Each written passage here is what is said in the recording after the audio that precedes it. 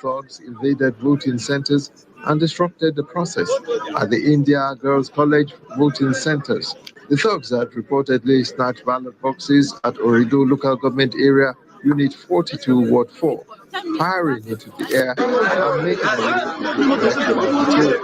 Votes that have already been cast in Unit India College voting center were destroyed by the suspected thugs who smashed the ballot boxes and littered the ballot papers on the field.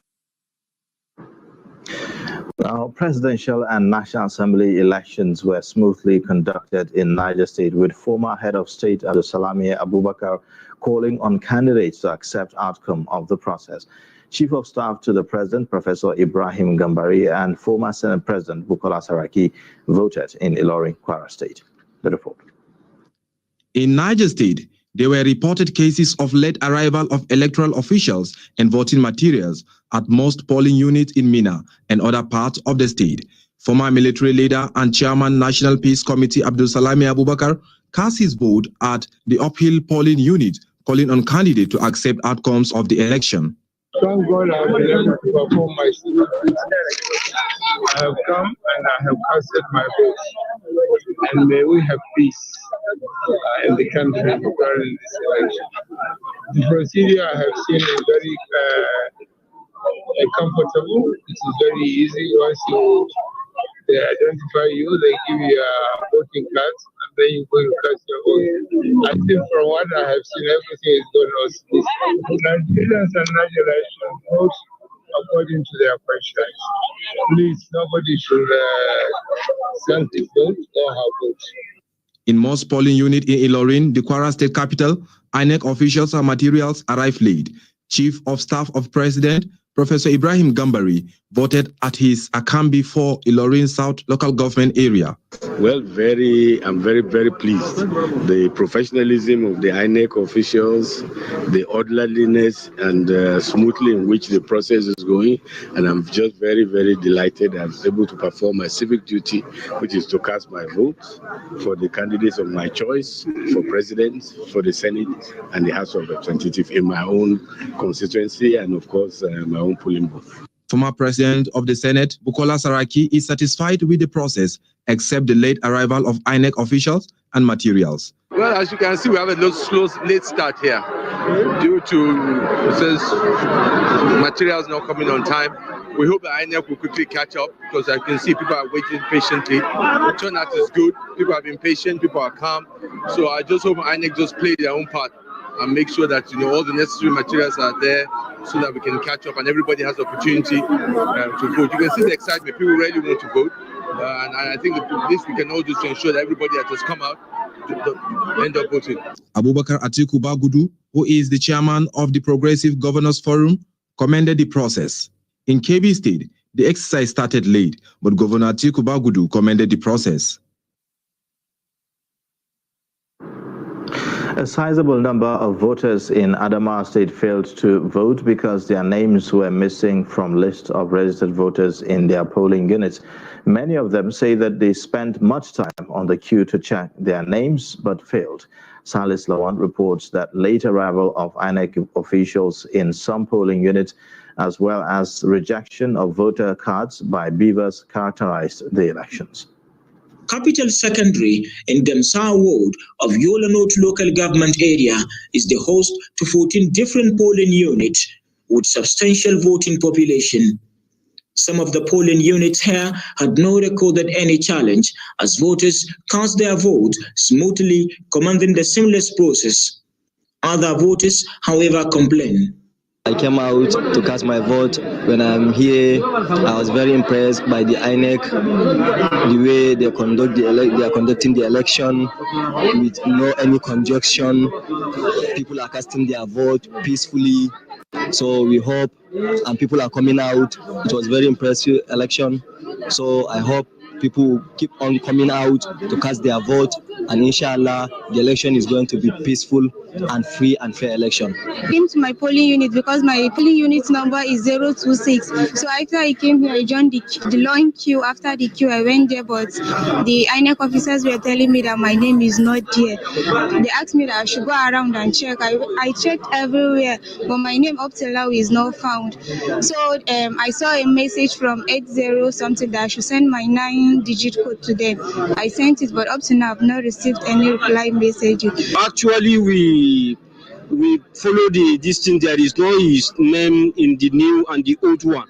So we even tell the presiding officer to call the supervisor for the INEC. Please, they should come and rectify the problem, because a lot of people are here.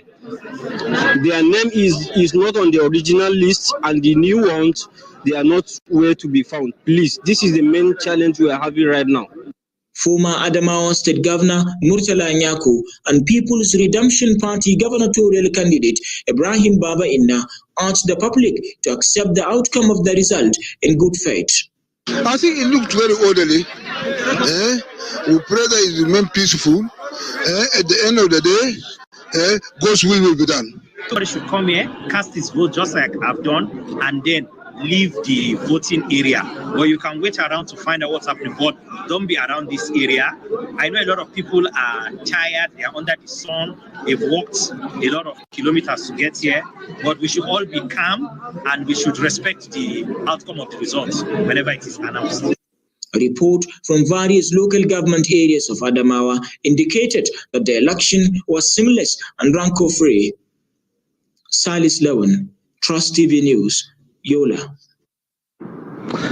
Now, the European Union Observer Mission for the 2023 general election has acknowledged the large turnout of voters at the government secondary school Zone 4, which has 3 polling units where it first observed the polls. EU Chief Observer Barry Andrews said that the election day marks an important milestone in the democratic life of Nigeria. Andrews said that the Observer Mission will brief Nigerians and the world on Monday after the elections. According to him, the EU mission is dedicated to non-interference in the political process, as well as complete independence and impartiality, which has served the mission well and deepened the trust that people have in it. Our mission has been deployed here since early January.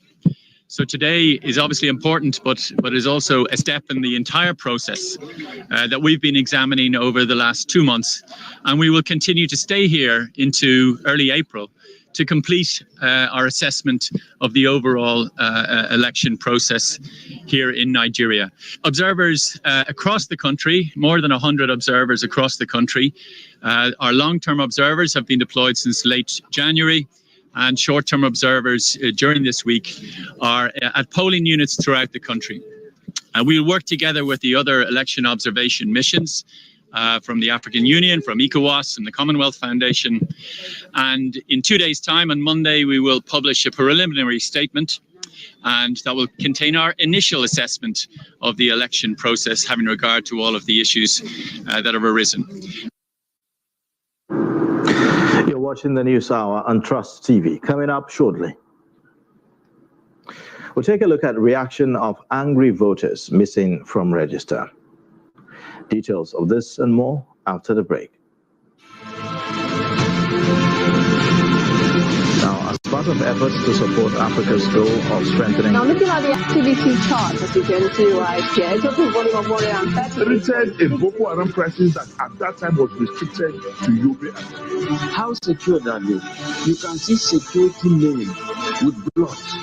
This is the road leading up to the... Already, if you look at England squad, you are looking at EPL, you are looking at their names. You are not looking at...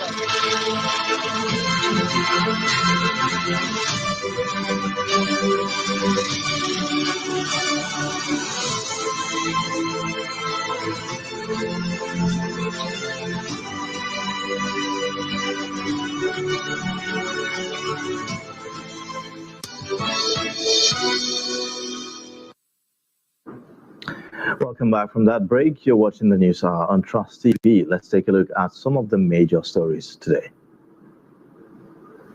Collation of results underway as Nigerians elect President Buhari's successor and 469 members of the National Assembly.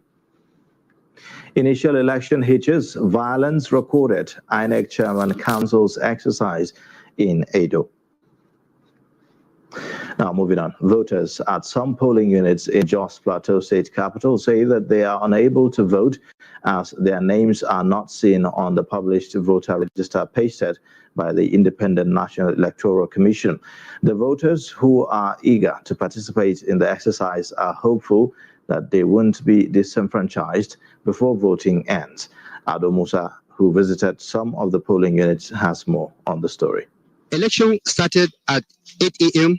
while in some polling units, the exercise began around 10 a.m. In most of the polling units visited, there are a lot of people who have come out in their numbers to cast their vote, even though we are complaining that they were not able to vote because their names were not seen on the registered voter, despite having their PVC at hand. And this is what some of them have to say regarding the exercise. Working. Instead of them to post our names on the wall, they didn't post it. There is one old woman there doing the work. She cannot even see. For her to check your face, it will take her like 10 minutes. We've been here since morning. This is almost 10 o'clock. People that have voted in this place, I don't think they are out to 10. I've discovered that even before now, even the previous election, this line is always more organized than here. Now, the information we are getting this morning that they're supposed to have the duplicate of where our serial names appear. Ordinarily, these people, they will paste it on the wall. When you see your name and your number, you know where you will fall in and go and see. But over here, we don't have such materials. So now we all is scattered. They will cause from first alphabetical order. Then what of people that will come in between? They wouldn't know where they will fall in. I'm an observer from INEC office. I've been going around this morning to see what is going on. I'm right here in this township school, so where we have several polling units. Well, as I'm observing right here, things are going normal here. The accreditation, I can see it's going on, even the voting. But for my own zone, Cabo zone, we are having challenges here. As of now, after 9 or thereabout, we have not seen any materials or any INEC officials present there. So people are complaining there. That's why I want to go around and see what is going on. Then maybe if possible, go to the INEC office to ask them what the problem is. Hundreds of people who have come out to exercise their franchise are hopeful that their vote will count after the election. Ado Musa, Trust TV News, Jos. Now, here in the FCT, voters in Karu this Saturday joined other Nigerians to cast their vote for the next president and members of the National Assembly. Trust TV's Kabir Lawal, who monitored the exercise in that axis, reports an impressive voter turnout. The report. It was a day many across Nigeria looked forward to. It was not surprising to see Nigerians in their numbers coming out to perform civic responsibility at the Karu axis of the Federal Capital Territory. The INEC observer at Karu, Kabir Yusuf, is pleased with the orderly manner and sense of maturity exhibited by voters in the axis. Voters can actually verify whether this or not is their polling unit easily instead of having to go through the stress of checking, verifying online and so on, or using the party agents as the case may be. There are still there are other means of verification, of course. Definitely voters, I'm saying the best practice would have been that, but it doesn't invalidate anything happening here. He added that this year's election is different, as the compulsory use of beavers has added more credibility for the poll. Voters at Karu 001 polling unit said they came out early to exercise their franchise, adding that INEC should be commended for ensuring a hit-free poll in the area. Well, I wish I could speak for others, but for here, I think INEC has brought in all that is required. Have started and people are voting without any problems. The election is free and fair and is going on smoothly. No crisis, everything is going on normal. For now, and from the report I'm getting from all centers, INEC is at least, I already for now, already 90%. Others at Karu polling unit 079 expressed happiness with the exercise and urged INEC to maintain the tempo in the subsequent elections. Well, my expectations for this election is that the effort that we put into coming out, into educating people, my expectation is that it will pay off. My expectation is that the election will be smooth and it will be free and it will be fair. And at the end of the day, we would have a government that represents the people. Due to all the different hardships and challenges that we've been facing as a country, I think this time around we're a little bit certain of what we want and what we hope to see in the leaders that we select. So that has helped shape the kind of candidates that we will be casting our votes for. Security operatives comprising police, Nigerian army, and other security agencies were on ground to maintain law and order. Kabir Lowell, Trust TV News, Abuja. All right, now voters in Amak area of the FCT were peaceful and orderly as they cast their votes for the next president and National Assembly members. Trust TV's Chamung Dabeng, who monitored the exercise, reports that voters were elated to be part of those saddled with the task of deciding the nation's next leadership. The report. Voters in the Abuja Municipal Area Council of the FCT could not contain their excitement as they cast their votes in the presidential and National Assembly poll. To them, the 2023 elections, unlike past ones, came with an air of hope. These voters are part of the 93.46 million eligible voters participating in the polls. They told Trust TV what informed the choice of their preferred candidates and what changes they want to see in the nation. Yeah, I've been voting here since I've been here. Since 1992, I've been here. I've been voting.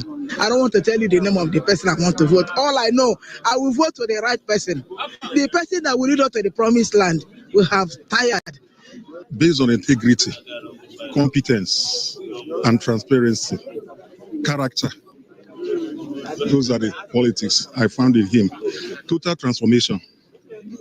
Like he did promise, he said he would, we will transit from consumption to production. Wow, this is quite different. This is a new Nigeria we are stepping into. People coming out en masse to vote. People are eager to vote. And people are eager to turn around the old handwriting. There are 19 million people living with disabilities in Nigeria and are eligible to participate in the elections. Following calls by the PWDs for inclusiveness, the Independent National Electoral Commission, INEC, made it a priority to make the process smooth not only for PWDs, but for pregnant women, nursing mothers, and the elderly. Nigerians who made it a priority to respond to their civic duties have urged eligible Nigerians to participate in the voting process to avoid voter apathy that usually characterized previous polls. The reason why I come out to vote, honestly speaking, is INEC. INEC give me a full confidence. The reason why I'm coming out to vote, because they make special arrangement with people with disability. If we come to cast our vote, it's no need for us to follow queue and any trouble. Where this sound as a signal that disability is not an excuse. Those who used today to play football on the street, those who used today to go and play draft or relax and go to beer parlor, I mean, they don't have any excuse to complain if things go wrong again with our leadership. With the conduct of voters in Amak generally peaceful and orderly, voters are hopeful that the polls will birth a new Nigeria. Chamun Dabeng, Trust TV News, Abuja.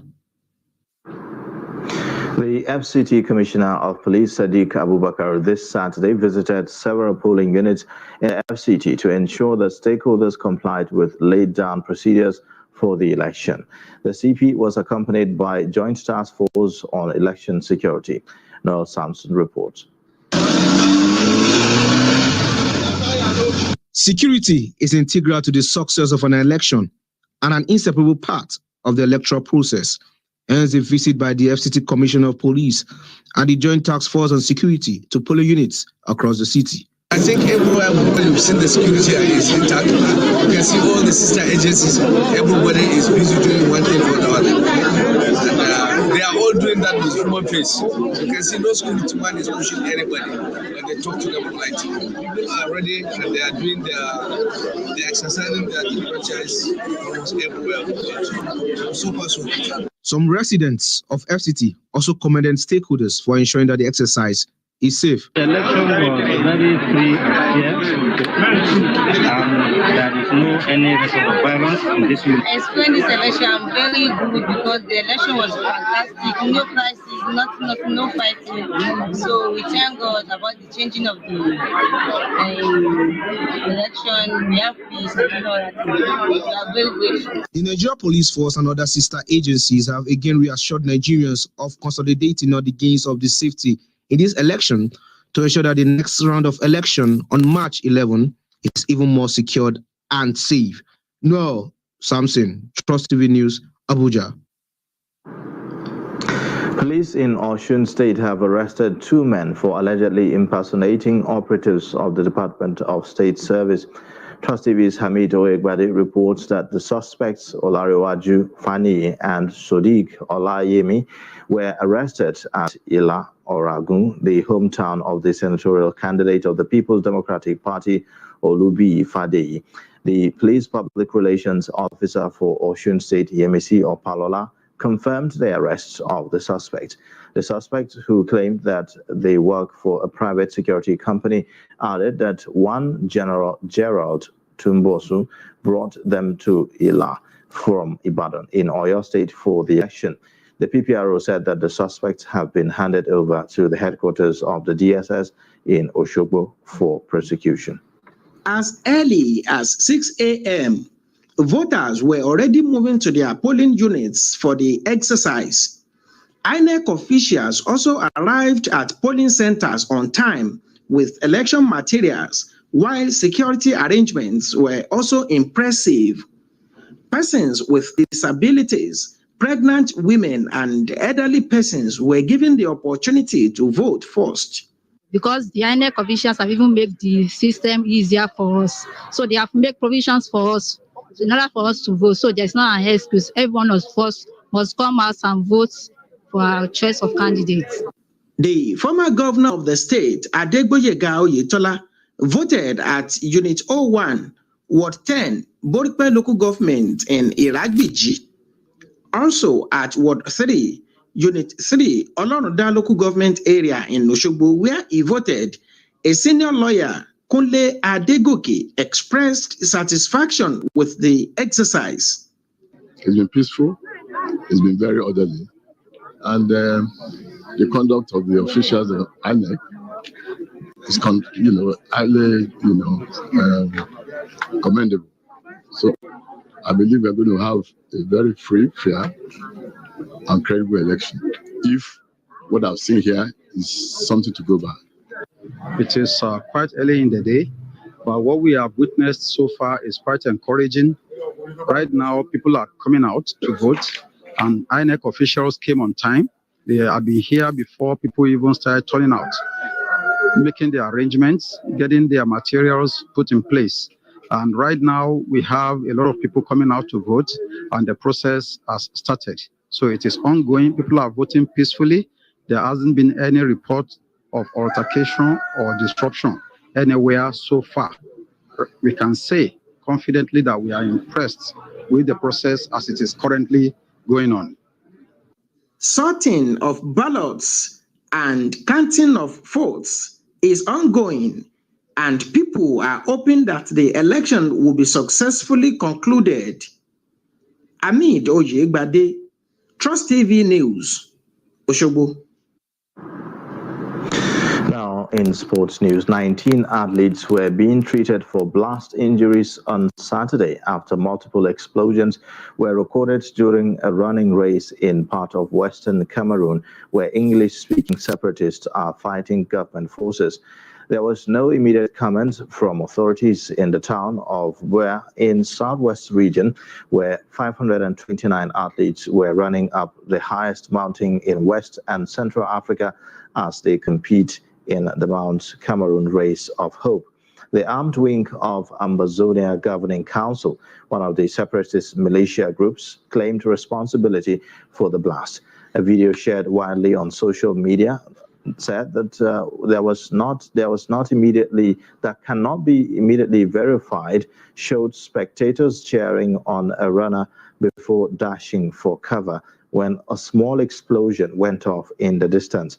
Another video showed a different explosion going off near a park of runners elsewhere on the route. Participants in the race included athletes from East, Central, and Northern Africa and France. Now, at least 13 civilians have been killed in an attack blamed on terrorists in central Mali, local officials said on Friday. The attack on Kani Bonzon on Thursday was not far from the border with northern Burkina Faso, where at least 70 soldiers and a dozen others have been killed in less than a week in multiple attacks. The terrorist group claimed responsibility for one of those attacks, which killed at least 51 soldiers. One local official told AFP news agency that the terrorists burned huts and granaries and took 3 people away in Kani Bonzon. Locals demonstrated in the town on Friday demanding more security, he said. Mali has been plunged into a deep security and political crisis since the outbreak of the independence and jihadist insurgencies in the north in 2012. Now, South Sudan's men have made history by qualifying for this year's Basketball World Cup, becoming the first African nation to qualify at their first attempt. The Bright Stars beat Senegal 83-75 in their latest qualifier in Alexandria, Egypt, to seal their place at the tournament, which will be co-hosted by Indonesia, Japan, and Philippines from 25 August to 10 September. Africa has been allocated a total of 5 berths, and with Ivory Coast also already qualified. South Sudan's success is impressive for a country of 11.5 million people that gained independence in 2011 and only competed in its first international tournament 3 years ago. Coached by NBA legend Lo Deng, South Sudan became just the 9th African nation to reach the World Cup, joining Algeria, Central African Republic, Egypt, Ivory Coast, Nigeria, Senegal, Tunisia, and Angola, who led the way with 8 appearances. And that's a wrap on the news hour for tonight. You can watch more via all our social media platforms and also on our YouTube live stream. I am Ayuba Ilya. Thanks for watching. Bye for now.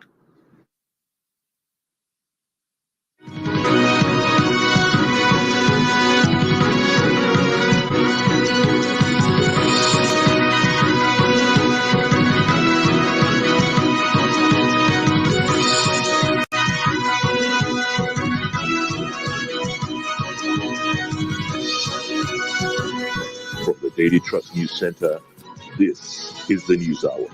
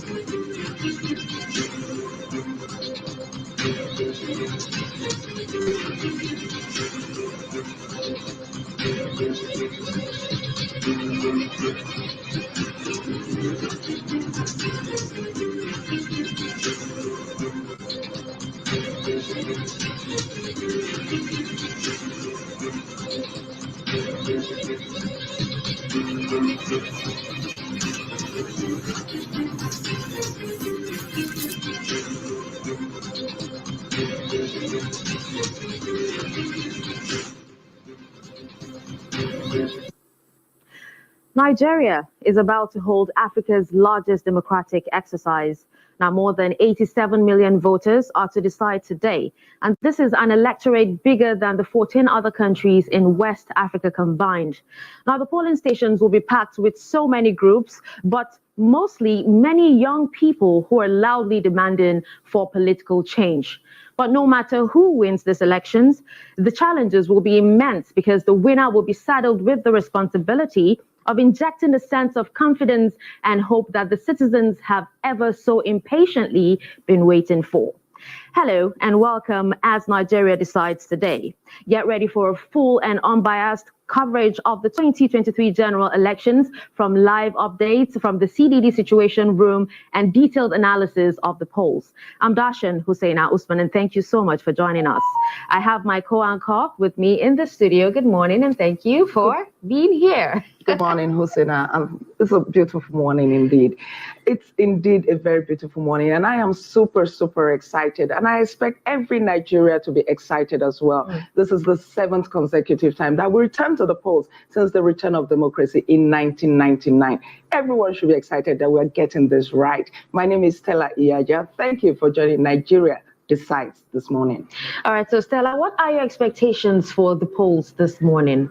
I am very optimistic because before now, the INEC had assured Nigerians that they're going to ensure that they deliver on credible elections. And I am optimistic that they deliver on that. The security operatives have promised Nigerians that there's going to be safety of lives and property. And because of that, we saw deployment and redeployment of police personnel. In fact, in some areas, they took more than they usually would take because they wanted the place to be very well fortified. So I think that is enough to give Nigerians the confidence with which they need to go out this morning and cast their votes. Now, the past 2 elections have actually been postponed, and a lot of people actually showed fears that this one will be postponed as well. But, you know, it's actually happening right now. There was a lot of talks from naysayers that this was not going to happen. We had rumor and talk of interim government, something I don't even want to think about. And then, I actually woke up at about 12:30 and I had to check. I said, is the election still holding this morning? So I'm very excited that, in fact, they went ahead to hold this election. Okay, now coming out, if you were actually, privy to actually come out of your house, you'd actually see a lot of, security operatives out there, going to protect, Nigerians even as they go out and cast their ballots. Yes, I saw that. I saw that security personnel, they are on the roads. They appear like they're ready to do the work. But again, Nigerians have, some Nigerians are not adhering to what was announced, that there's no movement from 12 midnight to 6 p.m. today, because a colleague of ours came in from the Maraba area, and he said that even though he had the accreditation, that it took him a long while to get to the point where he would show it to the security personnel. And you know why? Because people who were not supposed to be on the roads were on the roads, and that could affect the work of the security personnel. It's important that every Nigerian that is not supposed to be on the road this morning to stay at home or just move to your polling unit and vote. All right, now out of 95 registered voters, right, 87 million actually coming out to vote. Hopefully 87 will be coming out to vote. Is that turnout still, okay compared to the 6 million that didn't get to collect their PVCs and are disenfranchised right now? Yeah, as much as I would like to say, okay, it's sad or it's unfortunate that some people were not able to collect, if you look at the collection of the voter PVCs, I would say it's It's good. I don't think it's bad. If all of those people come out and vote, and it will mean that, you know, the candidate or the candidates who emerge from the National Assembly and the president will come out from a majority of voters in Nigeria, not a minority. You know, as you know, in the past, we have recorded low turnout of voters. I actually hope that more people will come out this time. We're not talking about the candidates now, 18 candidates.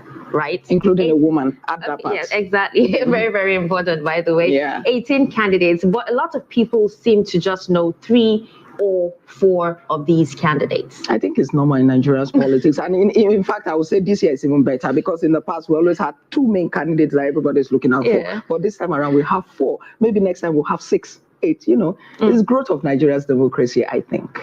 Okay, so now, right about now, as history actually always have it, you know, Nigerians usually vote along the lines of tradition or religion or even culture. Do we see that happening this time around? I know the issue of culture, religion, and all of that will never get away, right? But I have a feeling that this election may be different. Like I said, you know, it may be different.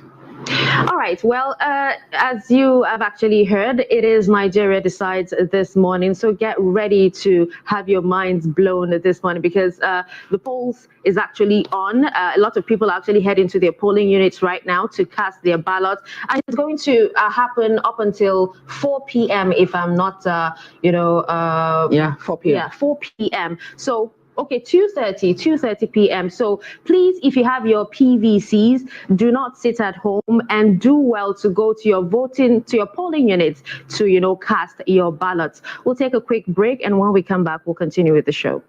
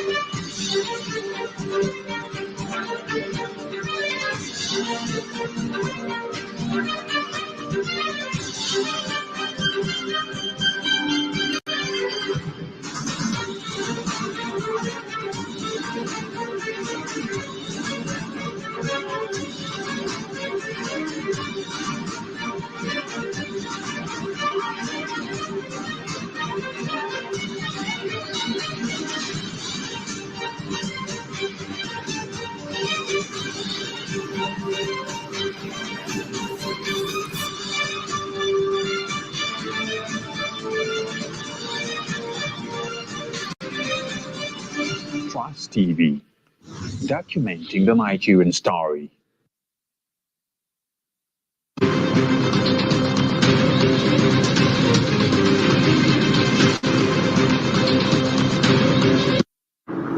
Welcome to Nigeria Decides. Before we went on break, we were talking about how the elections are going and what are the expectations for today.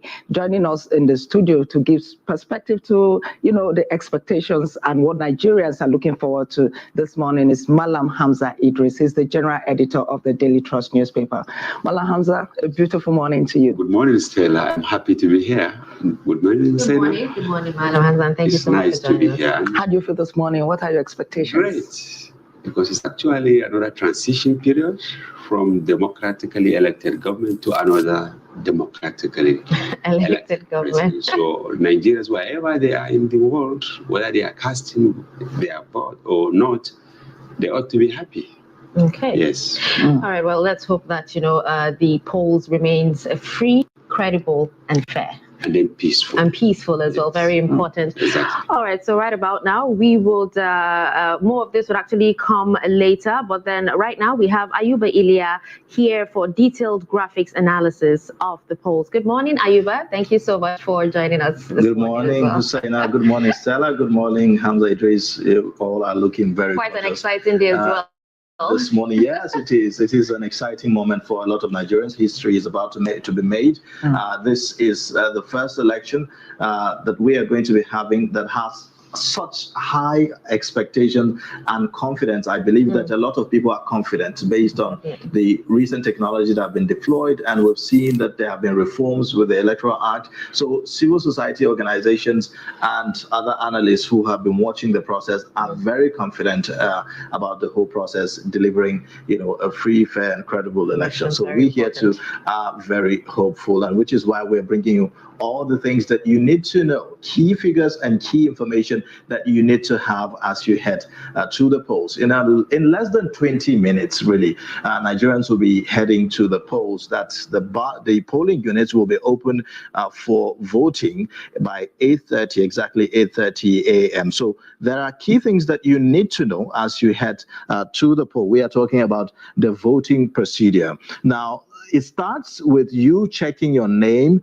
on the lists of voters, registered voters pasted at the polling unit. So by the time you go there, you make sure that your name is actually there. I expect that you would have done that before today, but in case you haven't done that, it's important to check your name on the list. And then if you find your name, the next thing is to present your PVC for accreditation to the officials there. This accreditation will be done via the BVAS. The good thing about the BVAS is that we understand is going to be, there are three options of, doing the accreditation. So it's either your officials is used to do the accreditation or your thumbprint, or they could also use your iris. So these are three methods, an improvement from the initial card readers that we had before that is restricted mainly to just your fingerprint. So that's an improvement. Now, the next thing to do is to get verified on the BVAS. Once the BVAS, verifies you and you are actually registered in that polling unit, you are going to receive your ballot paper where you are going to decide. That's the critical moment. You decide on the ballot paper by selecting and by printing on the paper for whichever party or whichever candidate you are choosing, whether for presidential or for National Assembly. Now, the name of the candidate may not necessarily be on the ballot paper. It's the political party that you see there. The logo of the party will be on the ballot paper. It's very important. So you don't go looking for the name of your candidate. A lot of people only know the name of their candidates. They don't even know the logo of the party and the rest of them. So it's very important that you check that before you eventually vote. Now, after voting, you then select and insert the paper in the ballot box. Now, after that process, you could choose to either wait somewhere around quietly for the counting of the votes, or you could go. It all depends on you. So these are the simple steps that are going to be important for you as you head to the polls. Now, we have information as well that INEC has changed some of the polling units by way of expanding, or I would say increasing the number of polling units, by so doing decongesting the polling units. So it's very important that you check perhaps if you are one of those whose polling unit has changed. But either ways, you are not going to be far from the location where you are expected to vote. A lot of people are skeptical about the confusion that this could bring and the rest of them. But INEC have been announcing, and awareness have been created for people to actually know that this is what has happened, and people should check. You could go on INEC website also and check. So a lot of expectation, Husseina. There's also other information that we need to have, but for now, let me just let you.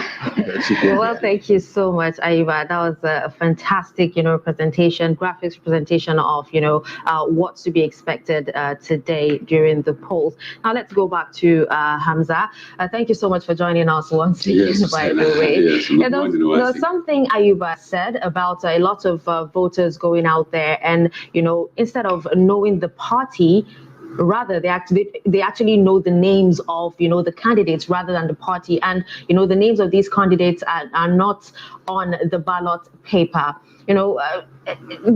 How this is actually the importance of civic education and also voter education, right? Exactly. If I jotted it down when he mentioned it, because it's really key. There will be confusion in many places today, because many of the voters are actually concerned about personalities instead of the political party. So I expect that the political parties must have enlightened the electorate on how to recognize the party. But the most important thing again is that we are trying to deepen democracy, because you have to build institutions, and political parties are institutions. So even if some people make mistake of not enlightening their people, the candidates to enlighten their people, that when you go there, you will not see my photo, you will not see my name, you will only see the name of our political party. It could be any of the 18 registered candidates, political parties. So it's very important. And even though there is no campaign, I expect that all stakeholders must have taken note of this, that you will not see the pictures of your candidates. You will not see their names. You will only see the logo and names of various political parties. All right, Hamza, while Ayuba was talking, I was listening to the procedure for the voting exercise this year. What do you make of it when you put it side by side what happened in 2019? That was the last time we had elections. It is there is actually a drastic shift from what we had before, when we had the card reader. The card reader, I think it's just one-off thing, right? But this time around, there are 3 layers of verification of sorts. If the first one fails, there is the possibility of now trying to verify you using the second one, and then the third one, right? Thumb printing. Yeah, but do you think it's going to make the process easier? I hope that the machines will be very fast, because if they are not fast, we will have issues. And experts, have said that previously it contributed to voter apathy, because if it will take like 5 minutes to actually verify the credentials of one person, and you have like 100 people in a polling unit, it means the process will drag for a very long time. And the tendency is that even if some people are accredited, they may not likely wait to cast their votes. So if they go home, they will not come back. So I hope that the polling agents from INEC, if they verify you using the first method and it is okay, they should allow you to give you your ballot paper to go and cast your vote. So, not to say that they must verify you using all the 3 parameters. Yes. Yeah. Let me just chip in here that this time around, there is no accreditation separate and then you wait before you cast your vote. So it goes on simultaneously. As you are getting accredited, you move on, you get your paper, ballot paper, you go on to vote. So you're not going to do like we've seen in the past, where accreditation takes place separately, and then everybody now waits for the voting to start. So certainly that is it. But what I was trying to say is that if it will take like 5 minutes for you to For one person? For one person to be accredited. Meaning it will take like 30 minutes to accredit 6 people. And for you to accredit 12 people, it will take an hour. So it will be tedious. That's why we're appealing to the INEC officials, being the core members or whoever, to make sure that, of course, there are 3 layers, right? As you mentioned, of verification. But what they said earlier was that if the first one certified that yes, it is you, you are good to go, right? Yes. Good. Then they shouldn't insist on checking you 3 times. Okay. Yeah. Yes. Well, Hamza, I actually wanted to ask you what you think about the technological advancement, when it comes to elections, because like Stella actually said, what is obtainable now wasn't obtainable, the last time. And, with time, hopefully, do we get to see technological advancement where there won't be ad hoc staff available? We'll just, go and cast, our votes electronically like they do in, other countries. Because even as it is right now, INEC actually says it made available for those who are actually tech savvy and have smartphones, it made available virtual assistants, that's INEC training bot, to provide all election day training materials to masses in real time. That's if you're not sure what to do when you want to vote, you could just, use the training bot, and it will tell you where you need to go to and what steps you actually need to take, from, answering different questions, providing information on election dates and polling locations, assisting with voter registration, providing voter education itself, and assisting with electoral officer training as well. Yeah, you see, we should celebrate ourselves this time around, because this BVAS was actually the creation of staff within INEC. They didn't bring people from outside the country or even from outside the institution to come up with it. So it's actually a pass mark for INEC. And I remember in one of the briefings, the INEC chairman, Professor Mahmoud, he said that some experts in the IT department, they said they have even improvised another technology where it will perceive the odor of people. Yeah, he said no. Let's not run faster than our shadow. Yeah, let's take it easy.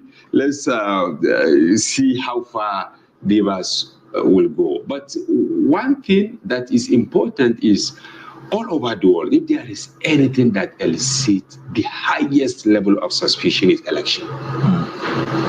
So no matter the level of technology that we will deploy, this paper will remain with us. Yes, I saw former INEC chairman, Professor Atairu Jega, saying on an interview on Trust TV, saying that it's not 100% guaranteed. Yeah, and even in the US, look at the last election.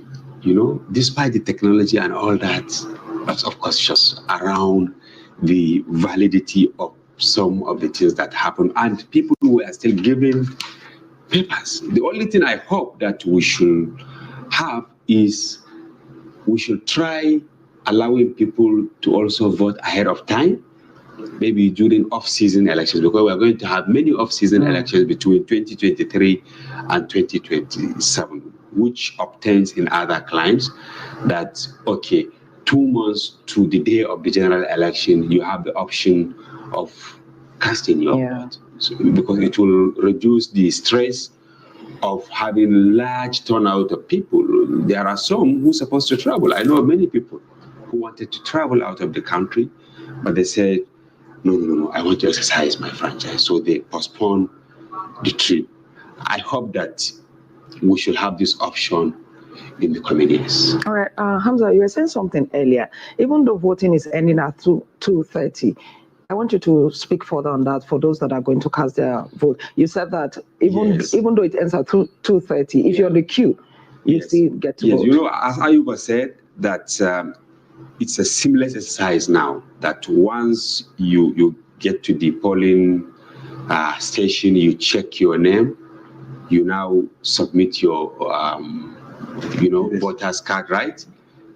to verify you using the Bivas, and then they will give you your ballot paper to go and cast your listing. Definitely, there will be time lag because of the process of the verification. I'm sure we will have this in many places.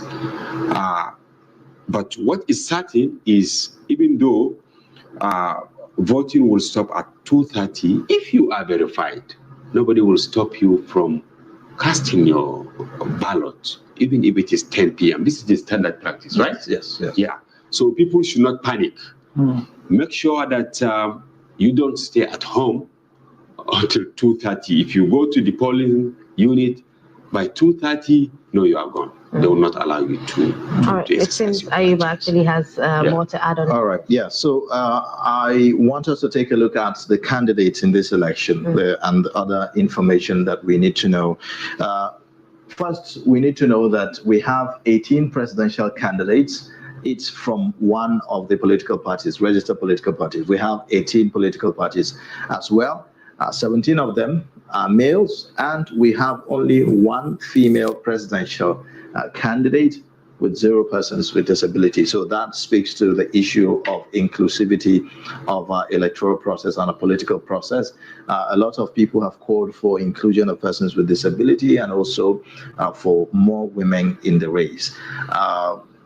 We can talk more about this issue of inclusion, whether it is at the political party stage, or is it a societal issue, or is it on the part of people who are supposed to be, showing up or coming out, to run for these offices. Then we need to also see that we have the senatorial candidates that will be participating in this process. We have 1,101 of them, and they will be running for 109 seats of the Senate. So you have in that category 92 female senatorial candidates. You have 1,008 male senatorial candidates, as well as 4 persons with disabilities. So for this category of candidates, at least we have 4 persons with disability, and then 92 female candidates. Then next is to take a look at the House of Representatives positions.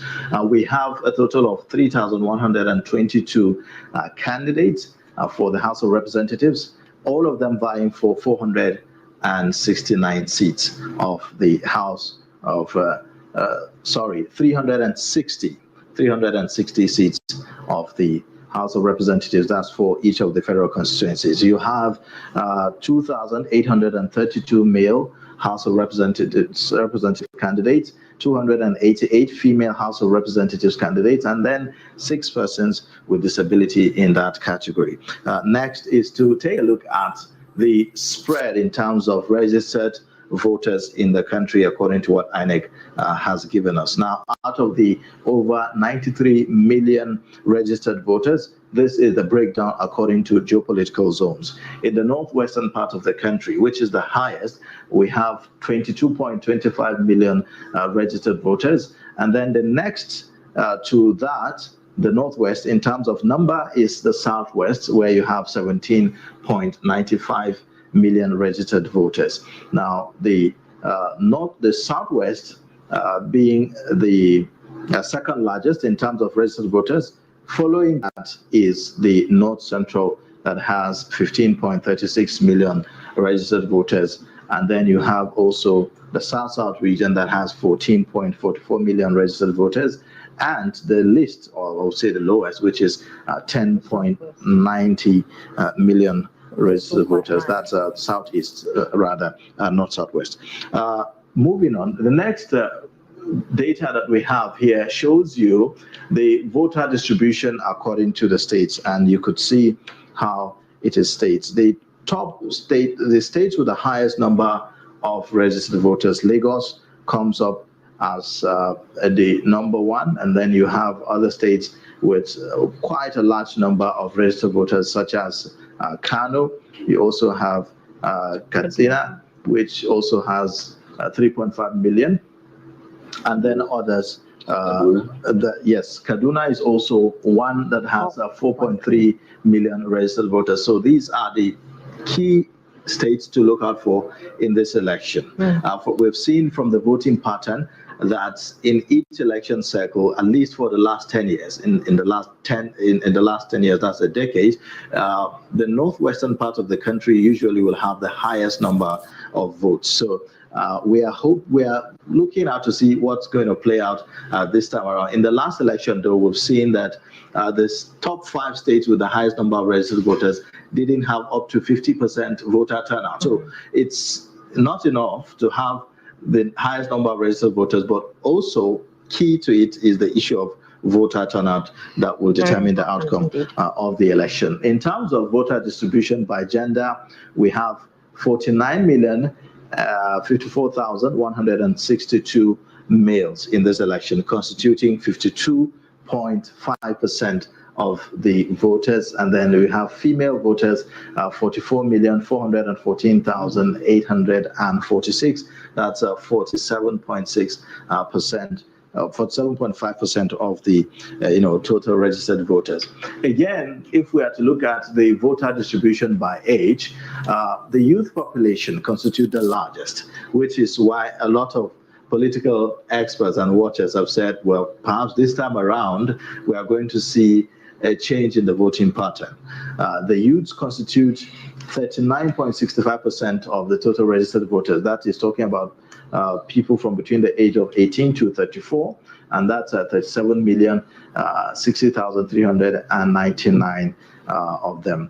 And then this is followed by the middle-aged, between 35 to 49. You have 33,413,591, constituting 35.75% of the total registered voters. You look at the elderly also, that has 17,700,270, constituting 18.94% of the total registered voters. And then the old, 70 and above, having 5,294,748. That's 5.66% of the total registered voters. Now, moving further to look at the distribution by occupation, we have the highest number again being students. Students have 26,027,481, and that's 27.8%. Now, students are at home right now, so it is expected that they will turn up for the elections. Then following that number is farmers, people in the agricultural sector. They are 14,742,554, and that's 15.8% of the total population. Then if you move further, you'll see that you have also people in business with 12 million registered voters, housewives, 13 million registered voters, and then you have civil servants, 5 million, and then others. Now, of concern is when you have housewives. I don't know if we hope that we'll see a large turnout, from housewives, because I mean that's another category of people that will be dealing with quite a lot, this time around, making sure that everyone is fine and is doing very well. So we hope that they manage to go out there to also cast their votes. Also, we would like to take a look at this distribution by disability. Now, by disability, you have people with albinism with 21 million, which is like the highest number for that category. Then you have physical impediment. That's people with physical impediment, 13.3 million. That's the second largest. And then you have people with blindness, visual impairment, and then others in the category 27.6 million. That's as far as the distribution is concerned. Now, if you also look at the issue of voter turnout, I'll leave the issue of voter turnout for now, so that we can talk about the distribution, of voters. I don't know. People are hoping, and political experts have said, well, there's going to be a change in the voting pattern, looking at the large number of students in this election. I don't know what you have to say about that, Hamza, because we understand that out of almost 11 million additional voters that we've had in this cycle, about 7 million of that number are young people. They are students. They are in that category. So it looks like we have a lot of fresh voters. We hope so, that it will translate into fiscal voting. Yeah, many of them have obtained the voters card, but honestly, we did a report in the Daily Trust that despite the fact that the University Commission, Polytechnics, and Colleges of Education Commission, they have all shut down the institutions to allow students to travel. There are many of them who obtained their voters card in their home state, and they are still in the states where they are studying because they could not travel. Why couldn't they travel? The cash crunch is actually affecting them. We did an interview. Many of them said they want to travel, but of course they have money. Some went to the motor parks. The driver said they will not collect the transport fare, their transfer and all that. And you know how this youthful exuberance, somebody will say, why should I even waste my time? They have gone back to the hostels, waiting for the elections to be over, and then they continue with their studies. I expected state governments to do as they used to do during Christmas, during Salah, you know, where they volunteer buses to transport people. I don't know whether they have done this time around, because I didn't see it in any of the news outlets that there is this effort by state governors. But honestly, the cash issue has affected the morale of people from traveling. And that is why experts say that the cash policy shouldn't have been carried out around this time, because the disadvantages far outweigh the advantage. But we hope that in the next couple of hours, I hope that they will demystify this. Okay, what about one of the reasons being that, you know, it's actually to stop fraud and vote buying? Do you think that that particular aim... We have story in our paper today that you can't beat the politicians in last move to woo now voters. Do you know what they did? Many of them transferred hundreds of millions to rice mills, to gas plants, you understand, to textile factories or textile dealers in markets to provide alternative to cash. So they have mobilized people with some of these things and condiments, you know, vegetable oil and all that. And I also heard some of these voters say that, you know, na person will give me food. I will vote for. And people are so hungry. That's very pathetic though. Exactly. Yes, people are so hungry in the last couple of days that they have even cheapened themselves. You know what I mean? Yeah. That if somebody thought that he's worth 10,000 for his vote, they are ready to now let that freedom, because it's freedom, for 2,000. All right, when we're talking about that, you know, when Ayuba was talking, he showed that the Northwest had over 22 million voters, right? And between the last election and now, in the last election, they returned over 51% who came out to vote. And between the last election and now, we have seen a lot of displacements, especially in Katsina and Kaduna states. And in Katsina, in the last election, 2019, they returned over 1.3 million in the presidential election. Yeah. Do you see that something close to that playing out this time around? Very unlikely, because unlike what happened in 2011 in the Northeast, I was reporting from there, the IDPs were actually concentrated in IDP camps.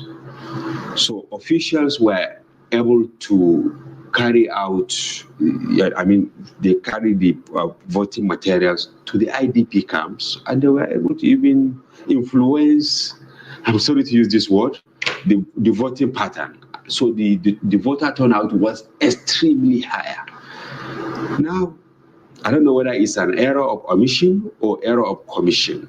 In the Northwest, you don't have IDP camps, the real IDP camps in a real sense.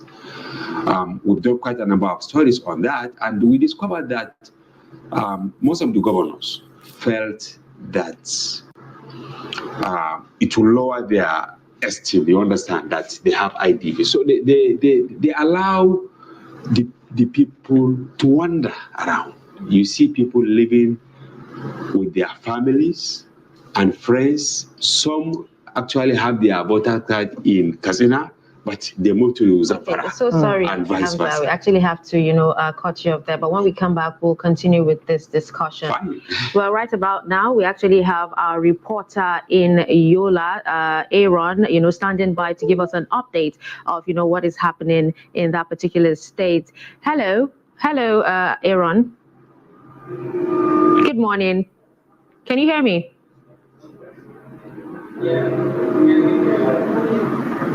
Hello, Aaron, can you hear me?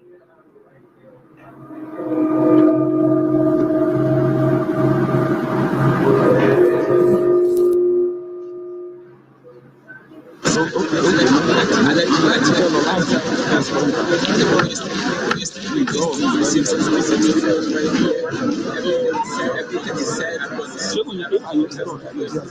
that is the situation for us.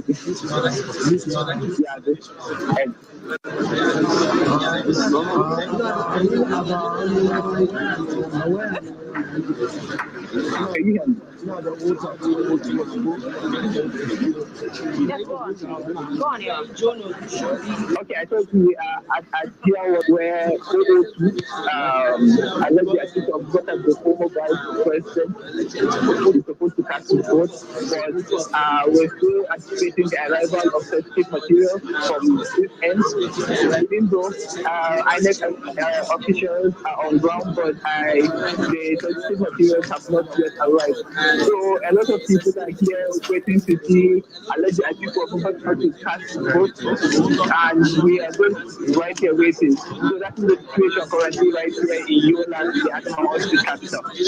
So we have been on the state. There have been a lot of security outfits.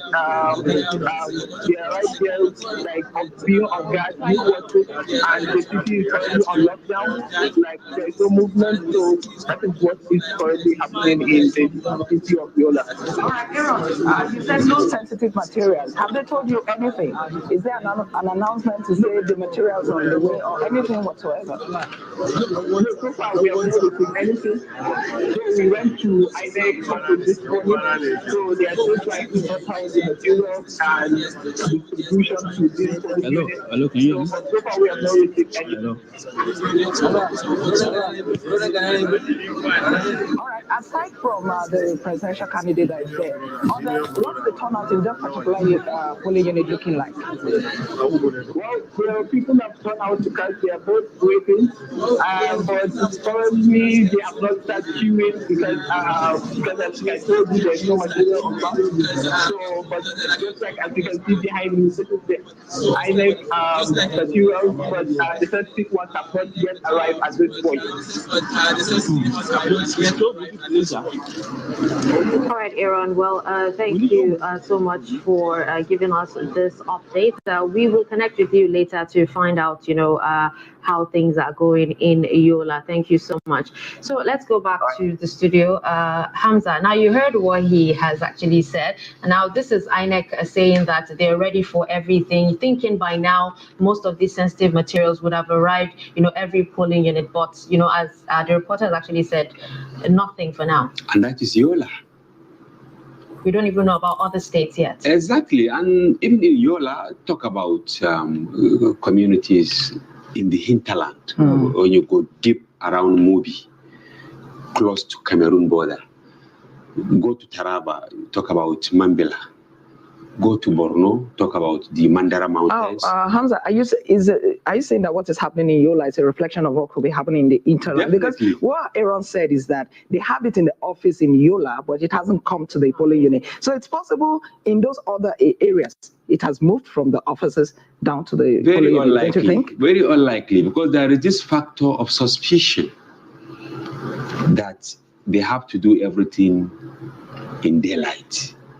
You understand? Thinking that, yes. To avoid hijack. Exactly, to avoid hijack. Even though when you hijack it with the waivers now, it's like you hijack toilet paper, in hotel reception. It will add no value to you. But, the propensity for mischief of some Nigerians is very high.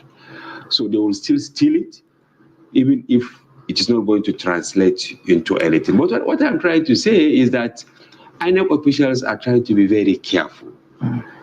And sometimes if you are extremely careful, you end up creating some problems.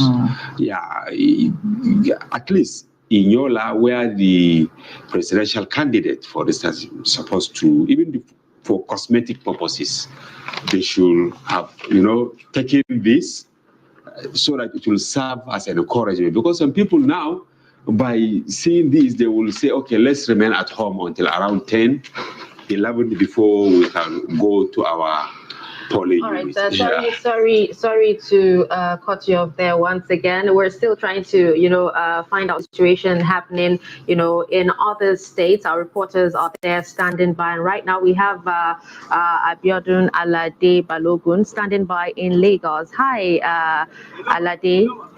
Thank you so much for joining us this morning. Yeah, thank you. Good morning. Thank you so much for asking. So let's have an update of what is happening in Lagos at the moment. Well, I think similar thing that is happening in Yola City is also happening. This is the polling unit that we expect the candidate of the APC to vote. And as of this time, no presence of officials, no presence of security operators, and now you are waiting, and you are waiting. Nobody is here. Nobody is here. The electorate are not everywhere. That is their business. So the materials are not here. Just journalists. So do you have an idea of what is actually causing the delay?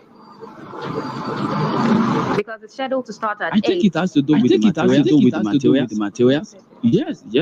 So I think the materials are not available. I think we are moving the material down here. So now that we don't have that, so I think that is why we are still waiting. We are anxious. That is nobody is there as of now. No INEC officials at all? None at all. Even the police are not. I think that's only one from that is all that we have for now. All right, Abiodun, on your way to the polling unit, how was Lagos? I mean, what is Lagos looking like this morning? Well, Lagos is calm. So everywhere is calm for now. Everywhere is peaceful for now. I think that people are eager to cast their vote, but with this report that we are getting that materials are not arriving at polling unit, we just hope this will not discourage people from actually coming out. But we have actually moved on the same today. We have moved from Ochota down to Shodi, down to Ikeja, and I can tell you everywhere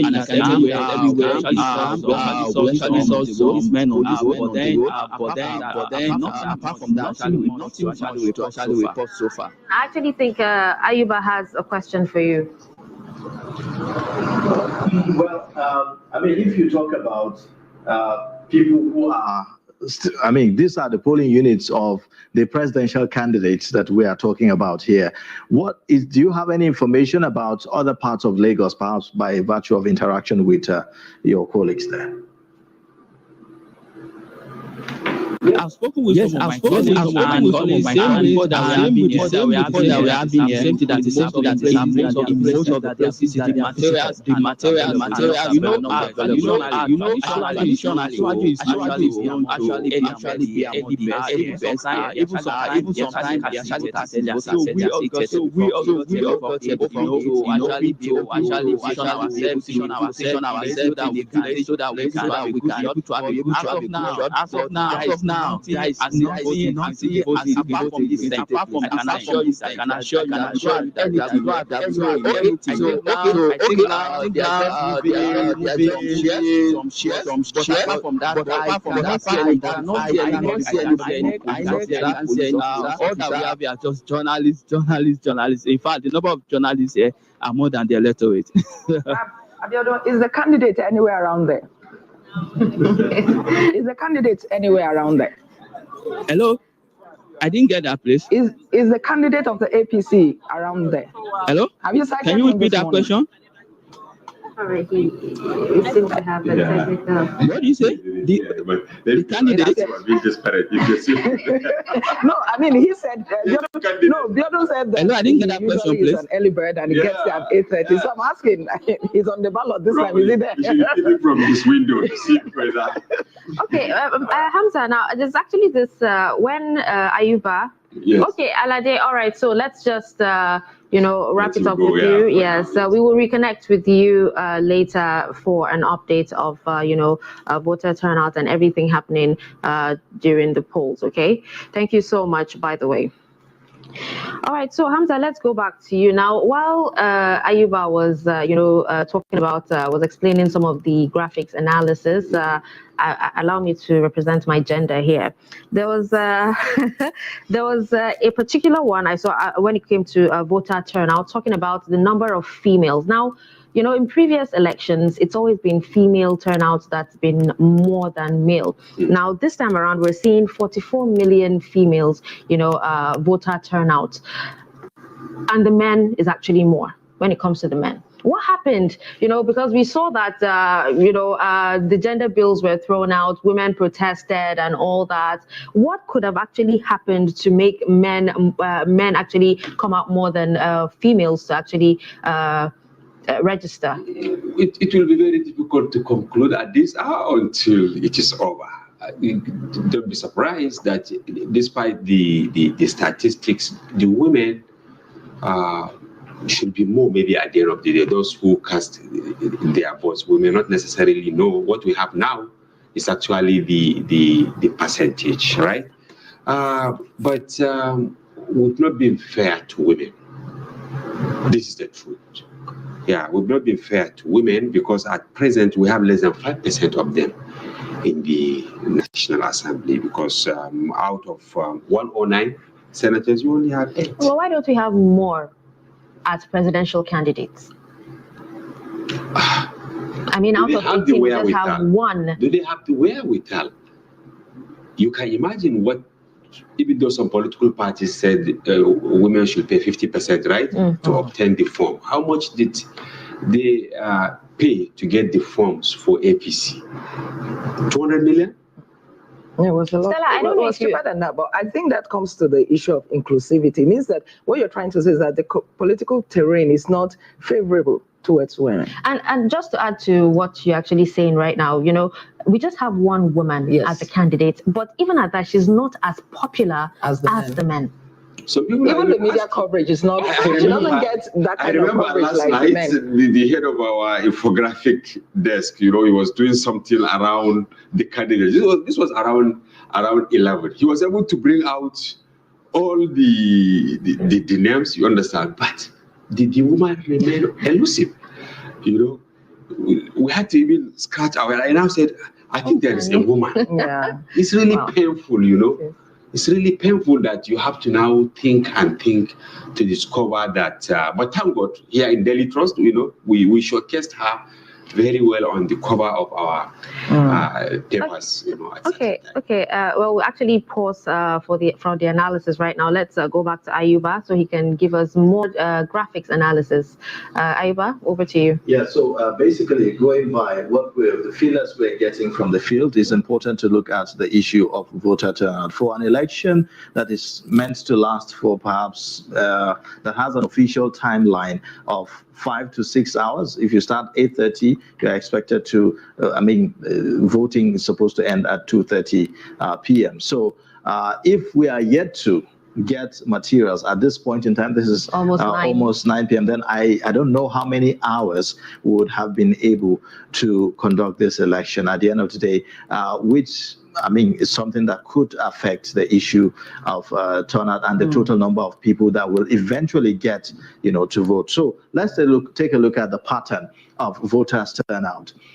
Ironically, from what we can see here, we've seen a consistent decline in voter turnout from 2003 up to 2019, the last election that we had. Now, the first election, of course, in 1999 had 52% voter turnout, and then we moved to have the highest, which is 69% in 2003. A lot of experts have argued about what actually led to that turnout, but we can look at that later.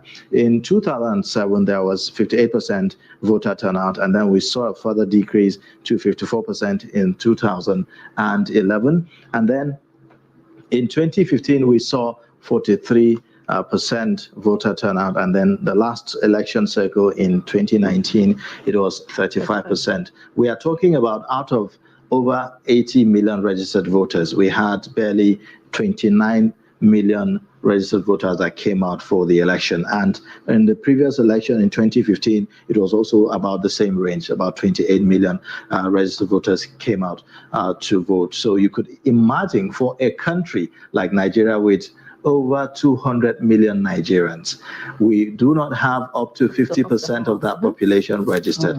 And even at that, the ones registered are not even turning up for elections up to at least 50%. So that's something to worry about, really.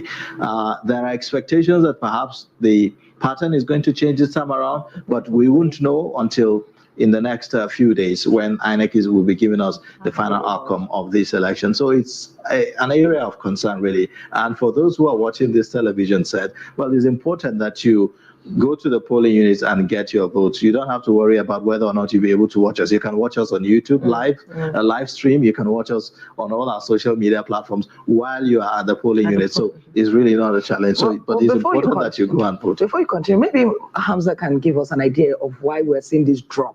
1999, 52%. 2003, 69. So it appeared as if Nigerians embraced democracy again, and they came out 69%. But from there, what happened? No, you see, if you look at 1999, it was transition from military to civilian. So the enthusiasm was a bit high, even though it was a subdued, cautious optimism. Let me use this to explain, because the military organized the transition. Abdusalami Abubakar, right? And you had Obasanjo, you had Falaye and other candidates. So fair enough, we had the election. But in 2003, it changed because it was actually civilians that organized the election 100%.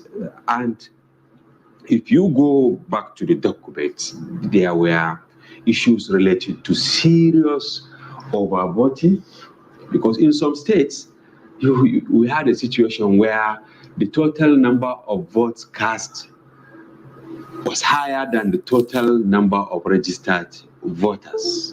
So we made almost nonsense of the true picture but that's as far as that election is concerned. But then if you look at the other previous election cycles, that kind of decline. Is it security concern? Is it violence in the process? No, that was just one. That was one. And then number two, we use phantom base to now gauge the outcome. For instance, we've never had more than 70% voter turnout. Like now, we are saying, look at it, we are now saying over 80 million prospective voters. Are they going to come out? Very unlikely. All right, well, we'll actually take a pause there. And like we said earlier, our reporters around the country, waiting to actually give you live updates and live details of what is actually happening in the states in Nigeria as regards the elections this morning.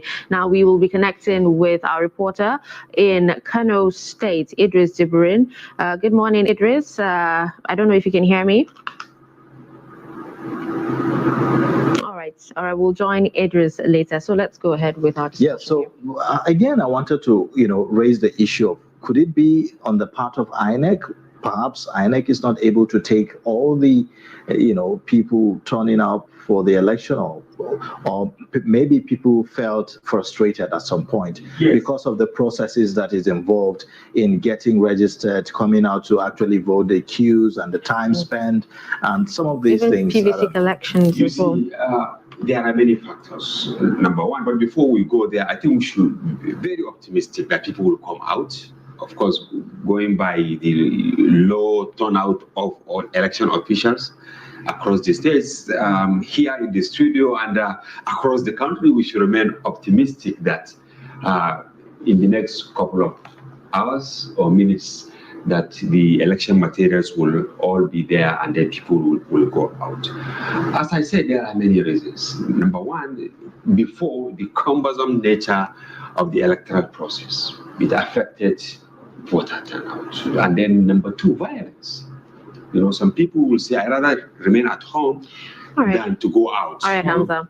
Let's connect with our Kano reporter. Hello, Idris.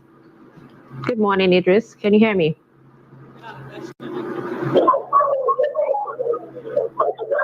Idris? If you can hear me,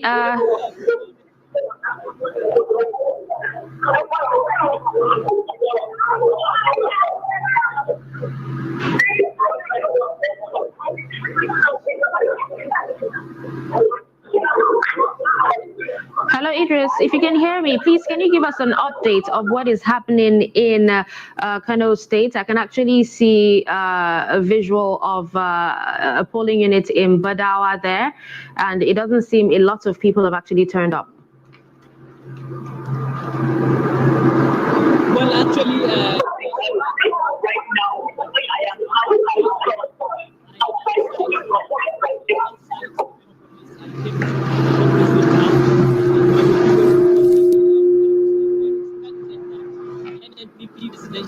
All right, we seem to have a technical issue with our connection, but we will definitely reconnect with him and get back to you on that. Now, sorry for cutting you off earlier. Yes, I mentioned two factors. Two factors about the cumbersome nature of INEC at initial, but you can see in the last couple of years, they have been praised. INEC is actually doing very well. And then secondly, violence. But what we are not talking about is the poor or dismal outing of elected officials. Look at what happened in 2019.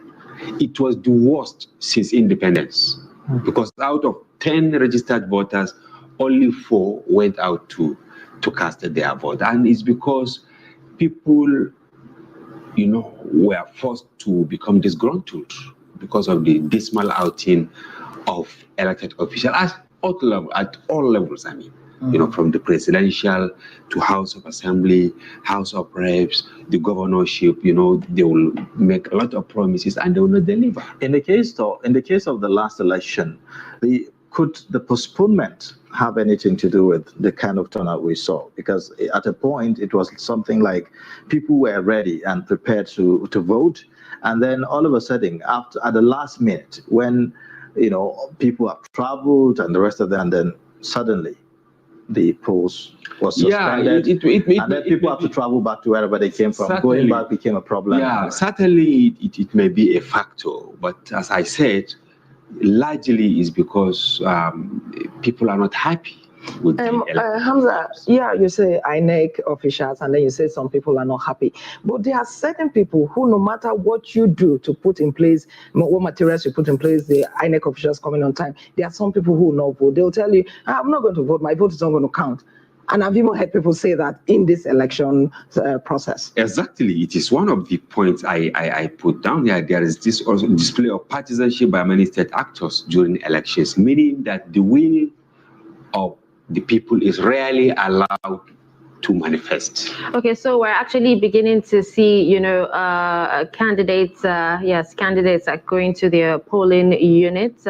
This is the presidential candidate of the PDP, Atiku Abubakar, heading to his polling unit to vote. Now, we also heard from our reporter that some of these polling units are not ready. The sensitive materials are not there yet. So I wonder what would actually happen when he goes there and, he can't even, exercise his own franchise.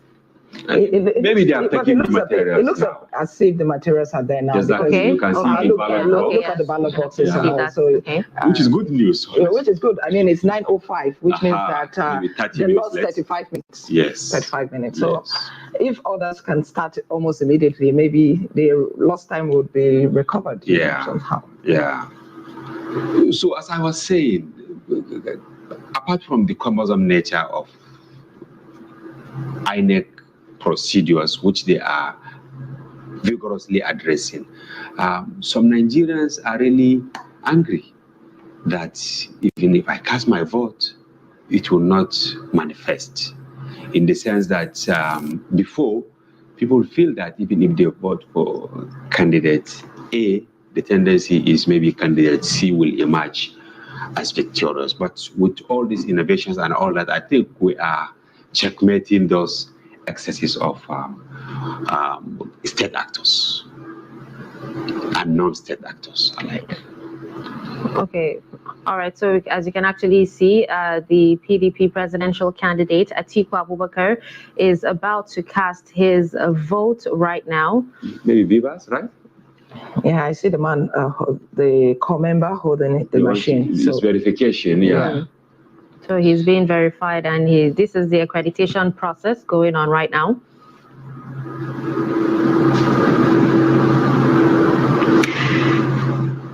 I hope it takes a shorter period, because I mean, if it takes this, it's beginning to look like it's going to take long. Yeah, like the whole presidential candidate, I still can't, like Hamza said earlier, it should not take up to 5 minutes for any candidate, so that they can accommodate as many candidates as they can at any I pray that the average should be 1.5 minutes. Or 2 tops. Yes. And I hope the Beavers doesn't fail either. Yeah, you remember in 2019, we had the situation where the presidential, in 2015, the presidential candidate couldn't, the card reader couldn't read him. Yes. Yeah. Well, this time around, they say they have in-house technology, so they don't really need, they say they'll be able to do it with 2G. They don't really need internet connectivity or whatever. It's like they domesticated the technology in such a way that it should serve the purpose. Yeah. So now, if it's actually taken this long for one to get accredited, what happens to the thousands of people, in that particular voting unit? So he's about to actually start printing right now. Yeah. So what happens to the thousands of candidates waiting? Waiting to get accredited and that is what I said. And Nigerians should be aware that the Electoral Act stipulated that you should be on the queue.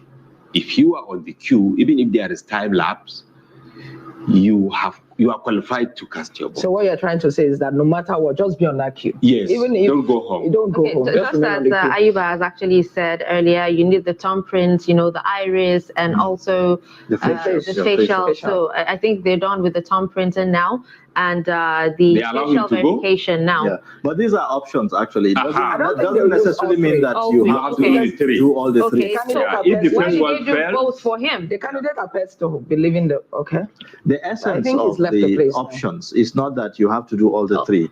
It's just in case one fails, the other will work. Okay, so it means for them to actually, try to capture his face, the thumbprint actually failed. Yes, perhaps the thumbprint didn't work. So no, I think they started with trying to capture his face. Later, they now went for his thumbprint. No, it was thumbprint first, actually, right? Sure. Well, I Anyway, thank God he has done it.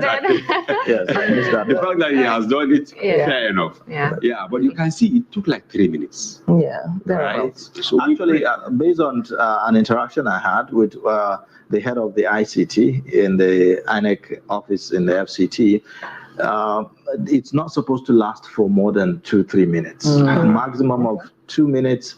If you get verified, you move on to go and vote. It's not supposed to last. So we hope they get it right. So that they can accommodate as many people as possible. That 35% in 2019 is abysmal. It's horrible. As I said, it was the lowest turnout since independence.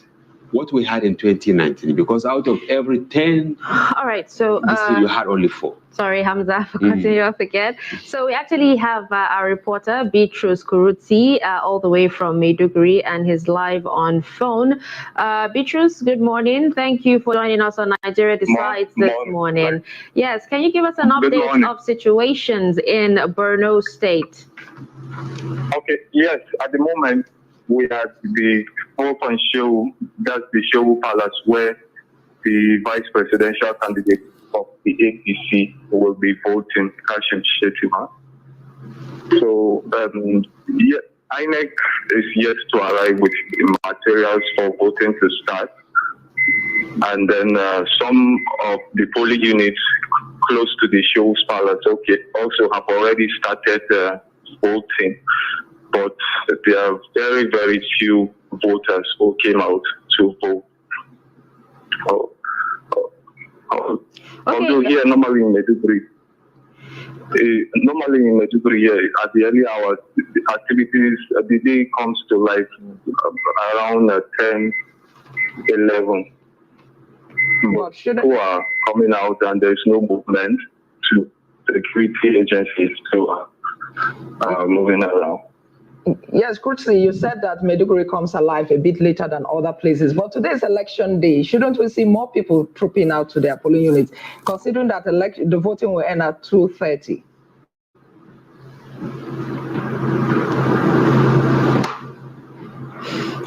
Movement of people. Normally, that's how the town is. Like, people come out. All right. Thank you so much, Kuruti, for the updates. We will definitely reconnect with you later. Right now, the PDP presidential candidate, Atiku, is at the moment casting his vote, even though there are lots of lots of people trying to capture this particular moment. So it's difficult for us to see what is actually happening. But then, he's actually doing it right now. Yes, but why are there so many people around him? Everyone wants to. He's a VIP. Okay. Everybody wants to. Most of them are journalists trying to get the moment. Yeah, it's momentous. Yes, but I hope that in Adamawa State, that's not the only place that has started voting, maybe because the presidential candidate is there. I hope that hopefully other areas too have started, because it's 9:12. I want to talk briefly on this Africa time syndrome, which is not good. Okay. Yeah, I think we should encourage Nigerians to go out. Forget about Africa. If they say 8, go out 8. If it is 9, go out 9. Forget about it's African time. They will not start until 10. But aside that, is it like a ceremony? When a candidate has a particular polling unit, he has to be the first person to cast his vote first before every other person joins in. It's the psyche in Africa. We attach this thinking of making things ceremonial all the time. All right, Hamza, we'll have to cut you short. Yes. We're going back to Lagos, where Alade is standing by. Good. Hello, Alade. Can you hear us? All right. Earlier when you spoke with us, you said nothing was there. INEC officials hadn't come, no security personnel, all of that. What is the situation now? The situation remains the same. We have not seen the INEC officials, but now we have seen a group of EFCC officials, so they just came and they have left. So yes, we are not sending anybody for money. Nobody is yet for money. Why? And no announcement, nothing at all. No, nothing at all. You said you saw EFCC officials. Did they do anything? Did they say anything? Yes. Okay. So can you actually take a few interview from voters who are actually there, so we get to know what their expectations are, for this elections? Okay. Yes. Good. I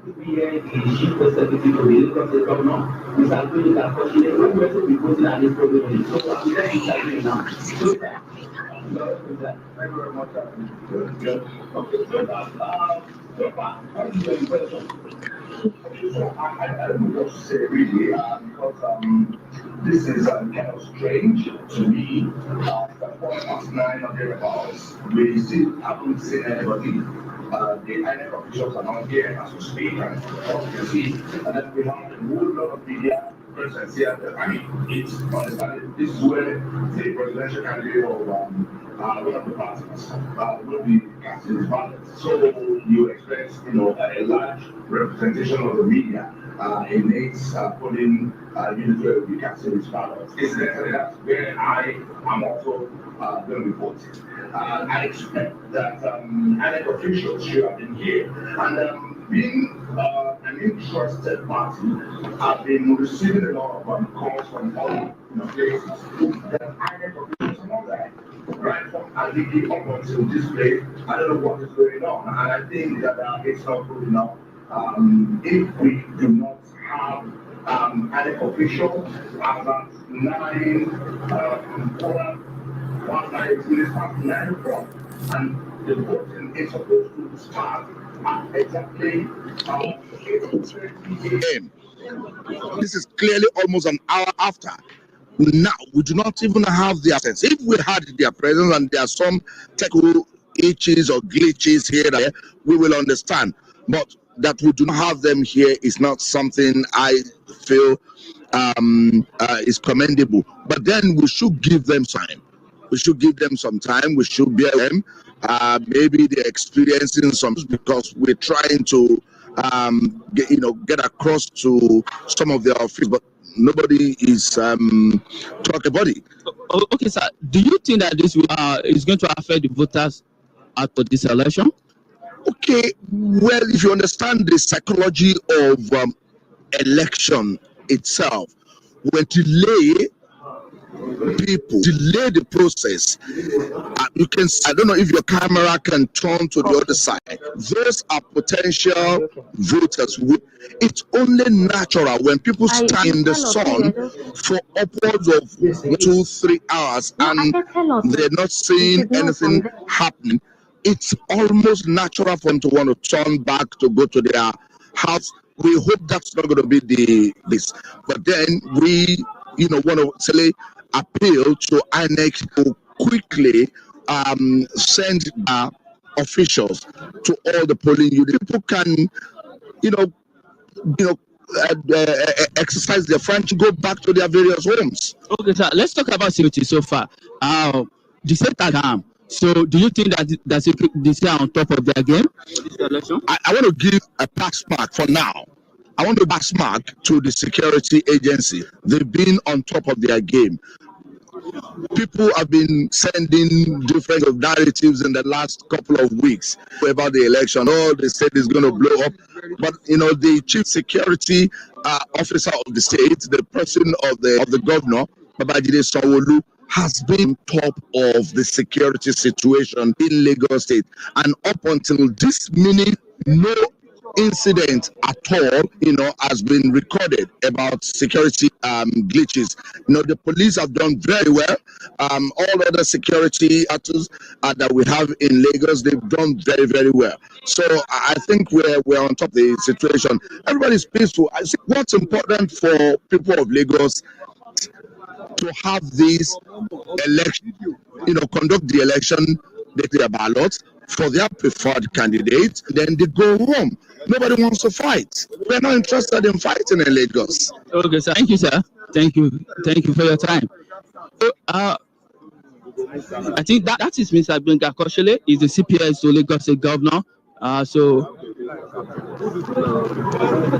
Hello. All right. Yes, we can actually hear you. Thank you so much. I think yes.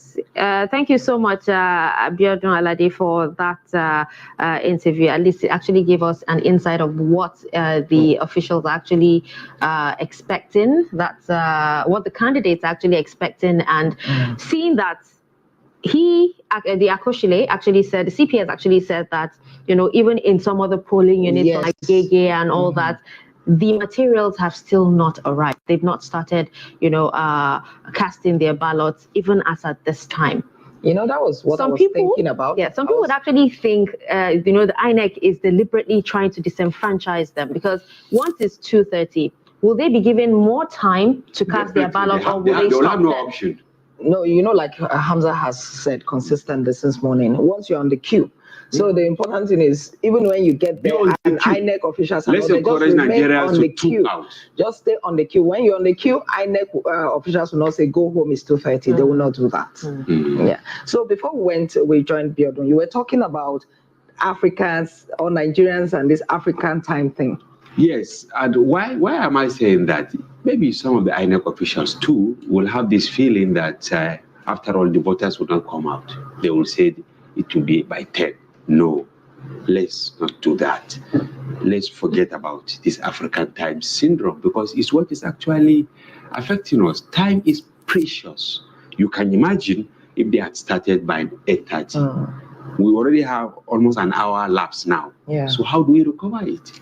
If you quantify it in terms of monetary value, it is very huge. And these are city capitals, right? But is it possible to have polling units where elections won't even take place? Very likely. Very likely. I am a political reporter. Is that possible? Because, before now, INEC chairman said that over 200 polling, 240 across 28 states. Yes, and he said those one are settled. Yes, and he said it was because they didn't have registered voters. Yes, but you can see from the time he mentioned that to this hour, we had some issues. Look at in Imo, for instance, co-members rejected posting to 3 local government areas. What will happen? And co-members constitute the large chunk of election officials. So maybe we have to make effort to hear from our reporter in Imo going forward. There was also a report yesterday that there were some communities that were displaced, people in those communities were displaced 3 days ago.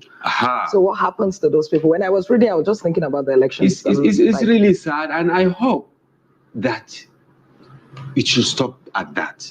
Because by the time we continue to have these incidents, it will affect the integrity of the election in general. Because already those 240 units are across 28 states. Now we're having more incidences. And we're not even talking about places that have this aura of silence of the graveyard. What do I mean?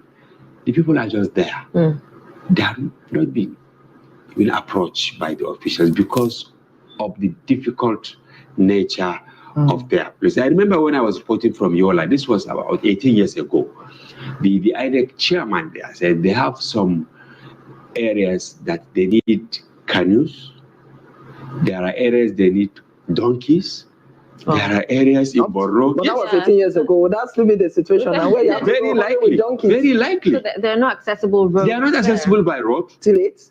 I'm telling you.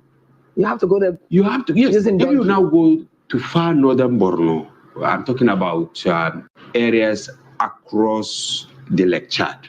You need these canoes. So have we put into consideration this issue of insecurity that, okay, to even take the election materials using the canoes, you have to protect them. Do we have them? Somebody called me some weeks ago talking about the vice presidential candidate that at the time they went to a certain community across the Lake Chad. You understand? And that was the first time those people were seeing government official. So what happens? These people, they don't vote, they don't do anything. But the INEC and the government, they are aware of that they are this. They are. So what I'm saying is we pray that they make extra effort. Of course, they have captured them. INEC has done a lot in capturing the entirety of Nigeria, because if you look at the map, you know, the polling units and all that, they have cascaded this process up to the minimal distance. But reaching out, we're talking about Lagos, where the presidential candidate of the ruling party is going to vote, and they are still expecting election. So what happens to someone in Kona, someone up the Mandara mountain? Okay, Hamza, now I actually wanted to ask you this earlier. Now, the EFCC posted a few days ago that they intercepted 32.4 million naira allegedly meant for vote buying in Lagos, and they're all in new naira notes. There was also another person that was arrested in Rivers, right? With dollars, With right? dollars, Yeah. yes. And even this morning I saw a story of another arrest, I think around, you know, one of the states in the north. It's really bad. And there is desperation, of course. All right, just hold your thought there. We'll come back to that. Now, let's reconnect with Aaron at Sahel. He's in Yola right now. Hello, Aaron. Aaron, if you can hear me. If you can hear me, please go. I think he has someone he actually wants to interview right now.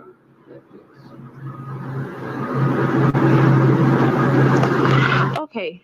Well, while we get to reconnect with him, Hamza, you actually say. I was saying there is desperation on the side of the politicians. You know, earlier I said there is the good and the bad side of this new Naira policy. Of course, they were able to tame politicians from vote by, but it was temporary because they have many ways of doing it. And in fact, we have started seeing the new notes now circulating. So are you saying the reason why there was a serious cash crunch? Yes, I've started seeing them, not in my hands, but I've started seeing people use. The reason why there's a serious cash crunch is because, you know, most of the monies, you know, already given to the banks were hoarded. Honestly, because we had cause to ask questions. We deploy our reporters to actually look around the houses of these politicians, and they came out with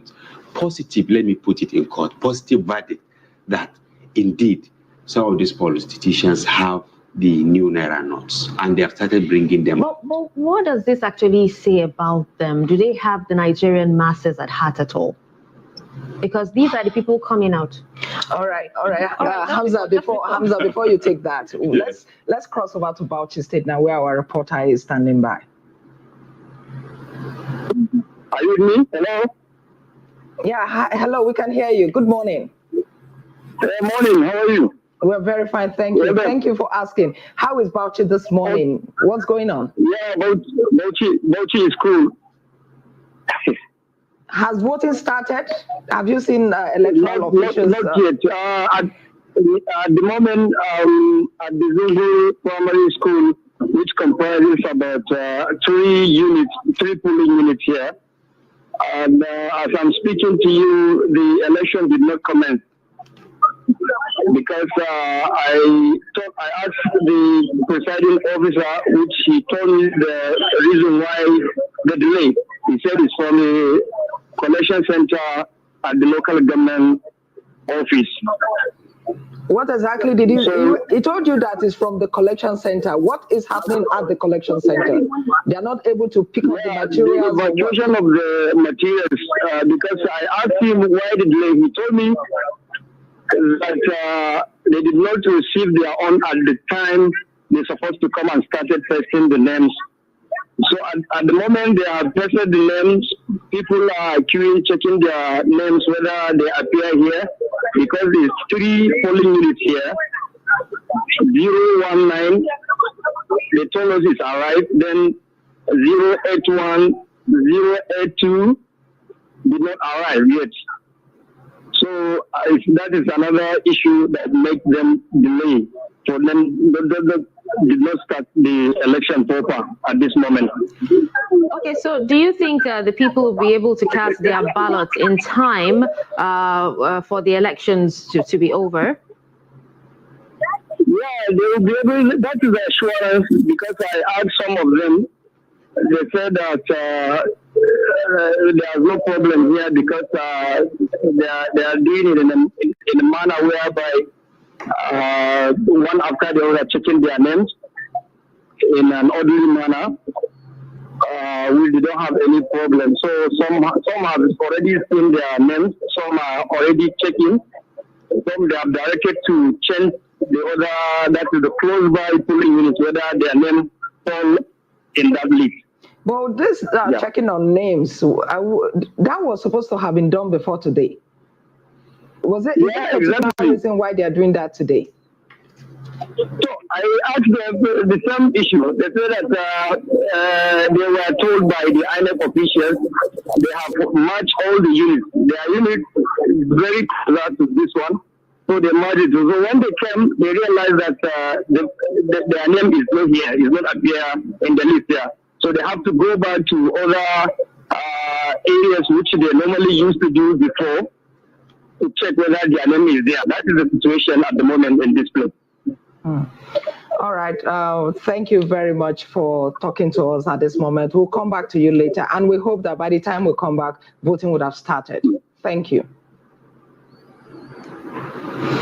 All right, Hamza, let's go back to you now. We're actually talking about, the politicians, if they really have the masses at heart, because these are the same people who actually came out to, fight the cash crunch, saying the policy, that the Naira design policy is, this is the wrong time and implementation is not up to par. And then we still have, a lot of them stacking in these new Naira notes. Yes, they're talking from two sides of their mouth, the politicians. Number one, of course, as I said earlier, the timing was wrong. Even though the policy excellent, nobody will fault the policy of redesigning Naira or changing how you spend it and all that. But politicians are desperate. Many of them did not perform, and many of them believe that they will buy their way at the end of the day. So this is partly responsible. So you're saying it might happen, even though it hasn't happened yet? Because I was actually about to ask if the redesign policy has actually, gotten the result it wanted. I don't think we are just committing errors while trying to correct the mistakes we committed in the past. It's really sad. All right. Well, right about now, we will be linking up with Abdullahi Yamadi. He's in Katsina State. Right about now, he's actually in Daura. And this is, hopefully, he's actually at the polling unit where the president will be casting his ballot. Hello, Abdullahi Yamadi. Good morning and thank you for joining us. Hello, good morning, everyone. So can you give us a situation report on, what is happening in Daura at the moment? Well, in Daura is cool and calm. And, of course, the polling unit where President Muhammad Buhari is expected to come and cast his vote, all is well because election materials arrived this polling unit since 7:30 a.m. And all the expected staff that are going to conduct the election were here since morning.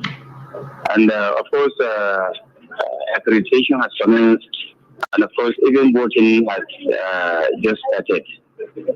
There are 884 registered voters in this polling unit.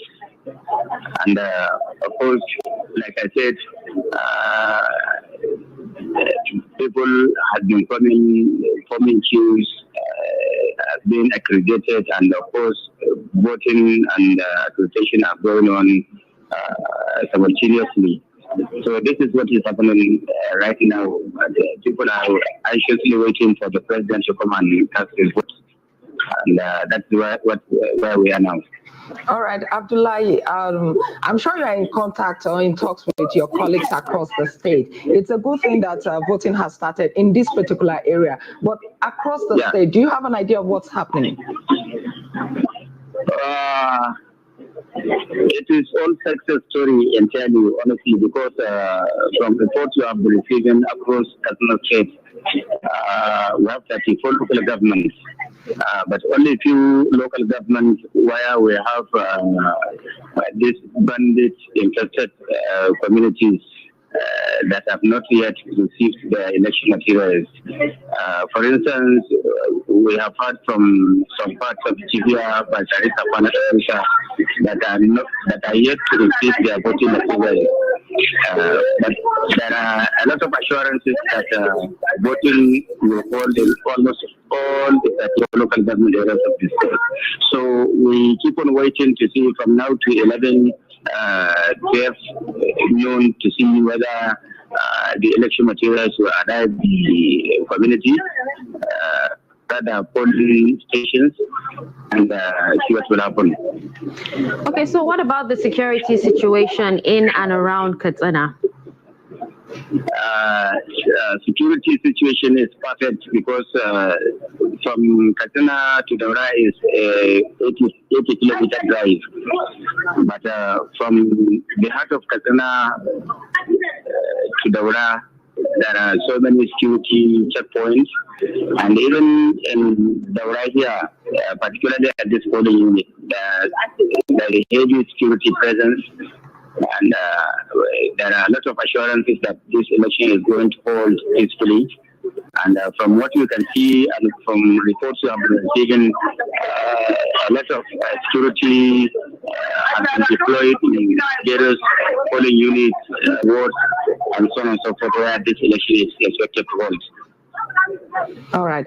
Do you have any idea of when the president will be coming out to cast his ballot? Well, the president is expected to come to this polling unit any moment from now. All is set.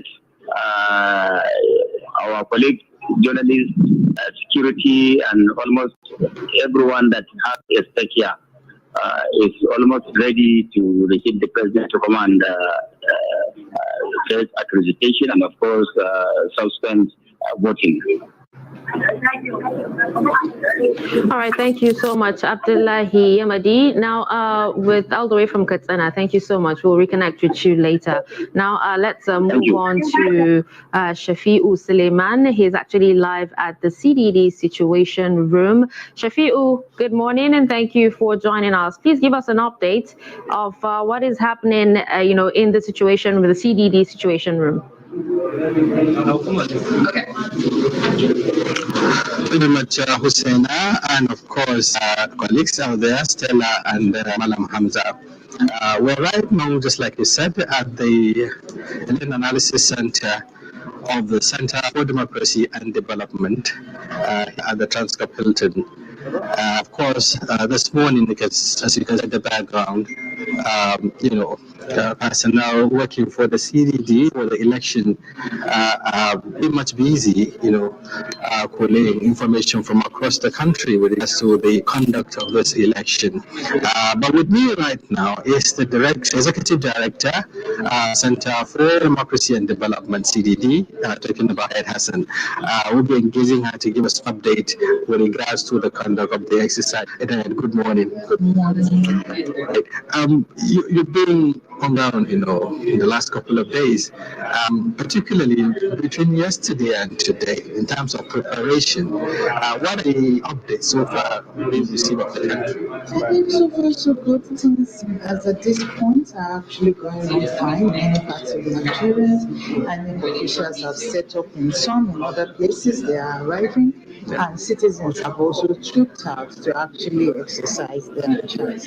I think it's inspiring also to see that even our observers, some of them are arriving at their different polling units as early as 6 in the morning, telling you the enthusiasm, the zeal of people to actually participate in these elections. Okay, if I understand your position, virtually everyone is prepared. INEC, as in electoral management, but he has done what is needed in terms of deployment, logistics, and perhaps the preparing for the commencement. I think that really, in terms of preparation, you can never be prepared when it comes to elections. Even as election observers, we always have certain challenges when we get ourselves.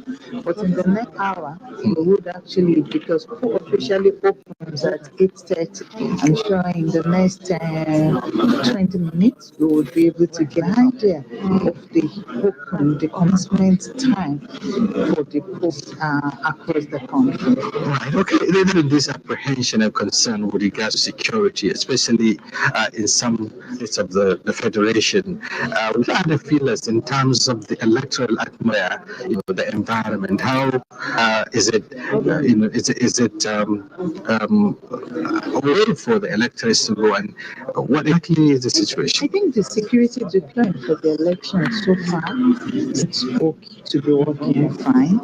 As we've spoken to several of our observers, we have been saying that they are confined to environments where they are. So like now I have a currently I don't have national, which means I cannot go to national.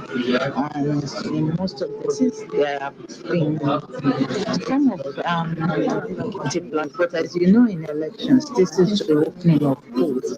We will start getting indication of exactly what is happening by 12 as more people go out to vote. We remain optimistic that it's the stakeholders that all actors should really put their best in to ensure that everything goes on well in this country. Okay. In terms of what Nigerians should expect for the analysis and the CDD, what exactly do we have on the table today? I think we had out on the table today. We'll be having our first brief, which will talk about the commencement, what we saw, what happened by 11 o'clock. And we will be beyond that, actually carrying we have magnifying glass. That's what symbol of the CDD election analysis really is. So we want to look into all the processes from the beginning of the electoral period to relate it to what happens on this day of election, because the election process is not a one-day event. And we want to ensure that we give citizens enough confidence in this whole process. But on the one hand, beyond that, we also try as much as possible to douse tension. We want that we are there, we are watching, and we want to look at the process to build confidence. So far, media recognizing that information is becoming very important for election. Effectively, from the beginning of the calendar, and what we are currently seeing from lots of fake news on the social media, we are forever there at checking, but we put into flag shot that this information taking away at their platform. Also, what network of social network, the network of social media influencers to amplify in such a way that we can election-related action and discover in this dimension media as well. I think Daily Trust is here. Media partners, we have 6 members who are working with us since the last cycle. Today we are working, sharing, but also working to improve the intake information in this standing today. And we have a team of panelists. Our team of panelists are the best that extend the understanding of Nigerian elections from relative points of view, either from the West Africa view of elections, spanning different continents of the world. We just want to say this is what is related to the issues in Nigeria while countering. All right. There will be a shift for 2020. Thank you very much, Hidayat, as the Director, Center for Democracy, right here at the Election Analysis Center. We're getting, the feelings across through the various observers applied, to it. Sister, thank you very much. I will look forward to the police statement, which is coming up by 11. Thank you very much. From the assistant here at the task of Hilton Suleiman, reporting for Trust TV. All right, thank you, Sheffield Suleiman, for that. We'll definitely be coming back to you as the show goes on. Right about now, we are crossing over to Oshobo in Osun State, where Hamid Oyegbade is standing by. Good morning, Hamid. Hello, good morning. How are you this morning? Yes, good morning. All right, good. Please give us an update of what is happening where you are. Has voting started? Okay, the voting started very early. Wow. As early as 8 a.m. Wow. Voters came out very early before the officials. And the turnout is very large. People came out in numbers. And the voting materials also arrived on time. Security operatives also came out on time. And the process is going on very smoothly. Okay, so is this particular... Okay, go ahead. Some of the people that we saw on the queue expressed satisfaction with the process. Thank you. All right, so you said it started quite early, even though, voters were around before the officials. Is this obtainable in do you have information if it's obtainable in every other polling unit in the state? Yes, everywhere I visited, I saw that the voters came out on time, particularly at Ward 4, Unit 13 at 5 Wisa.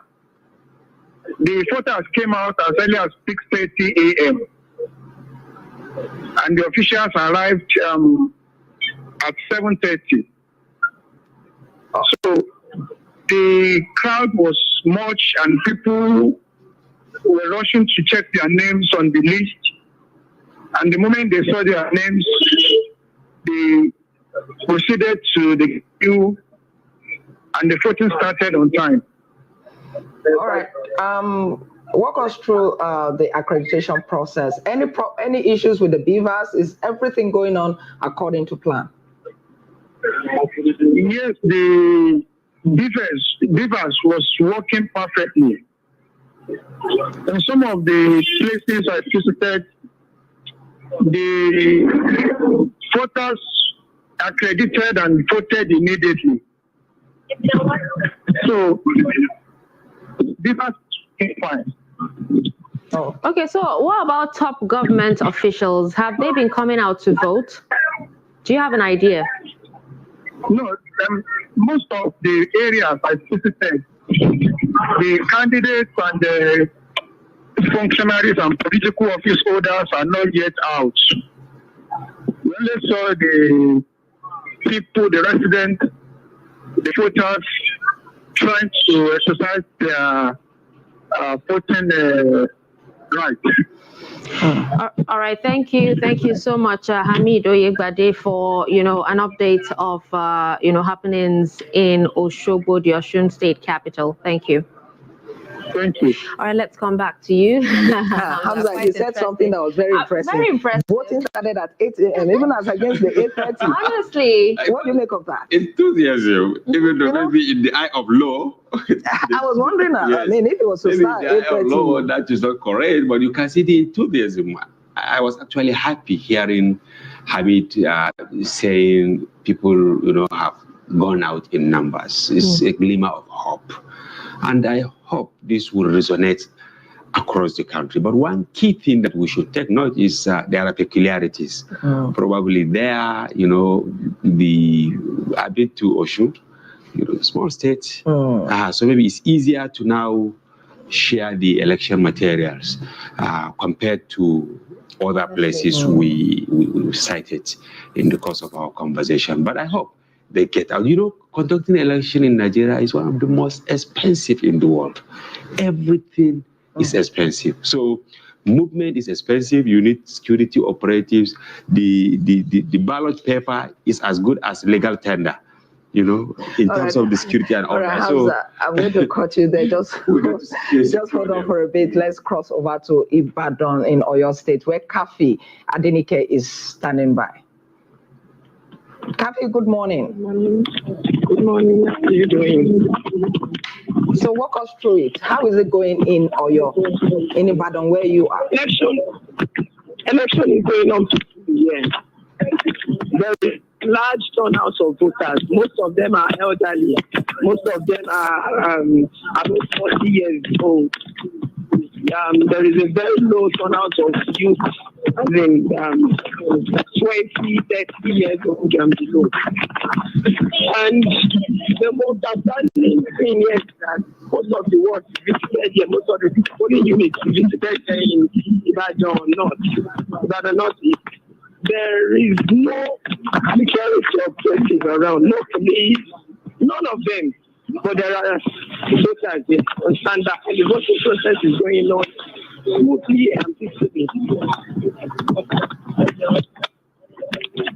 All right, but what is the security situation around the polling units? There is peace, relatively. But the people are asking questions that why they will be here. All right, thank you so much, Kafi Adenike, for sharing details of happenings on election in Ibadan, the Oyo State capital. Thank you so much. All right, let's come back to the studio. Hamza, let's actually talk about, I've been tempted to ask you this question about the candidates themselves.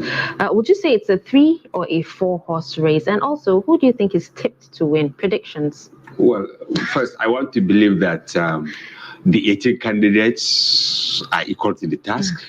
They all have their pedigree and they have their constituencies, and each one of them, we brought many of them here, to Daily Trust, and we interacted with them, and they were upbeat that they will win. But frankly speaking, all over the world, you see that chances are narrowed to specific number, even in the US. All right, Hamza, there's something that has been bugging my mind. When we talk these elections, everybody talks about presidential. Not a lot is being said about the Senate and the House of Representatives, and that election is holding today as well. Which is even more important. I mean, there are more people. Yes, which is more important. We are going to elect 109 and then 360, House of Reps members, 109 senators. But why Nigerians? On the screen right now is a person with disability. Wow. Yes, going to cast his ballot at Area 10 in Abuja.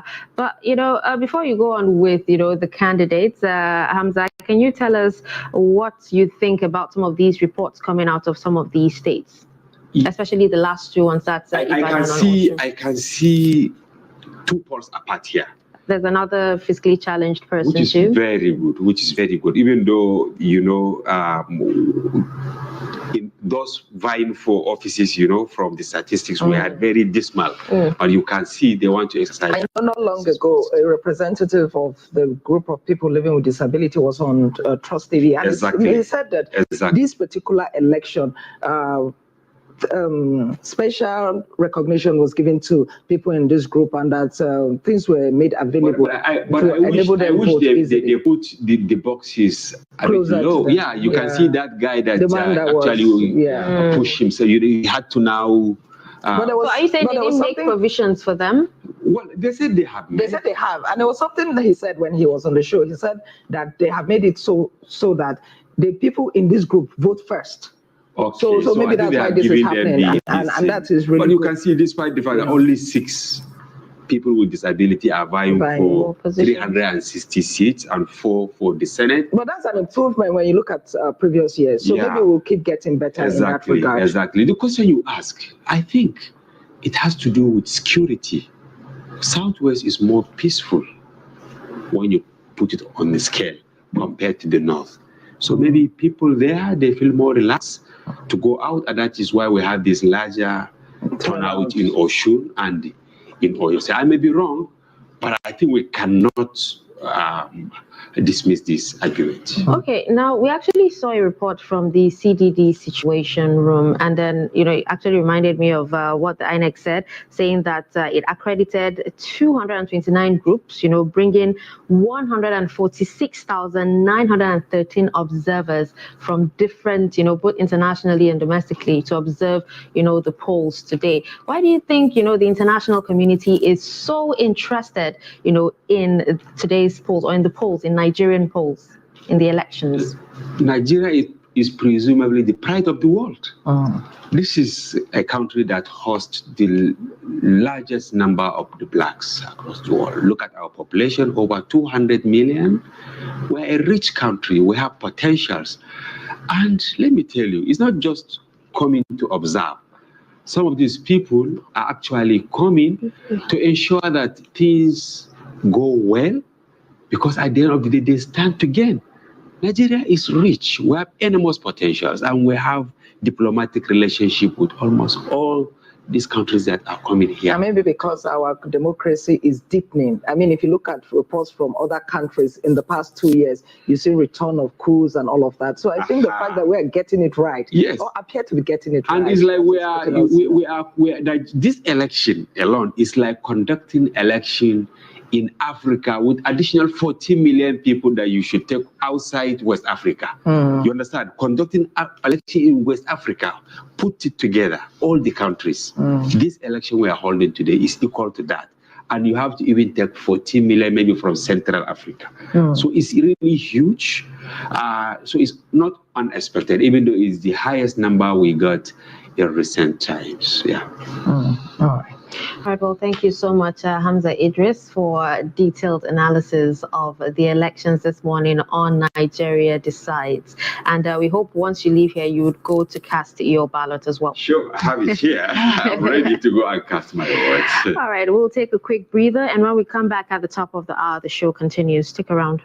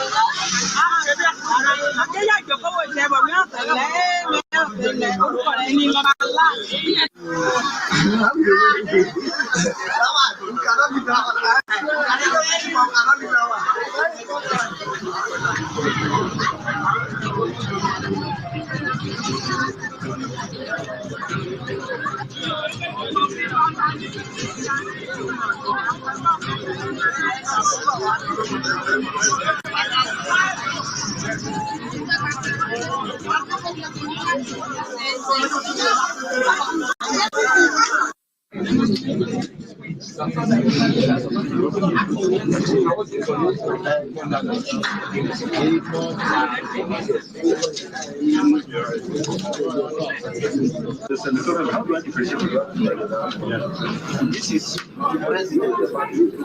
This is senatorial. But this ink is not enough. Can you just go ahead there? The ink is not enough. What I mean is that I don't know which will be Senate, which will be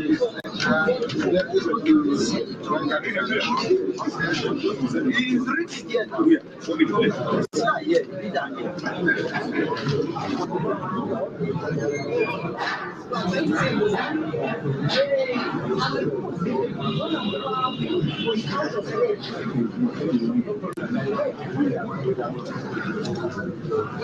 A group Do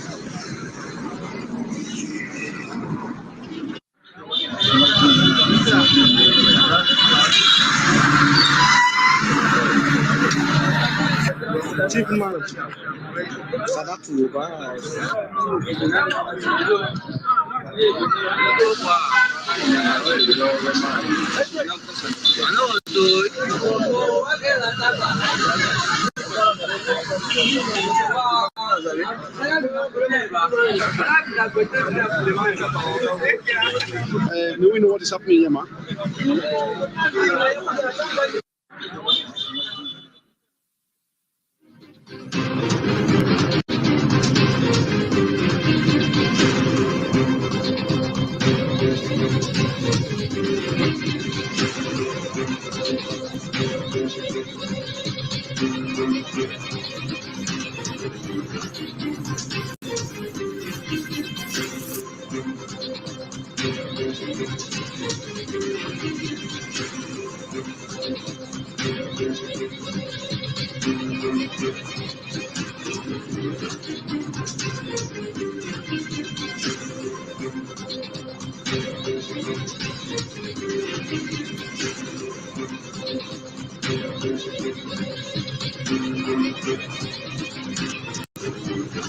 All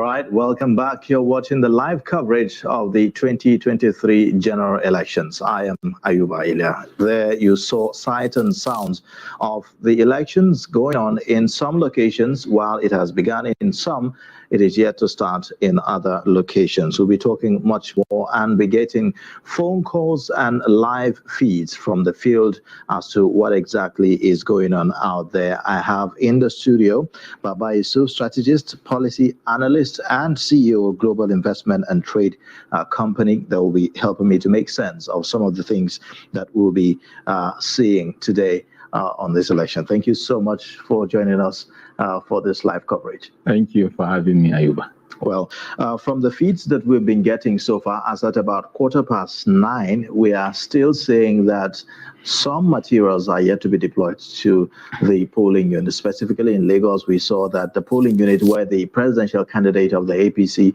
was meant to vote, as at that time, we didn't see INEC officials or materials and all that. And that's quite strange, isn't it? Were you, I mean, did you see this coming? Yes, I saw it coming because it has become a culture in Nigeria that keeping to time is always an issue, especially with a very important and critical project like this. Traditionally, when we hold general elections, we always see this kind of slippages, which is basically due to logistics issues. So I personally expected some slippages. I made a provision for an hour slippage, ahead of the time that was stipulated based on experience. So it's expected. We just hope the slippages will not extend too far. Otherwise, they will impact on the overall, timelines and delivery of this. But isn't this worrisome? This is an election that's meant to start at 8:30 p.m. to 2:30 p.m. How will this affect, by the time you have officials arriving at polling units late, is it not going to affect the number of people that INEC will be able to accommodate for this election? Oh, absolutely. That's why I call it slippages. From a project management perspective, when you have such slippages, they impact on the overall. It has a domino effect on the entire process, like you rightly mentioned. And let us not also forget that there's a critical, aspect of this election, the virus, which we expect will impact on the, timeline of closure of each of the electoral cycle. One, because we are doing it wholesome for the first time, and therefore we expect, the first 1-2 hours to be a bit slower than normal. So definitely it will impact on the entire process. We just hope that the impact will not be far-reaching. Well, we expect to get feedback from our viewers from across the country.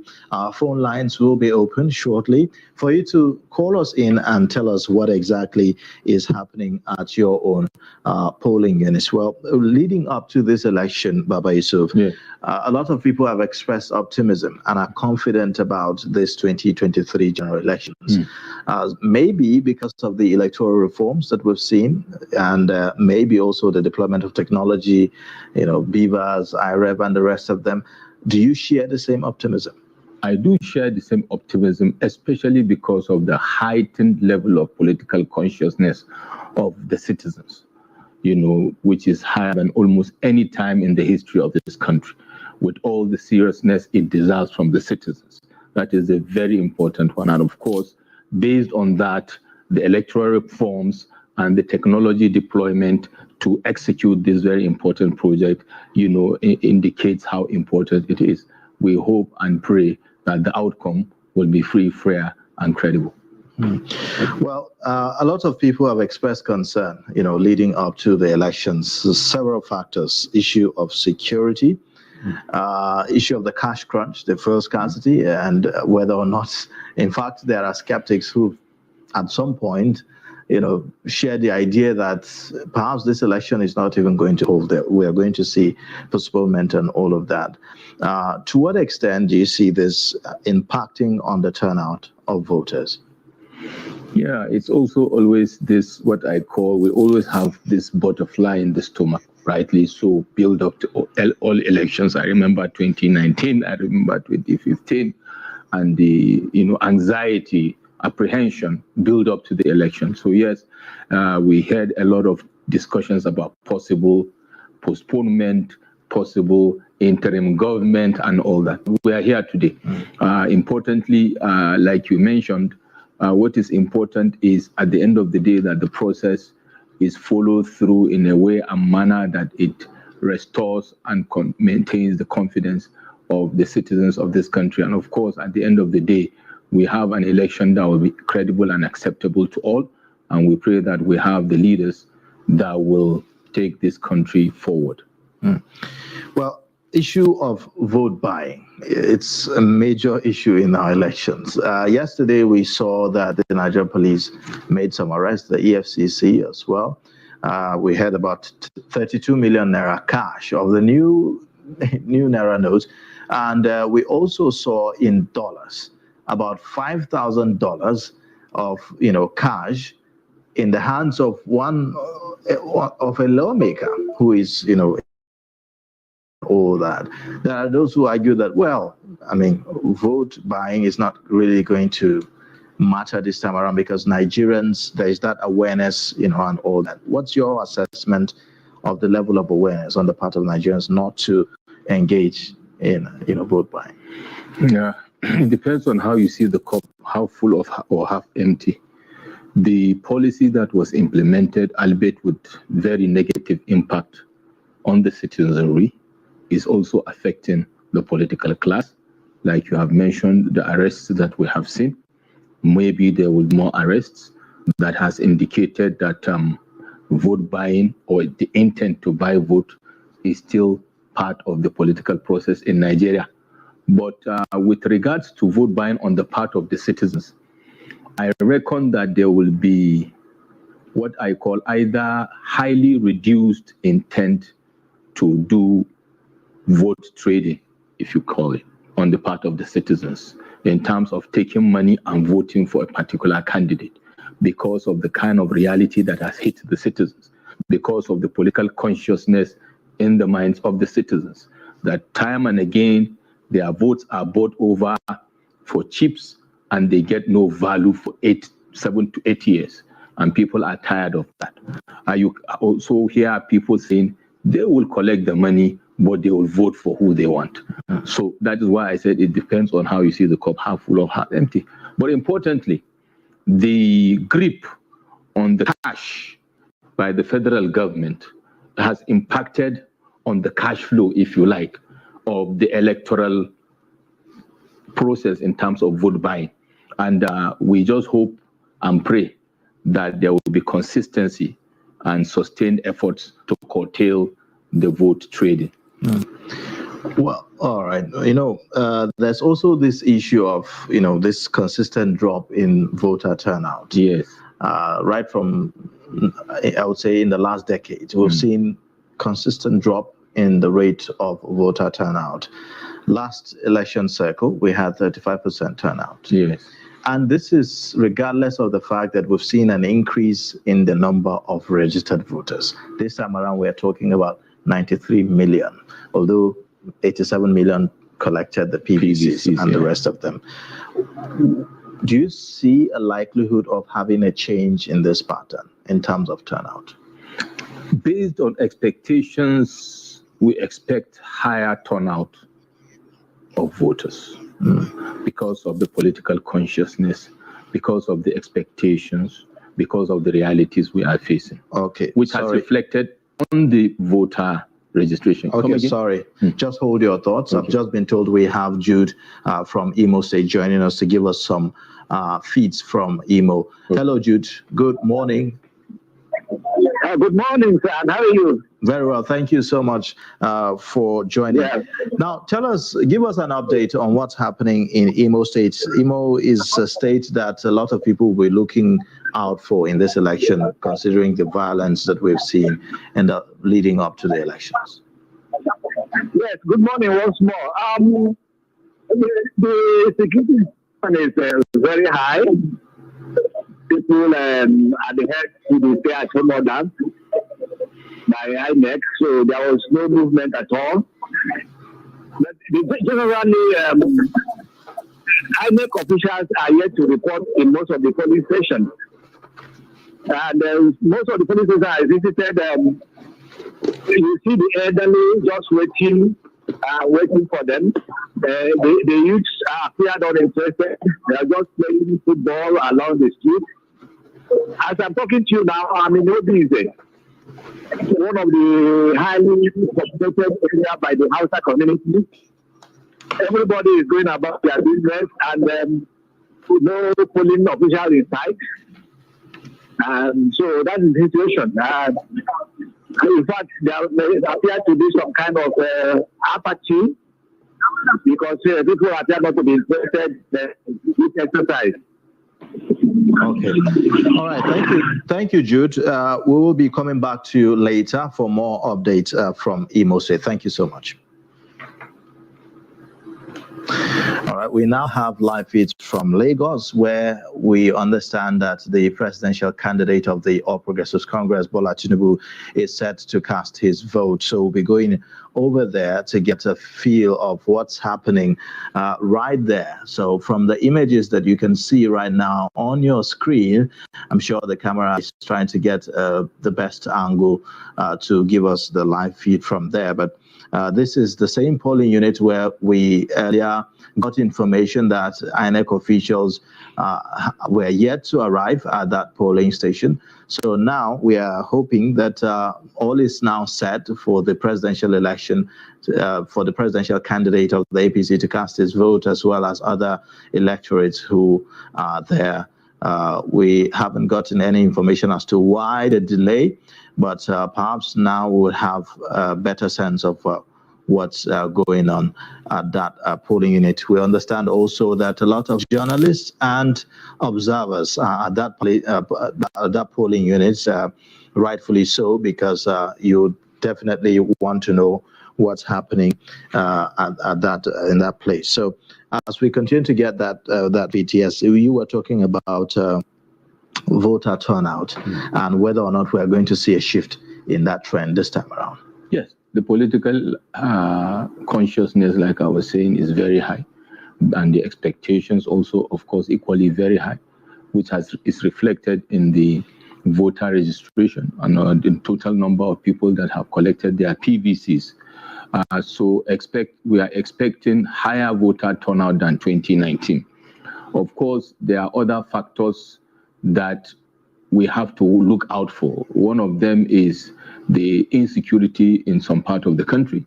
We know that there is issue in the southeast with the sit-at-home order by the IPOB, and also the threat that people should not come out today to vote in the southeast, and other security challenges in the northern part of the country. Secondly, the cashless policy is also impacting this populace. Some movements may be hindered in terms of moving from, depending on the distance from where a citizen resides and where that citizen, has the PVC registered. Cash is almost not available for people to even move from one place to another or to feed. So especially when you move towards the hinterlands and the local areas. So that may impact on voter turnout at the end of the day. All right. Well, some of these factors are things that have been with us for quite a while. Isn't it time we would have been able to find a way to get around them, looking at the fact that this has been consistent? Well, this is part of the issue and part of the factors that will, guide the referendum, if you like, the election, the decision of the electorate on how they vote. Have some of the critical promises that have been made by politicians, have they been delivered? Today is decision time for Nigerians. Like you rightly mentioned, this has become a perennial problem. The issue of insecurity right from 2009, to date. Has it been escalating? Has it been reducing? Has there been some strategic, scaling down of this insecurity that will now guide the decision of voters to say, yes, there's an improvement, and I think I should go this way or I should go that way. Right. So definitely these factors will guide decision of voters. All right. Now, aside the presidential, we are also having National Assembly elections today. Leading up to the election, I think about a few days ago, one of the candidates in the Southeast, I think it's Enugu State that was shot, that was killed, by unknown gunmen, as we have always heard. Do you think that we're giving as much attention to the issue of other layers of this election, like the National Assembly, in terms of scrutinizing the candidates? Because it doesn't end with having a good president. No matter how well-intentioned the president is, if he doesn't have other people working with him in terms of the National Assembly, also sharing the same vision and the same goal of improving the lives of Nigerians, there's going to be a problem. So in terms of the citizens paying attention to prospective lawmakers, people who are also vying, it's something that needs some focus, isn't it? I've always shared this position, Ayuba, and we use this opportunity to call the attention of the electorate. There is what I call too much focus on the presidency, as the case may be. And like I've always said, there is this school of thought I belong to, that the failure of leadership is not just the failure of what you call the focal point leader, but the failure of the leadership value chain. And in this context, like you said, the leadership value chain involves, in this case, you have the president, you have the governors, you have the legislature, whether it is federal or state. These are the critical players that enable governance, good or bad. And we also know there's a principle of separation of powers within our constitution. So if citizens focus on maybe voting for a fantastic president and lose focus in deciding to vote for the right candidates that will drive their legislature, then we should not expect anything to change for the better, because you will have what I call a trapped leader. No matter how good intentioned the leader is, if he does not have a supportive, progressive, above the board legislature, then his traction will be very slow, or he or she may not be able to deliver those promises that have been collectively given to the people. The same thing goes to the governors. We know that within the principle of separation of powers also, the governors run those states. And there is this either based on misunderstanding or also misplaced focus that the president, of course, rightly so, the buck stops on the president's table, but we should also know what is the scope of the president and what are the scopes of these governors. And so, like you rightly said, there's a little attention given in terms of the kind of choices we make in terms of the governors and the legislatures. And I think that is part of the bane of the progress of our democracy in terms of delivery of the dividends of democracy. Well, talking about democracy, in terms of our journey so far, I would like for you to give us an overall view of how we have progressed over the years in terms of the processes, from back in 1999 at the beginning of the Fourth Republic. Are you talking about the electoral process or the evolution of democracy? Yes, the process, the electoral process. Yeah. I think we are maturing as a democracy. We are still evolving. We have, we are emulating an over 200 years old democracy. When you compare, like you rightly said, the case study is from 1998 or 1999 to 2023, which is about 23 years old. Without making unnecessary excuses, I would say we are evolving. However, we are also a country that is evolving in the 21st century. And therefore, the consciousness should drive our progress and evolution, as against comparative analysis with an over 200-year-old democracy, which the traction should be faster because we are more conscious, we are going in line with development, and our consciousness is different from what it used to be 50 years ago. And to that extent, one would have expected better progress in terms of our processes, the electoral process itself, But then again, if you ask me to rate our progress on a scale of 1 to 10, I will give us a 6. Why? Because if you look at the election, the outcome of the elections from 1999 to date, we will say we have made progress. If you compare, especially given now, we are doing a transition from a non-incumbent. The president has finished his tenure, right? Yeah. But you have an incumbent political party, the APC, which is similar to 2007, when General Olusegun Obasanjo was also finishing his tenure, but you had an incumbent PDP. The election at that time, as agreed to by many, including the then president-elect, Umar Musa Yar'Adua, that it was marred with irregularities and all that. And you compare to what we have today, or what we had in 2015 and 2019, you will see a lot of progression in terms of how we have fared, to the extent that in 2015, you had an incumbent, coming to say, accept the result of election and handing over seamlessly to an opposition party that won election. We have not got there yet, but I will say we are making progress. Could it be better? Oh, absolutely. But I believe we are not retrogressing.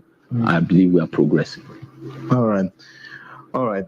We are going to be taking feeds from Kano State, where we have our correspondent Idris Jibreen standing by to give us an update. But just before then, also there's the issue of the democratic culture in Nigeria, in terms of the citizens' engagement with the process. Lastly, you could see that most times decisions are made for some reason around ethno-religious sentiment as to who leads and who gets to what office and the rest of them. In that regard, are we doing any better than we have done in the past decades? Nigeria currently is at its most polarized, state politically, ethnicity, parochial interest along the line of ethnicity, tribal sentiment, religion is highly visible, maybe due to the reduced confidence on the political evolution in terms of the process, in terms of delivery of the dividends of democracy. So yes, that is an issue, and we expect even the outcome of the election will be largely driven by these factors. The leaders that will emerge will be critical in changing this either perception or mindset, if you like, of Nigerians to that. I think the critical issue is due to the fear or due to the concern of the failure to deliver the dividends of democracy, also due to the current political system. Is it likely that the political elites actually do anything about this narrative? Because it looks like some of them are feeding off this narratives. So is it something that you see a likelihood of the political class or maybe the political leadership taking a role in changing some of this? Yeah, to continue what I was saying, I was actually getting to that, is that the leaders that will emerge will largely drive how we evolve. What am I saying? Okay. Sorry, hold on. Okay. Let's get Idris Jibreen from Kano. I understand he's waiting. He's on standby. Hello, Idris. Well, this is the situation here in Konkoso town of Madobiloku government area of Kano State, where the NNPP presidential candidate Rabiu Musa Konkoso is expected to come and vote any moment from now. And as I am telling you right now, the voting have started in some of the polling boxes within these polling units. There are a total of over 6 polling boxes here, including the one that the NNPP presidential candidate is expected to vote. Now you can see that hundreds of people have already arrived here early morning, waiting for the INEC officials to start the accreditation exercise. And I can report to you that this accreditation has already started, and in fact some people have already started casting their votes. I've been speaking with some people who told me that they have been here since 2 a.m. waiting. Some they started coming here as early as 6 a.m. this morning, and hundreds of people have taken their queue here, including women. They are all waiting for INEC officials to start voting, and in some polling units, the voting has already started. And so far, from the time we've come here up to this moment, we have not had any report of violence or any disturbances. But you know, Kano is as sensitive as it may be. It's too early to predict that. But so far, so good. Things are moving on smoothly in this Konkoso wards of Madobi local government area of Kano State.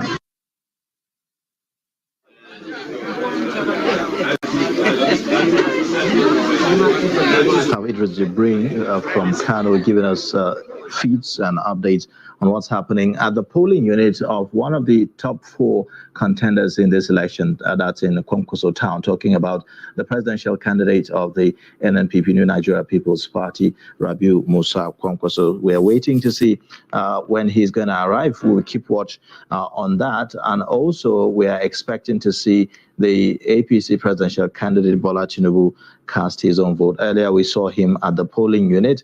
It looked like the crowd was a bit difficult to control at the time, so we are hoping to connect back to that. So yes, back to what we are talking about, changing the narrative of religious sentiments. Okay, like I was saying, why I said the next set of leaders, why this election is critical, is because all of them have made promises to us with regards to things that will be done that will change this narrative of polarization, or downplay it or remove it as much as possible. It cannot be 100% removed.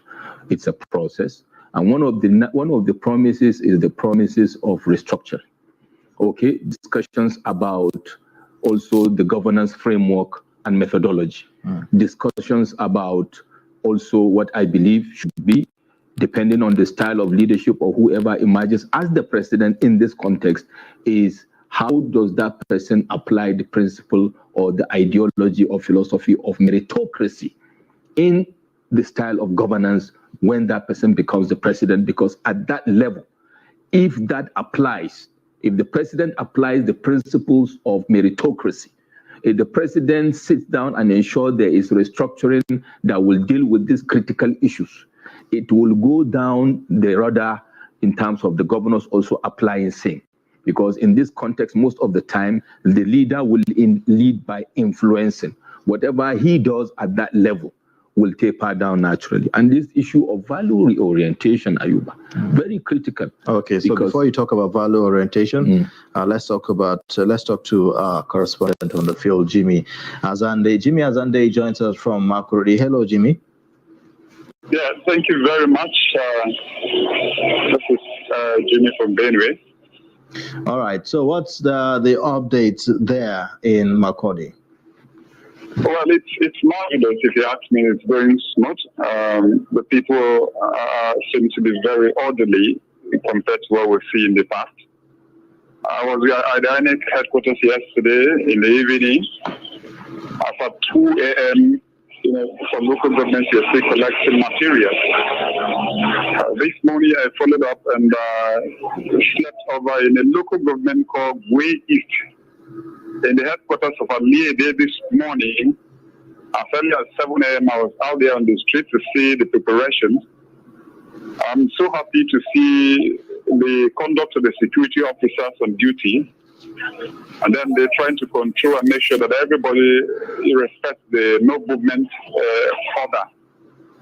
And then, of course, by the voting proper, at about 9:55, the SPO actually distributed material, sensitive and non-sensitive, to all the polling units. I followed up to that point.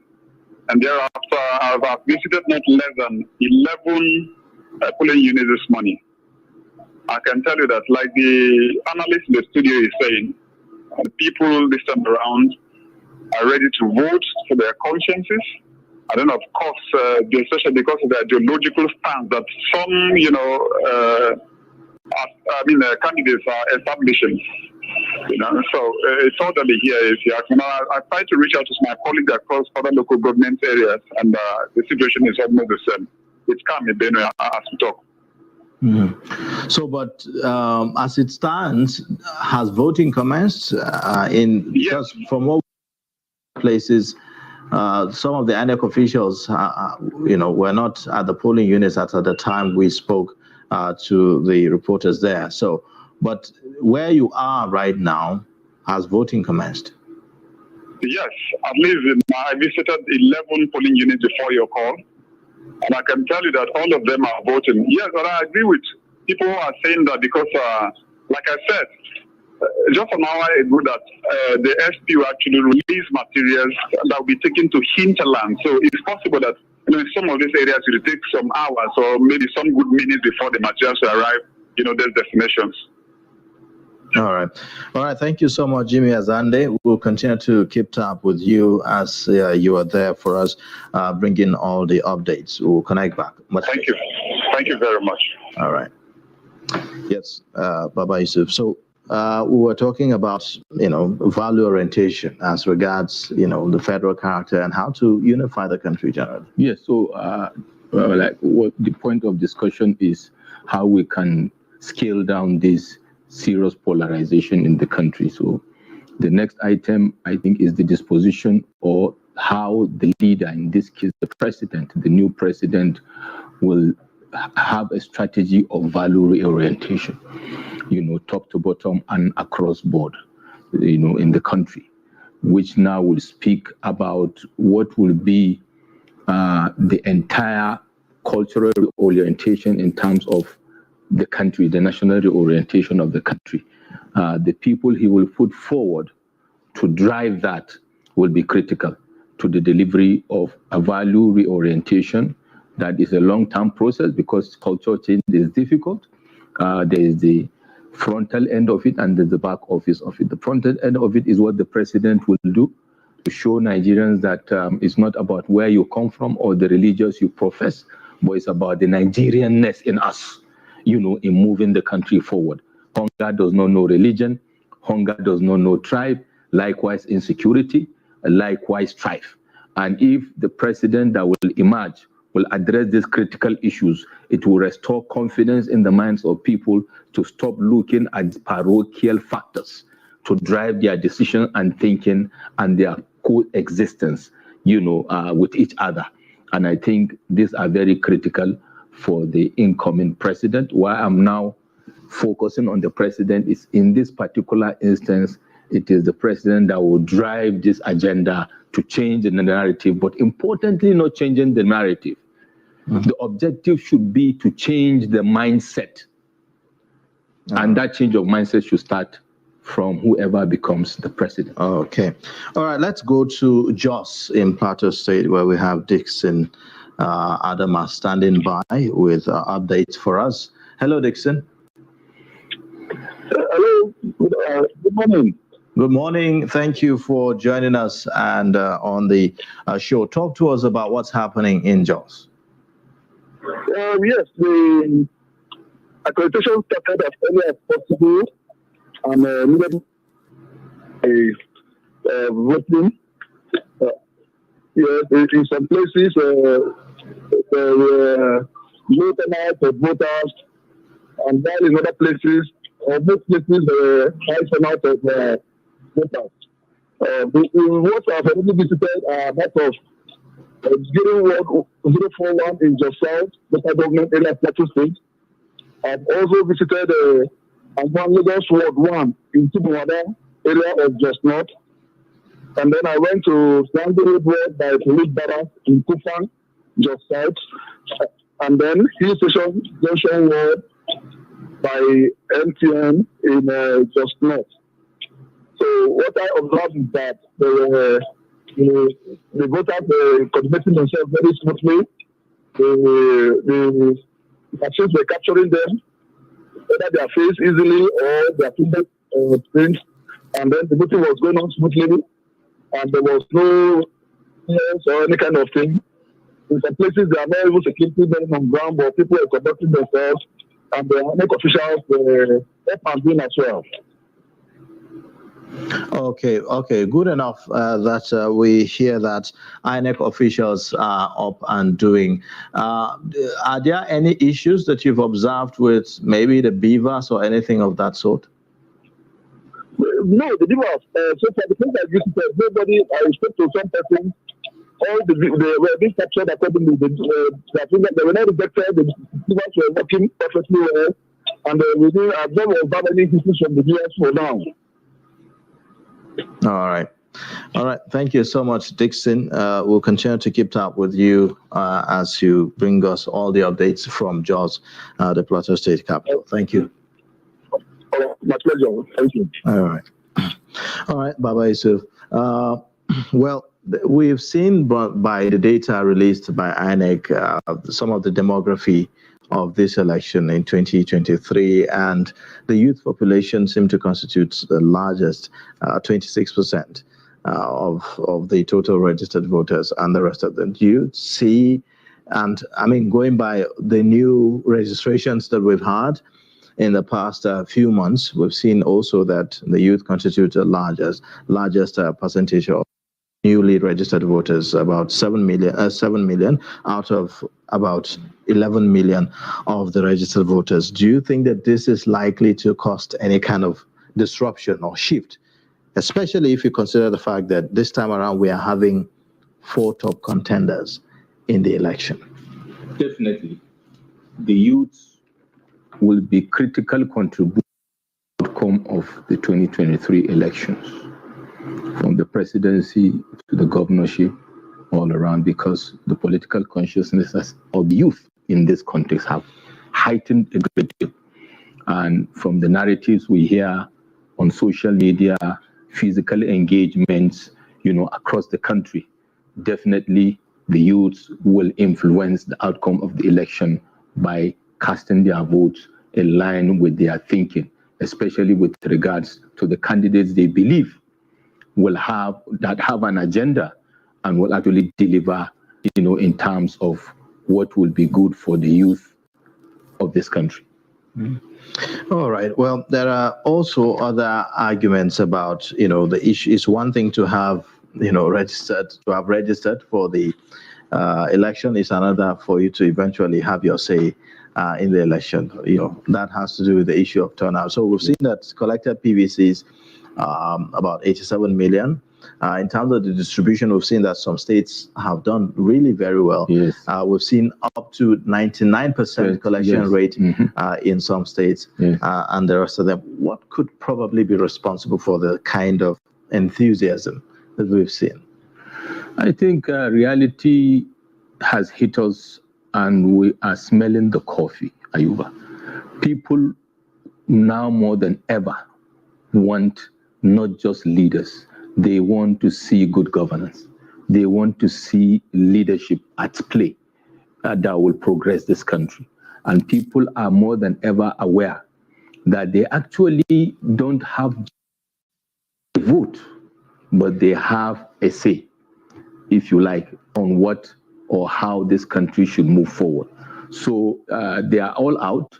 Like you rightly said, what remains to be seen is by the end of today, for example, to hear the kind of turnout we have in terms of percentage of turnout. But if we are looking at the intent, ab initio of the citizens, and particularly the youth of this country, there is high interest and high apprehension. People are very excited to come out and exercise their civic responsibility, recognizing that not doing so is actually a system of voting in itself. If you don't go out to vote, you are actually also saying that whatever the outcome is, you have accepted. And let me say this while we are at it. There is this other fraction or this other segment of society that we always overlook when we are discussing about voter turnout, apart from the youth. And that is what you call the middle class of the society. And in this case, people said, is there a middle class? And I said, there's no gap. The likes of you and I can be categorized as middle class. And the people that work in civil service, in private sector, in the middle or top echelon of those organizations mostly don't actually come out to vote. I give credit to the political evolution of Nigeria, to the palm oil seller, to the Okada riders, to the shoe shiners, market women. Those are the people that have consistently come out to vote. Albeit we sit down and say those people do not have the discerning mind to vote for the right leaders. These people sell their votes. So we hope that this time around, as we have also seen reflected in the outcome of the voter registration, and we saw in the media people from this strata of society also coming out to register and get their PVCs, we hope they will make impact based on this inferred discerning mind in terms of the kind of people that will drive the vehicle of this country moving forward. So that remains to be seen. And since we are voting, I'm using this opportunity to call out on that segment of society for us to stop this armchair politicking and armchair criticism, to go out and cast our vote, because then we can have the moral right to challenge leadership. Then we can say we are part of a political process, not for us to come and criticize government after the fact when we actually have not been part of the political process, as the case may be. All right. There are those who talked about the influence that governors are likely to have on the whole process and everything. We've seen, accusations, allegations on some governors, how they've been so involved, and sometimes accusations of trying to use their thugs to intimidate and the rest of them. To what extent do you see this happening in this election? In this election, two things are happening in this election. One is, again, for want of sounding like a broken record, because that's the fact, the political consciousness of Nigerians. This game of the political class is waning. They have to change methodologies. That's one, because people now want to see results. Performance are no longer going to be measured by events, and rightly so. Performance will be measured by results. People are feeling the vagaries of insecurity, hunger, strife, unemployment, whatever, as against the promises made to them, depending on who you are talking about, whether it is the governors or the presidency, whatever. The other one is that we have two classes of governors, as it were. We have what you call the lame duck governors, the governors that have finished their tenure of 8 years and they are about to leave. Okay? And then you have governors that have done the first tenure and they are going for second term, or they are in their second term, or about to go for the second term. But the first class of governors, they've been there, done that. And as we have seen from the narratives and the activities during campaign, people are tired and people are already doing what I call declare referendum on them. They don't have those influence that we thought they have. Even the thugs that are following them. One, now there is no cash to mobilize the thugs. I will use it as an allegation. Secondly, even where there is, that influence has waned, because first of all, what we are having is a secret ballot. Secondly, this virus is a game changer in this election. It has removed, or it has whittled down the influence of the political players, not just the governors, the lawmakers, and all the critical stakeholders that ab initio had that window to manipulate the system before now. And people, especially the youth, recognize that. And so therefore, the influence automatically has waned, as we have seen from the desperation of some governors from their utterances and running on the track, on the treadmill activities, if you like, running with no traction. Okay. The other group is the people that have done the first time going for second time. And people have seen where people have promised during the first time, they didn't deliver. They asked for opportunity for second time and they didn't deliver. So those people now have a tougher call to be able to have that influence on the people. With regards to the thuggery, it is a critical issue, we agree. But then you will never know what happens when I'm thumbing whoever I want to vote in the kiosk. All right. Now let's take more feeds from Zaria. This time around in Kaduna State, we have Bello Musa, our reporter there, to tell us more about what's happening. Hello, Bello. Good morning. Hello.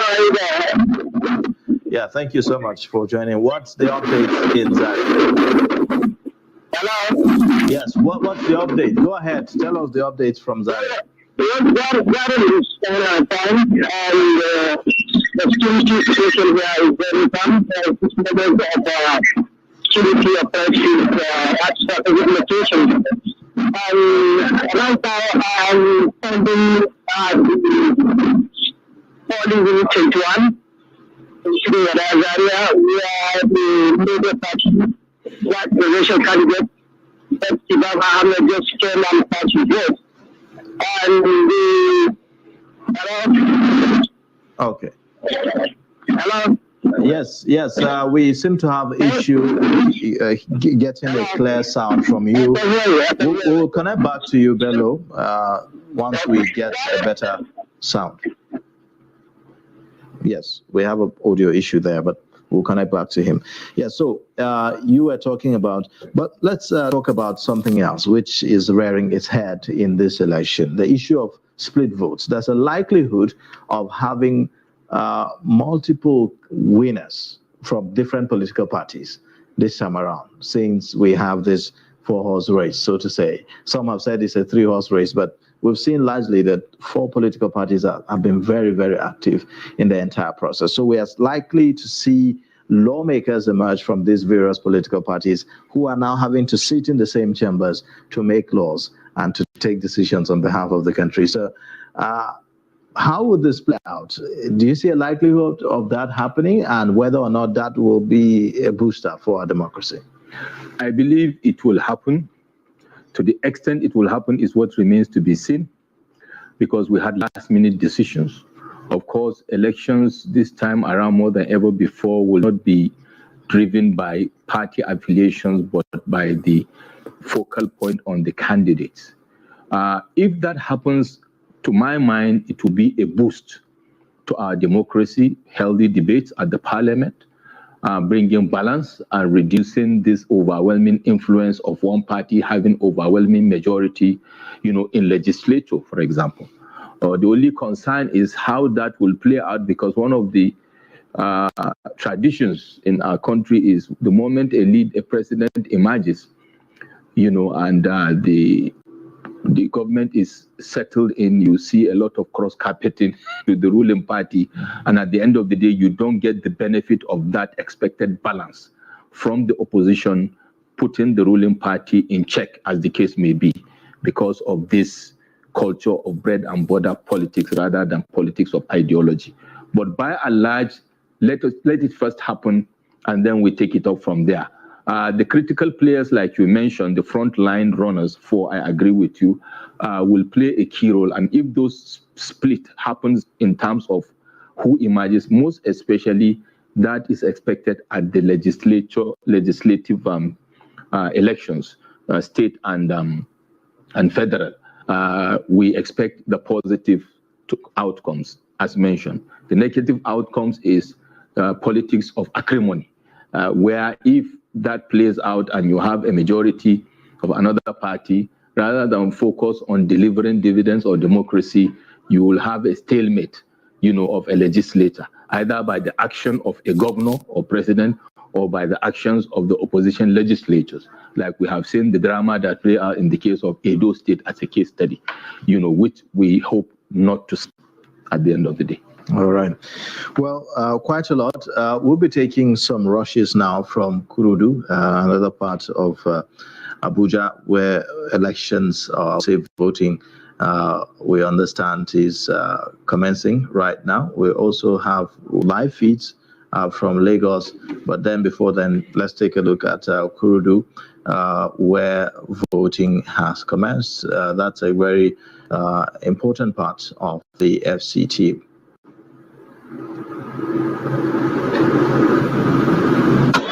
So, but they say that the machine is not working, so they are taking it to Borozo for configuration. As you can see, many people, they are already stranded, like some are feeling disappointed. My friend just told me that he wants to go home and maybe eat or come back later. So they should do something fast so that we can vote and go home. Well, that's all we have from Kurudu for now. We hope to join them back later and get more feedback from there. I'm in the studio with Baba Yusuf. He's a strategist, policy analyst, and CEO, Global Investment and Trade Company, talking to us about some of the trends that we've seen in this election, the 2023 general elections. The president has time and again said how he is determined to leave a legacy of a free, fair, and credible elections in 2023.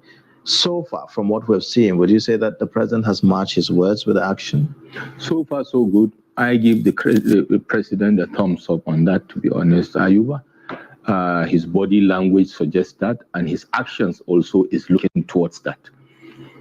From the signing off of the new electoral act, and all the activities, the budget for INEC, approval of all the, cash backing, and even the policies around ensuring delivering an electoral process that will be free, fair, and credible. So far, so good. For example, what we have heard today across the states where we have gotten reports, we haven't heard any report of violence. We have seen people conducting themselves orderly. We've seen the INEC officials working properly. The BIVAS equipment so far, we've not had any, reports of failure. Of course, it's early days yet. The pressure is not yet on, but we expect things to go on. But if we go back to the question of the president himself, his commitment to delivering free, fair, and credible election, I think so far, so good. I give him a credit for that. Thumbs up. Except for the late arrival of election materials that we've seen in some of the polling units, going by the reports that we have gotten so far. So for INEC now, INEC uses ad hoc staff, and some of them are actual permanent staff of INEC and the rest of them. Is there anything we can do to change this trend? Earlier on, you mentioned the fact that this is almost becoming a habit. It's almost like a tradition. Deployment, an arrival, usually, even though we've seen that INEC have distributed the materials early enough. I saw that distribution of materials started, I think about on Wednesday or so, to reach some of the difficult to reach areas, yes. But yet, we are seeing that, like in Adamawa earlier on, when we spoke to our reporter there, it was about 8:45 a.m. The materials, are yet to arrive and all that. How can we deal with this issue? Is it an issue of logistics, or is just an attitudinal issue on the part of the ad hoc staff? First of all, that wouldn't be, I would take that responsibility away from Mr. President. At his level, he has done what he needs to do. Now, down the chain of command, if you like, people that are there within the leadership value chain, again, leaders using that phrase, people need to deliver. Otherwise, there will be a ripple effect or domino effect. Now, coming back to add to what you said, I agree. It has to do with logistics. It has to do with not just attitude, but culture, work culture of Nigerians, not just INEC. It cuts across all what we do, especially in the public sector, which actually has even permeated in some private sectors. It's a work culture issue. It's a work ethic issue. Then also the strategy of INEC ab initio. What is their strategy? What is the roadmap? And how did they intend to deal with slippages when they happen and when they occur? Logistic issue is a very sensitive issue for electoral bodies like INEC across the world. So what they normally do is to provide buffers or fallback options or backup strategies or tactics rather to key into the overarching strategy to ensure that these slippages are minimized to the barest minimum, and that is a function of the critical actors around the value chain in this particular aspect of INEC. Talking about the staffing of INEC, normally it's a tradition around the world, to be honest. INEC cannot have on its payroll permanently the workforce that will drive a general election. It shouldn't even be encouraged, and it is not practical. It's not viable. So normally when there are elections like this, you have this ad hoc staff that will come and they call them the support staff to support the process, and after which, they are disengaged.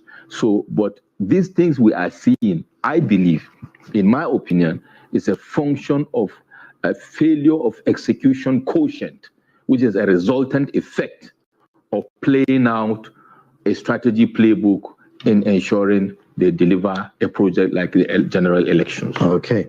All right. Now let's head on to Edo State, where we have Nafisa Bello standing by for us for an update.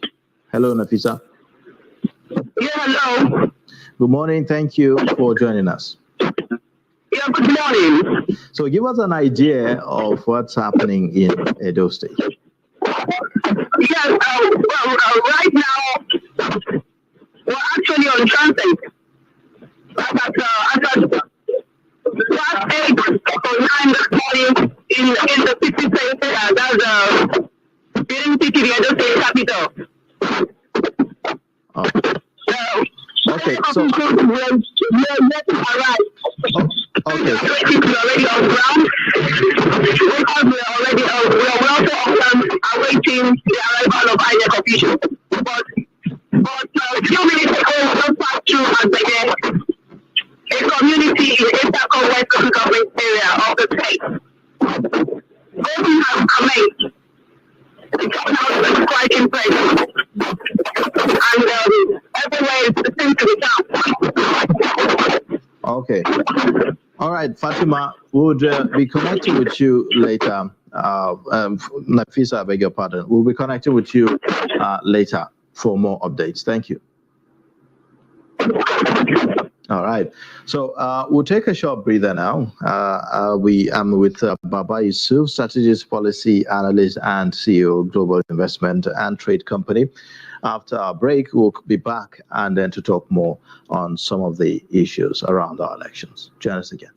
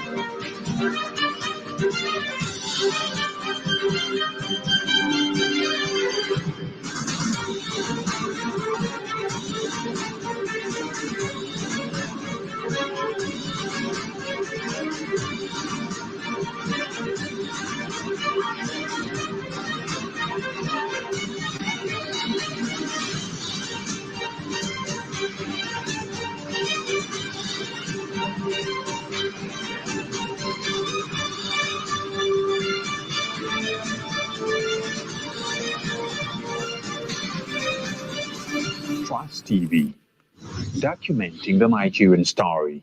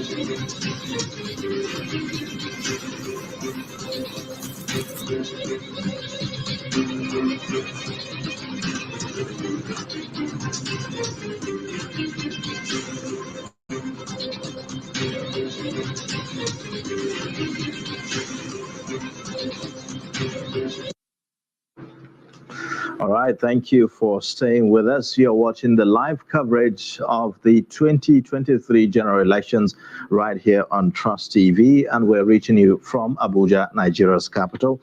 I'm here with Baba Yusuf. He's a strategist, policy analyst, and the CEO of Global Investment and Trade Company, talking to us about the trends in the 2023 general elections. Also, Stella is joining us again to join in the conversation. Yeah, it's good to be back here. I believe you freshen up now to fire. Yeah, rested a bit, yeah. All right. Well, quite a lot of information from the subnational level, from the states, and from what we are seeing, INEC officials perhaps are gradually getting to some of the polling units in the states and all that.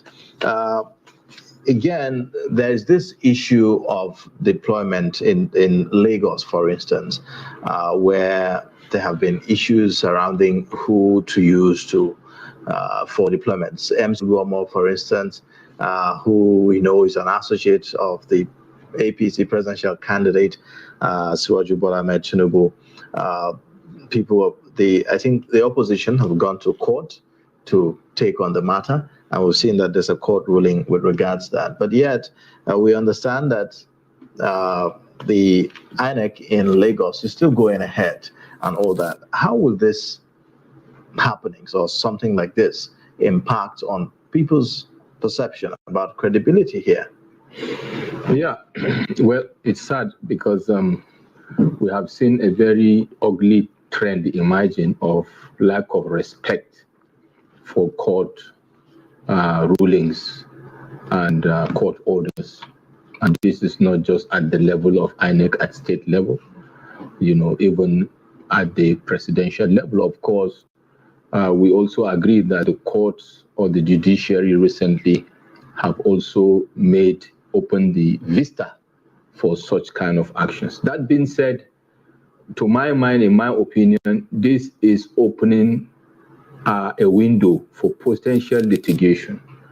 If, for example, there's a subsisting court order stopping the engagement of the services of a particular vendor that is seen to be fully aligned to a candidate or to a political party, as the case may be, and is allowed to go ahead to execute, there is a possibility that someone can go to court to say, first of all, there is a contempt, there is a breach of the law, and then secondly, called to question the credibility of the process.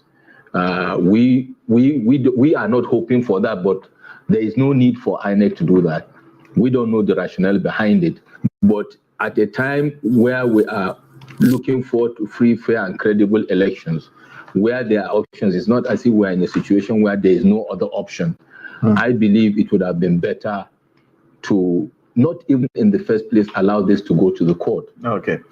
All right. Sorry. I'll come back to you. Let's get feeds from Gombe. This time around, Ibrahim Ismail is there for us to tell us what's happening on the sport in Gombe State. Hello, Ibrahim. Hello. Good morning. Can you take us through at least in brief? Actually at the state capital in Gombe here, the situation is peaceful and people are fasting their vote. But except for some areas where we have monitored, we observed that some areas do not have the INEC officials ready. Exactly at 8:30, as stipulated, where the accreditation and voting is expected to start. But the situation is peaceful here in Gombe, and people are casting their ballots right now. Okay, Ibrahim, can you talk to us about the turnout, voter turnout, where you are? Actually, the turnout is impressive here at the Territory Ward, where the governor also is expected to come and cast the vote. And people are going peacefully to exercise their franchise. All right, Ibrahim, in areas where they are yet to commence voting, is there anything? Have they announced that they are coming, or have they said anything for the delay?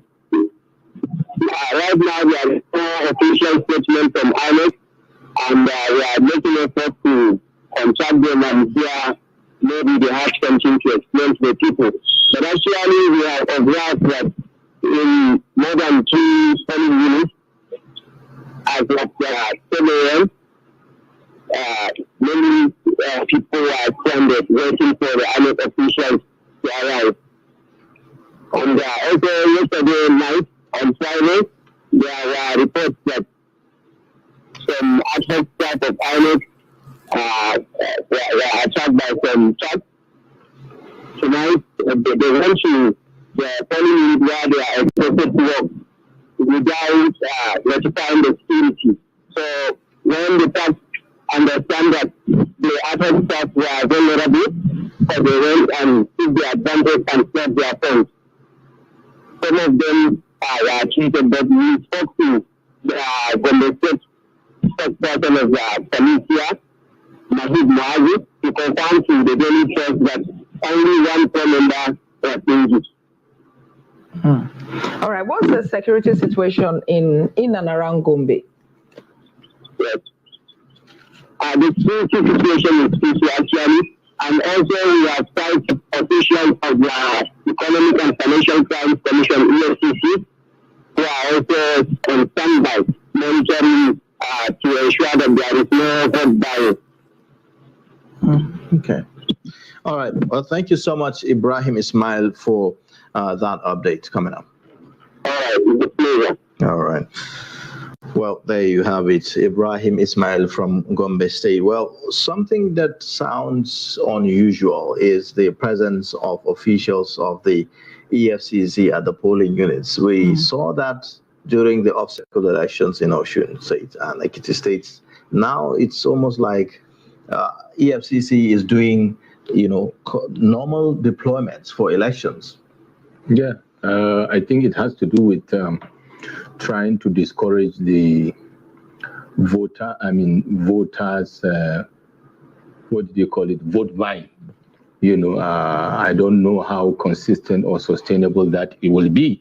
I hope there will be a view of the entire strategy to see how, as much as possible, voter buying will be discouraged or reduced to the barest minimum, because I don't think EFCC has the capacity in terms of boots on the ground and resources to continuously be part of the political process. That being said, we have a situation, and I think EFCC is involved to add value to the process to ensure that as much as possible this time around, vote buying is discouraged or completely stopped. So it's a welcome development. I don't know how effectively they are able to deploy across all the polling units in Nigeria. I don't know if they have that capacity, but wherever they are able to reach out, I believe there will be impact that will be valuable to the electoral process. And then also, it is part of what I call what we call in the street parlance, the initial gra-gra that will scare off, all potential vote speculators. So it's good. Yeah. Even their presence alone, I think, will add value to the process. All right. Let's go to Niger State now, where we have Akote to give us some updates from there. Hello. Hello, Akote. Good morning. Good morning. Yes. So give us a brief of what's happening right now where you are. Right now, I'm at Hopfield polling unit. We are the former agent to pass is not any moment from now. We learned that it's coming out any moment from now to cast the vote. But before they have gone around many polling units in Boso and Churchill local government areas that form the state capital. And there's a commendable turnout of voters. Both men and women are ready to cast their vote. The only challenge some of them experience is that the automatic declaration of a new polling unit and automatic relocation of voters are actually affecting some voters, because up to this moment, some voters have not been able to locate their new polling unit. According to some of them, they didn't receive certificate from INEC directing them to where they are going to cast their vote. Only for them to, only when they went to their previous are telling that they are told that their names are not there, they are located, and they don't know where to cast their vote now. We also received their certificate a day before yesterday. Have not been able to locate their new polling unit to cast their vote. aside the challenge of late arrival of the electoral officials and materials, that has been said. Most communities now application has started, voting has started. Because the challenge of people not being able to know where they are going to cast their vote. All right, Abubakar, there are lots of places in Niger State that the issue of insecurity caused displacement and all of that. What are you hearing? Is the elections holding in all the local government areas of the state? We have been told by that there are 10 polling units in two in Kontogera, so in Moshebu, so in Magama, that election will not hold. There are 0 polling units. And INEC has already said that political parties should not expect a result from those polling units. However, they said the arrangement has been to IDP voting for IDPs that are counting a government to recognize IDP camps. However, some IDPs that are in say they will not be able to travel to the locations. They are expected to work because they don't have money to travel to those places. So they will actually be disenfranchised due to lack of cash to travel to those areas. Because for example, that I'm mostly from Munya local government and Shire local government. And there's one IDP voting center in Galadimoko. Most of people who are IDP camp in Zumba, local government are expected to cast their vote in Galadimoko. And they say a distance of more than 50 kilometers, which will cost them at least 1,500 naira to go there and then come back. And they are struggling to survive, so they will not be able to go there to cast their vote. All right. Thank you so much, Abubakar Akote, for the updates there from Mina. Thank you. We will join you again for more updates. All right. We'll now go to Lagos in the southwest, where we have Abiodun Alade in Lagos. He is at the polling unit of the APC presidential candidate. We joined him earlier for this. Let's take a look at what's happening right now at the moment. Hello, Abiodun. Hello. Yes, Abiodun, if you can hear me, just go ahead and tell us what has changed from the last time we spoke with you. Okay, so what I'm really saying from the last time that we spoke is that the presidential candidate of the Progressive Congress has voted. Talking about this agenda here. So, when he came here, it was really cloudy, but thankfully he was able to actually cast his vote. The report that we're getting from Lagos now is that as most of the polling voting have started. So people are started voting. But one other thing that I've also noticed here is that we are having vote for now. This is the polling unit where you are to protest. And according to the 324 voters, I expected to actually cast their vote there. But if you can see the practice, you will see that we have very few numbers of papers there. Very few number of people have actually voted. This voting started about 30 minutes or 45 minutes ago, and as of now, we don't have anybody on the queue. And it's not just at the polling unit. There are about 2 other polling units that are not far from here. So if we just move our camera, there is one just over there. You can also see that we don't have any voters there now. And there is also another one that is just about 7 or 8 steps away. That is where we have about 10 people on the queue. So what I've observed is that the turnout seems to be low. One of the reasons given is that some of these voters, they were actually moved to new polling units, and the communication was not there. So people are still struggling to actually identify where they are going to cast their vote. Is there any official perhaps directing people as to where to locate their polling units should in case they are in the wrong place? I think the party agents are doing that, and so that is one of the major tasks that they're actually doing now. So they are the one moving, checking the list for voters that actually come around, and then maybe we direct them and say, oh no, you are not voting here, go to the other place. But officially, there's nobody from Minet that is doing that. All right, Abiodun, you mentioned, you talked about low voter turnout in this particular unit. And I know you are in talks with correspondents across Lagos State. Is that the same situation in other polling units?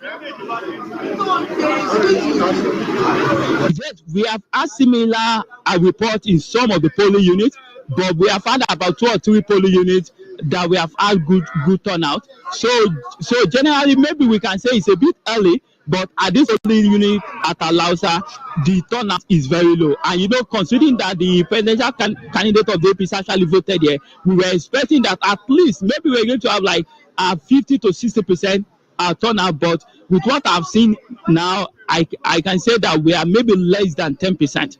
All right, thank you very much, Biodun, for the update. We'll come back to you again. Well, quite interesting there. Lagos State, the last election circle, recorded less than 50% of the total registered voters. So when we hear this, perhaps we are likely going to have a repeat. Who knows? I mean, of that situation. It's one state that has a very high number of registered voters, 7 million of registered voters. Those that have collected their PVC is about 6 million of them. So of the 6 million, perhaps we may not have up to 50% of the voters to turn out, going by what we're hearing, since the election is expected to end at 2:30 p.m. Yes, that's true. And importantly, I think 2 factors contribute to that, or 3. First of all, the slippages that started with the lateness of the kickoff of that. I hope INEC will consider that and extend a little bit in fairness. Secondly, the challenge now that is emanating from the technology angle. People that have been, that their names are not reflecting where they should be, and now have to start looking for where to go to, okay? Which now will bring us to the next factor. The cash crunch will affect mobility, as we have heard in the other report, in the Niger State report, where people, he mentioned, are not able to cater for their journey to where they will be able to cast. We're talking about 1,500 and all that. This may also impact because mobility will be highly impacted. But before now, people were told to identify their polling units. Yes. Why is this being done today? Well, you see, there are 2 things that may have happened. One, people might have done that, and that is why in my opinion, my first reaction is on the point of view of the technology. If I heard the reporter right, he mentioned that people expected to come there and get vote, but they are told that they should go elsewhere. Units have been changed. Units have been changed. So I would rather err on the side of caution that people actually have done that, but that the technology is not working.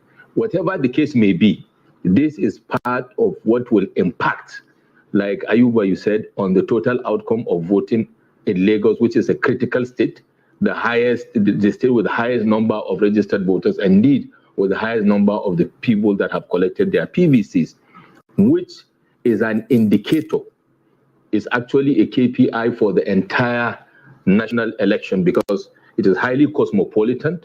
There's expectancy of people to come out to vote in terms of political consciousness. There's high level of security, as we have seen in the report. All right, hold your thought there. Let's just take a short report and then we'll come back to you. Okay. Now, former President Olusegun Obasanjo has cast his vote in Abeokuta, the Ogun State capital.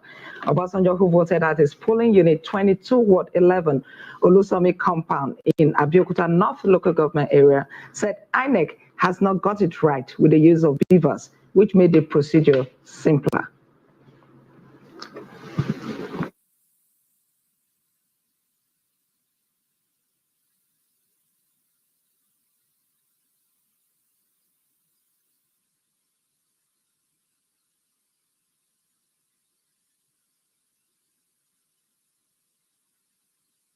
All right, it appears we're having a little hitch with the audio. We'll bring it back to you later.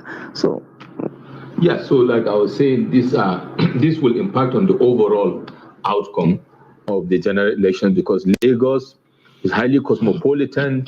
It gives easy access to voters. The security situation is likely more better.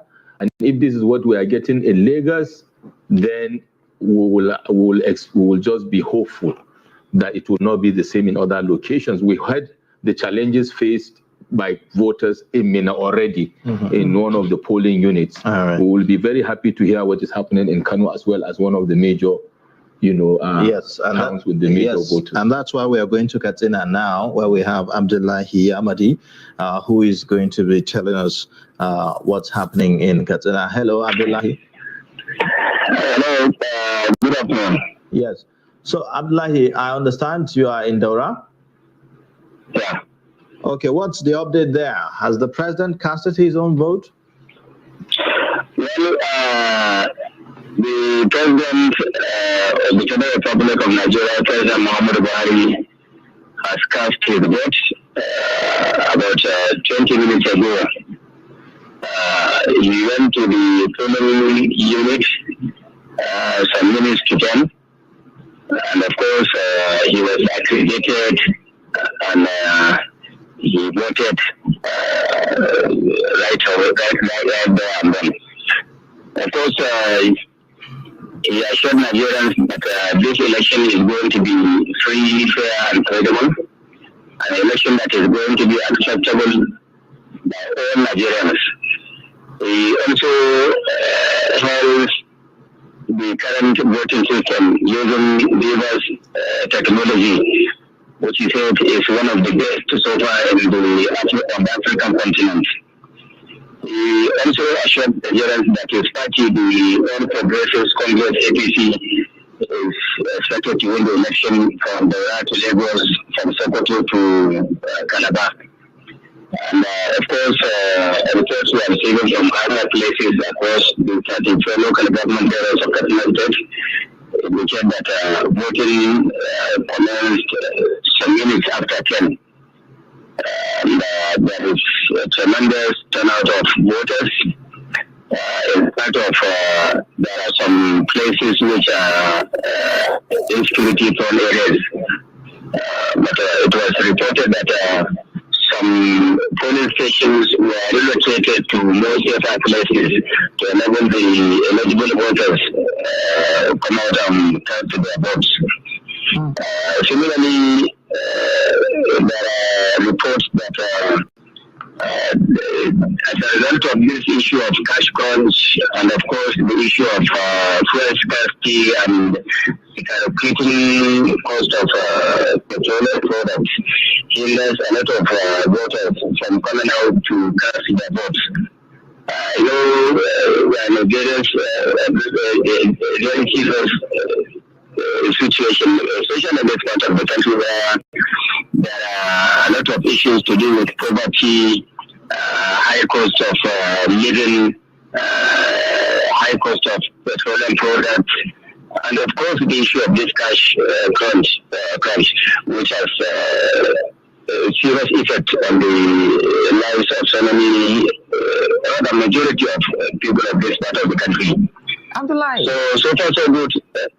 Abdullahi, apart from the issues that you have raised, in the past few months, Katsina is one place that has been in the news for insecurity issues. What is the general mood of the people in Katsina? Are they excited about the elections generally?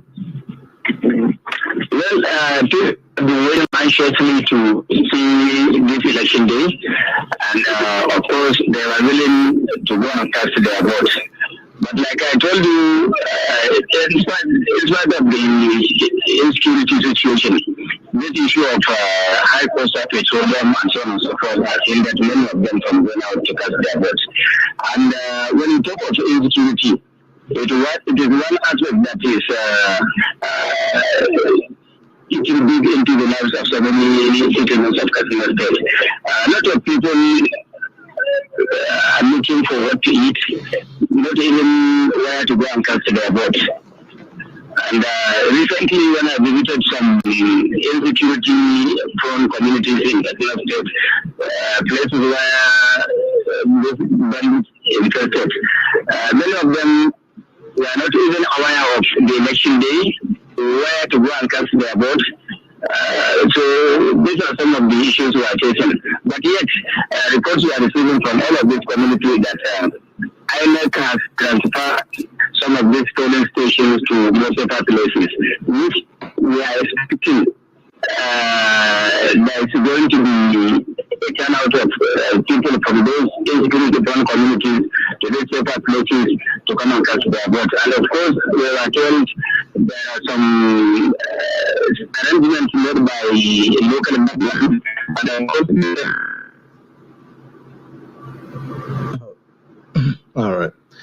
It seems that we have lost Abdullahi Yamai. We'll try to reconnect back with him so that we can have more updates. We still have Baba Yusuf with us in the studio, strategy policy analyst and also CEO Global Investment and Trade Company.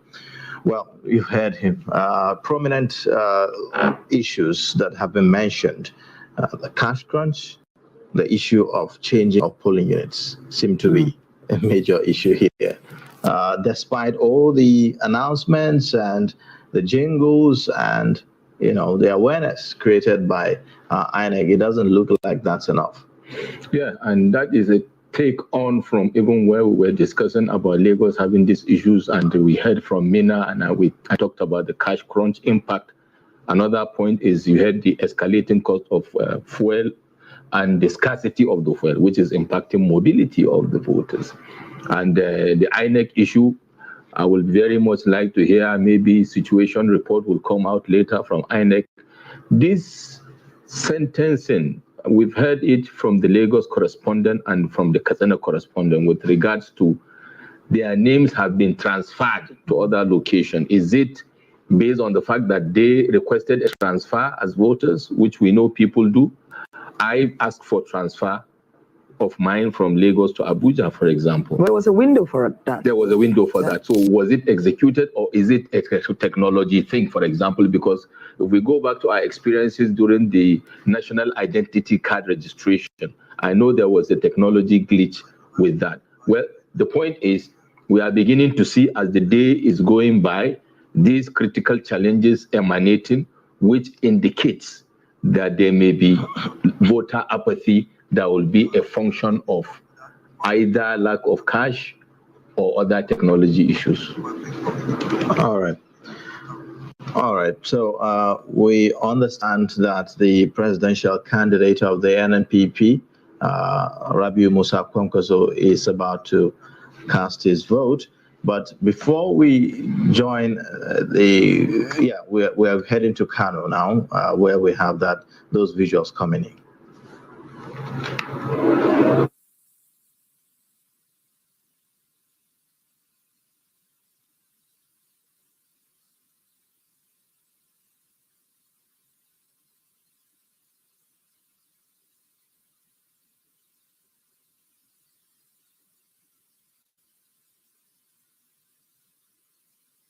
And Ayuba, one thing I don't understand, the crowd also that surround the presidential candidates when they come to cast their ballot. I mean, I think they should allow the candidates to just go cast their ballot, so allow a seamless exercise. Yes, I mean, it's expected that they are running in these elections, and so normally, or I would say naturally, their supporters will want to accompany them to those places to cast their own vote. But like you said, it's very important that they are allowed to do so. It's important for perhaps maybe we should see some kind of special deployment to those locations of security personnel to be able to have a seamless process where the candidate will be voting. So those are visuals coming from Kwankwaso town, I believe, in Kano, where Dr. Rabiu Musa Kwankwaso is expected to cast his vote. So far, we've seen the APC presidential candidate.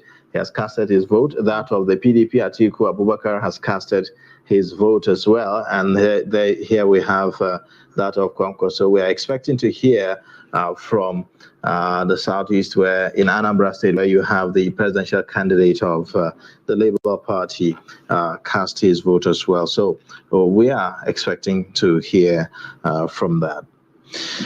Well, Baba Yusuf, a lot of issues really. I do not want us to, overflow the issue of the cash crunch. It's definitely going to have an effect. eventually. Though it's expected that people would have traveled before today, and today there will normally be no movement. There's restriction of movement. On election day. So nobody should be expecting that he'll be moving to his polling unit on the day of the election if it is far away from where you are residing or where you are. So, well, Ayuba, this issue you just raised is a major issue, considering if you look at what happened in Lagos, where people went to a particular unit and their names were not there. How do they move from that unit down to another unit? Because it may be somewhere you need a vehicle to go to. The same thing with me now. So if anything, if what INEC has said is anything to go by, INEC have said that if your polling unit is to be changed, it's not going to be far from where your actual polling unit is, or I would say your initial polling unit is. So if that's what we should hold on to, then we shouldn't be expecting that people will have to go that far to go and cast their votes. But we'll continue to watch as we get more information from the field for you. We also have our correspondent who is in Buhari Area Council here in Abuja, Aisha, for updates. So let's connect with her. Hello, Aisha. Hello. Yes, Aisha, if you can hear me, good morning. Good morning, Ayuba. Yes, thank you for joining us. Can you tell us what's happening in the polling unit where you are right now? Okay, so right now I'm polling unit in Victor Alagi, and although there is a massive turnout of voters here, but before now, INEC officials arrived a little bit late, and accreditation didn't start in time. But then voting has commenced. They are still voting at the moment. But the issue we're noticing from the voters is that some of them are unable to identify their polling units. They've been moving from one area to the other, and it seems to be a hassle. Okay, is there anything done about people who are not able to find their location right now? Perhaps maybe some information pasted somewhere to say, okay, these are the list of the people that have been moved to ABCD polling units. Is there anything of that? There's no such thing. It looks like the officials are a little bit overwhelmed. They are just telling the voters to identify these locations by themselves.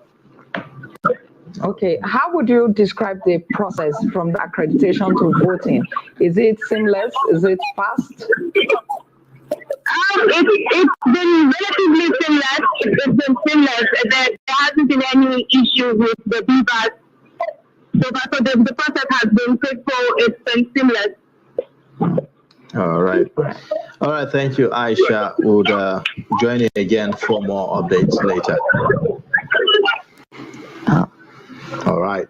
So it looks like a lot of people are likely going to be disenfranchised as a result of this change of polling unit. I mean, talk about 56,000 new polling units created by INEC. And the whole idea is to decongest some of the polling units that we've had that usually will be very, very choked. So I don't know. Well, would you say voter education contributed to this in any way? Is one amongst them, and I still believe there's also the technology issue. There's also obviously what we were talking about earlier on before Stella came in, and I was mentioning the issue of the execution quotient of the INEC team. There should be some kind of initiative taken by the team on the ground. You asked a very valid question. Is there an INEC person? Is there a way they are directing people to where they should go? And we heard people are resorting to self-help. Party representatives are doing that job.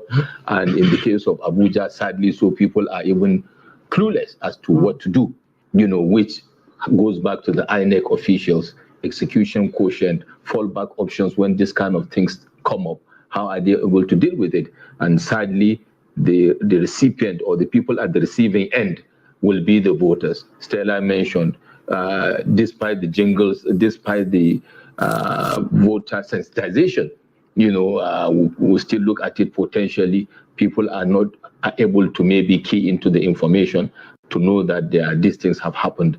So it's a combination of all these issues that sadly we are seeing signs that are not so fantastic, regardless, with due respect and regard to the time and effort and the excitement of the electorate with regards to exercising their civic responsibility. But should INEC be taking responsibility for this? INEC on its part have announced this over and over and over for people to, make sure they check, their polling units before the day of the election, not on the day of the election. You see, like I said, this is a project.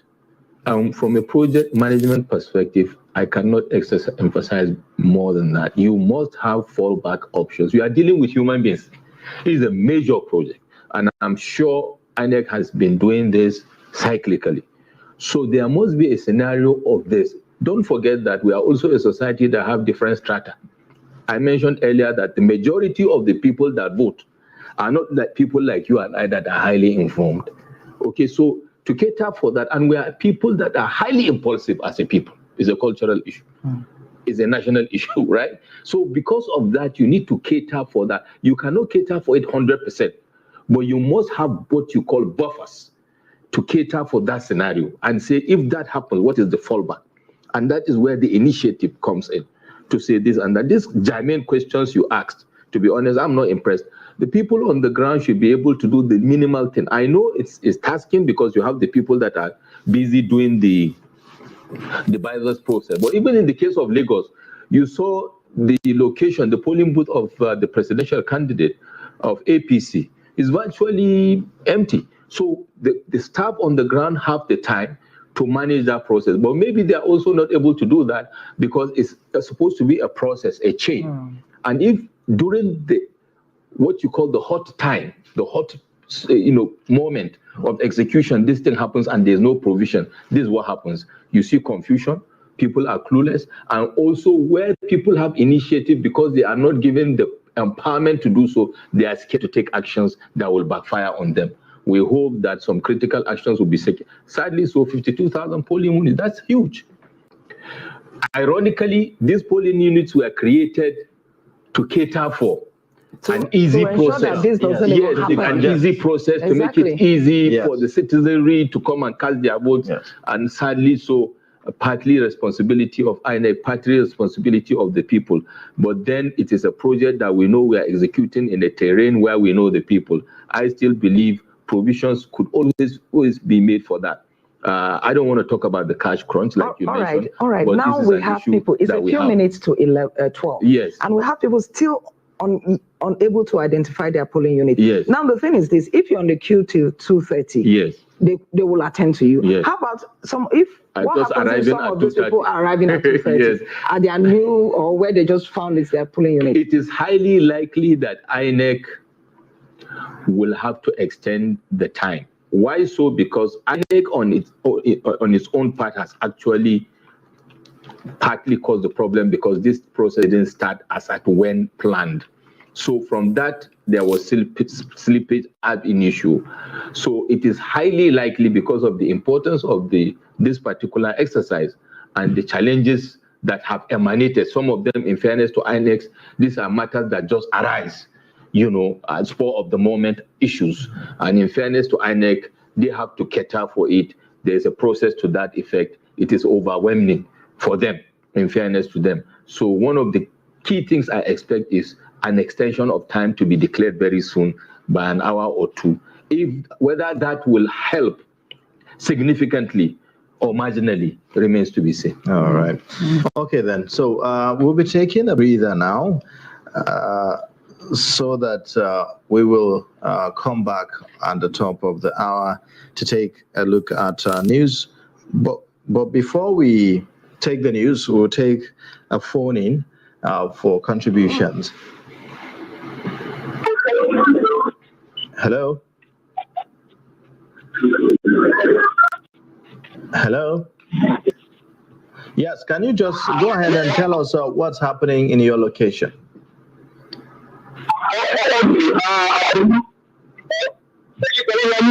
Yes, please. Okay, at the moment, registration center comprises of almost yes.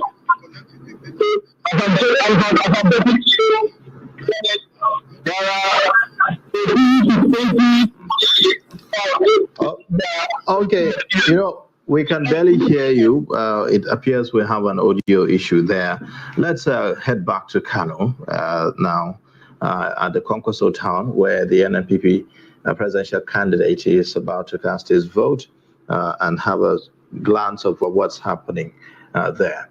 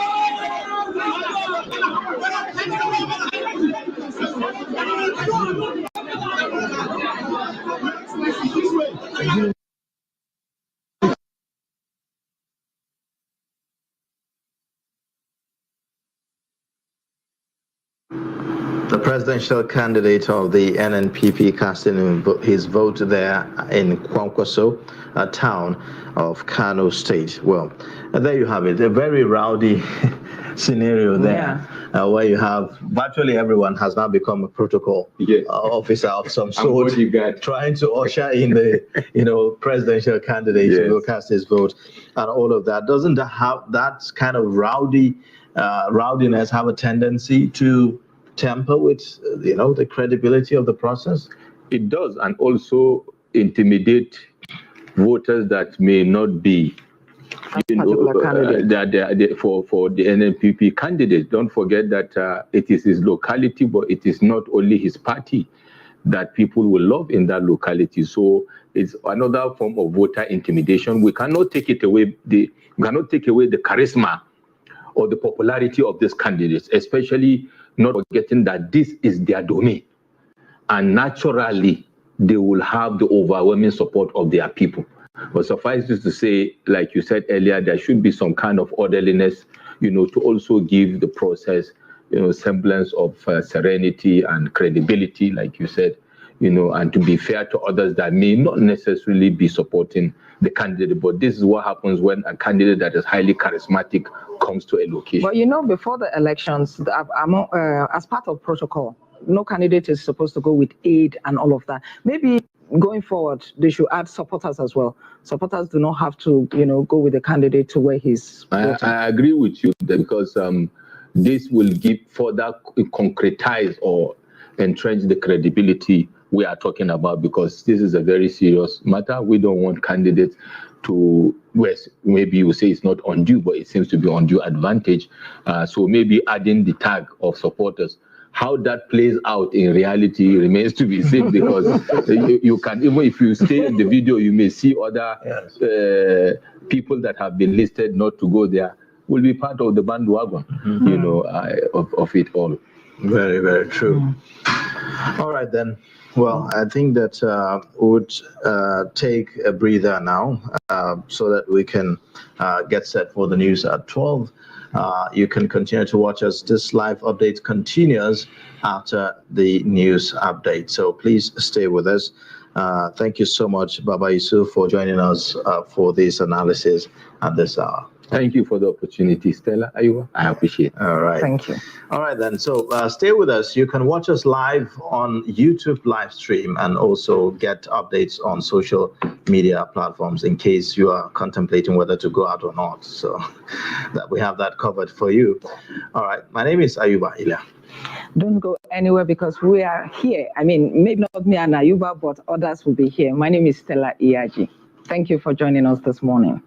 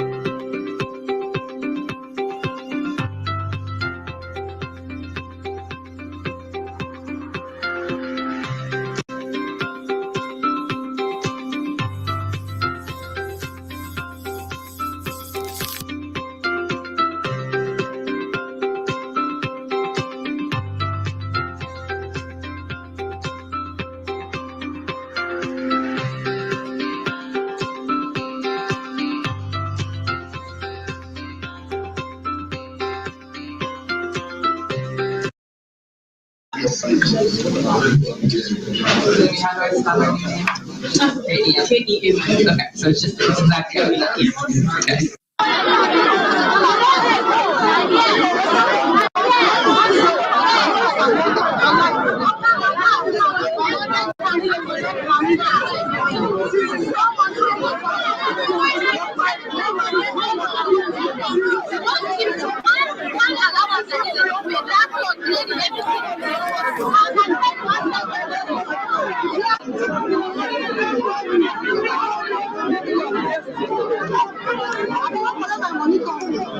So they know pay. How are you people supposed to feed? I don't know. How are you people supposed to go? Because I don't think they will even transport us there.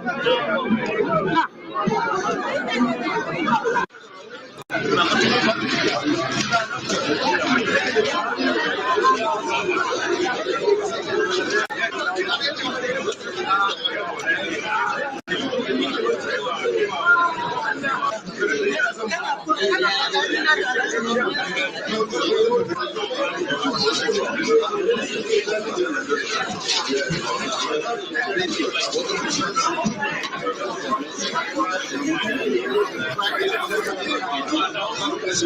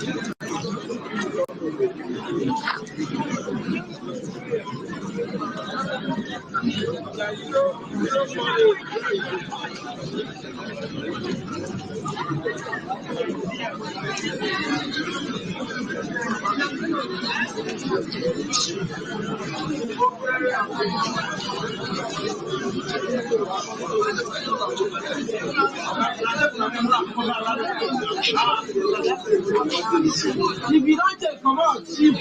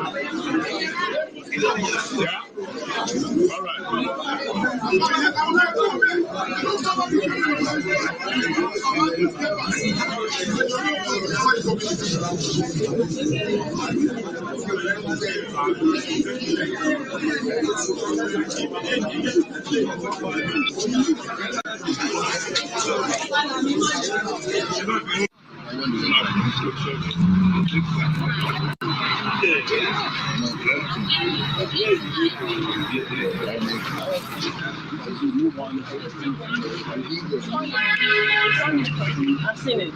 Look at you there. Yes. My eyes wide open. Yes. You're very short. See me. Have you seen it? Yes, Vivian.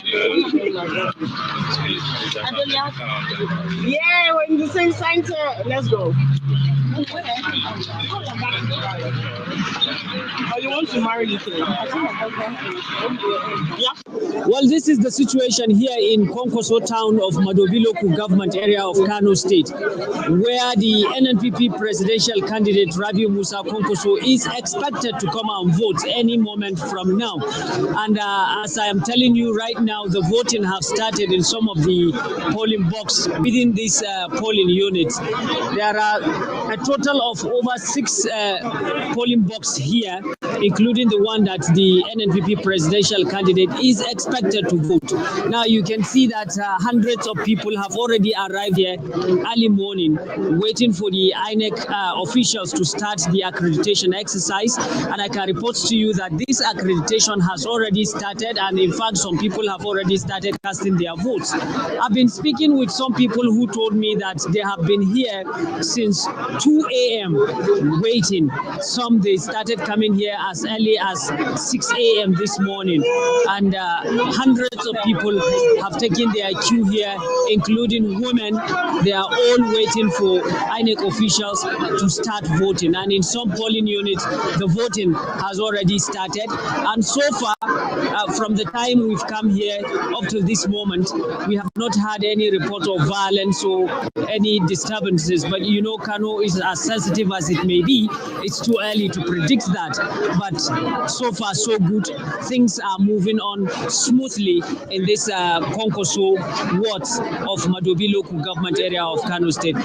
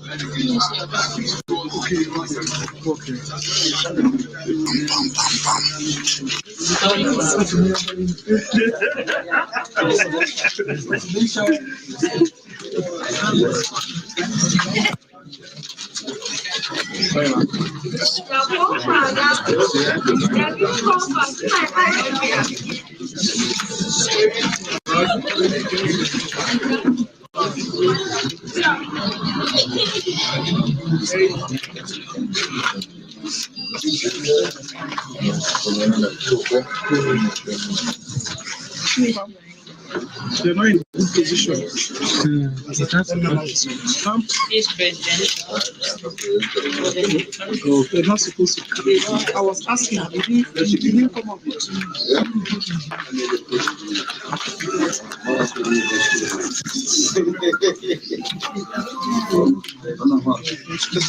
we have left present already. Also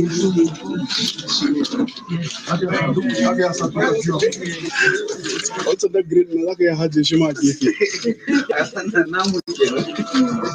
How do you want to give it? But the mayor want to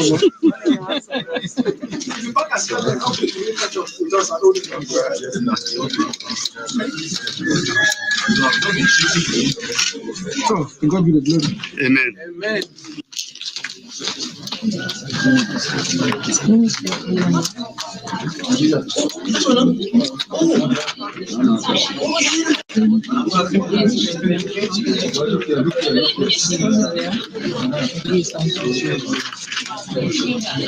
So when you are done, you fold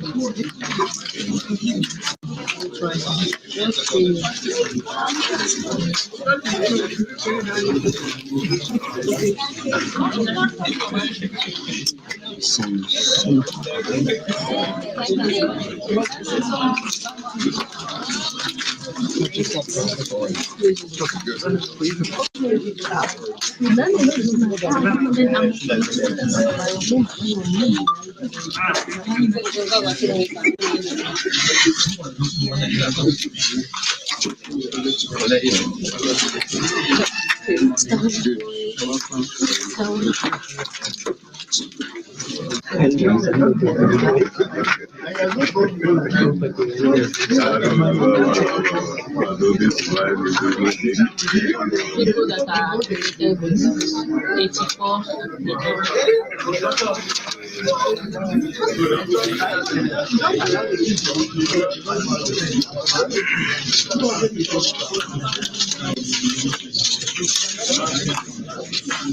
This presidential, senatorial, and house of reps.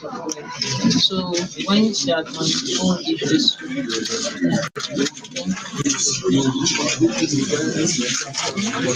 My mother.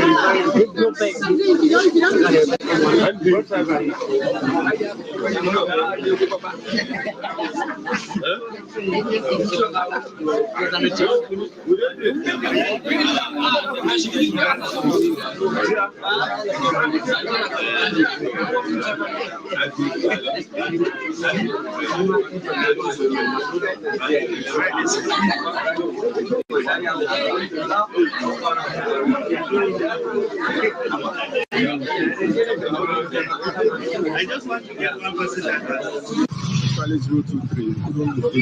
Actually, most of us need our transfer from other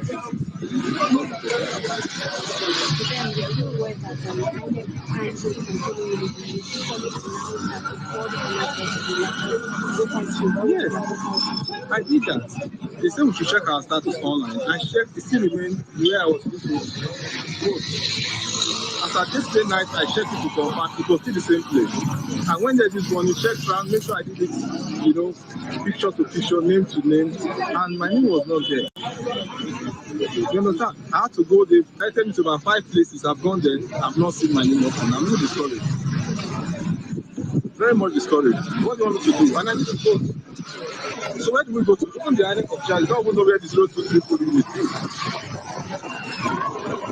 So you understand? So INEC, I think, they can't do this more. They should contract it to other people who have more experience. When they do it for, they will learn from them, then from them we can carry on. But for now, they are inefficient.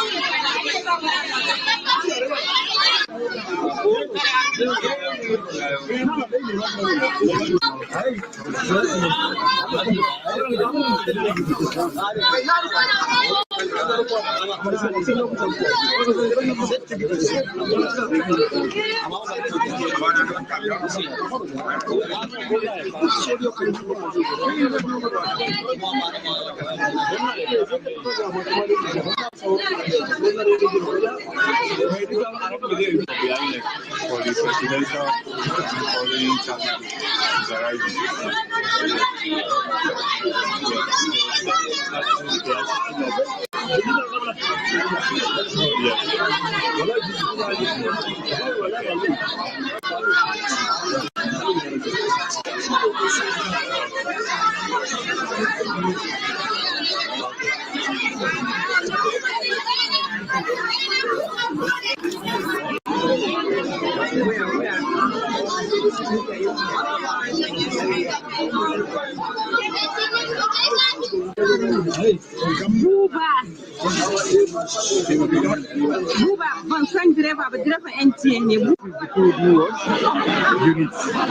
Polling unit 404. People have not started voting, and it's about 10:35 a.m. now. The PVCs have stopped working. They've not worked today. I've been here since morning. I've been looking for my name all around, but I finally found my number 004. So, but they say that the machine is not working, so they are taking it to Borozo for configuration.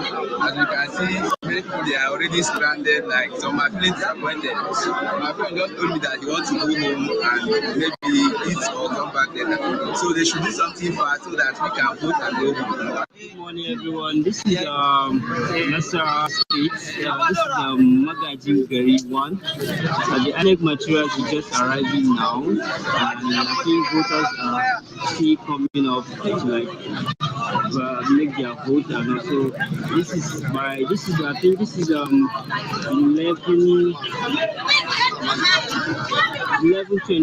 a.m. That's when the materials are just coming. Thank you.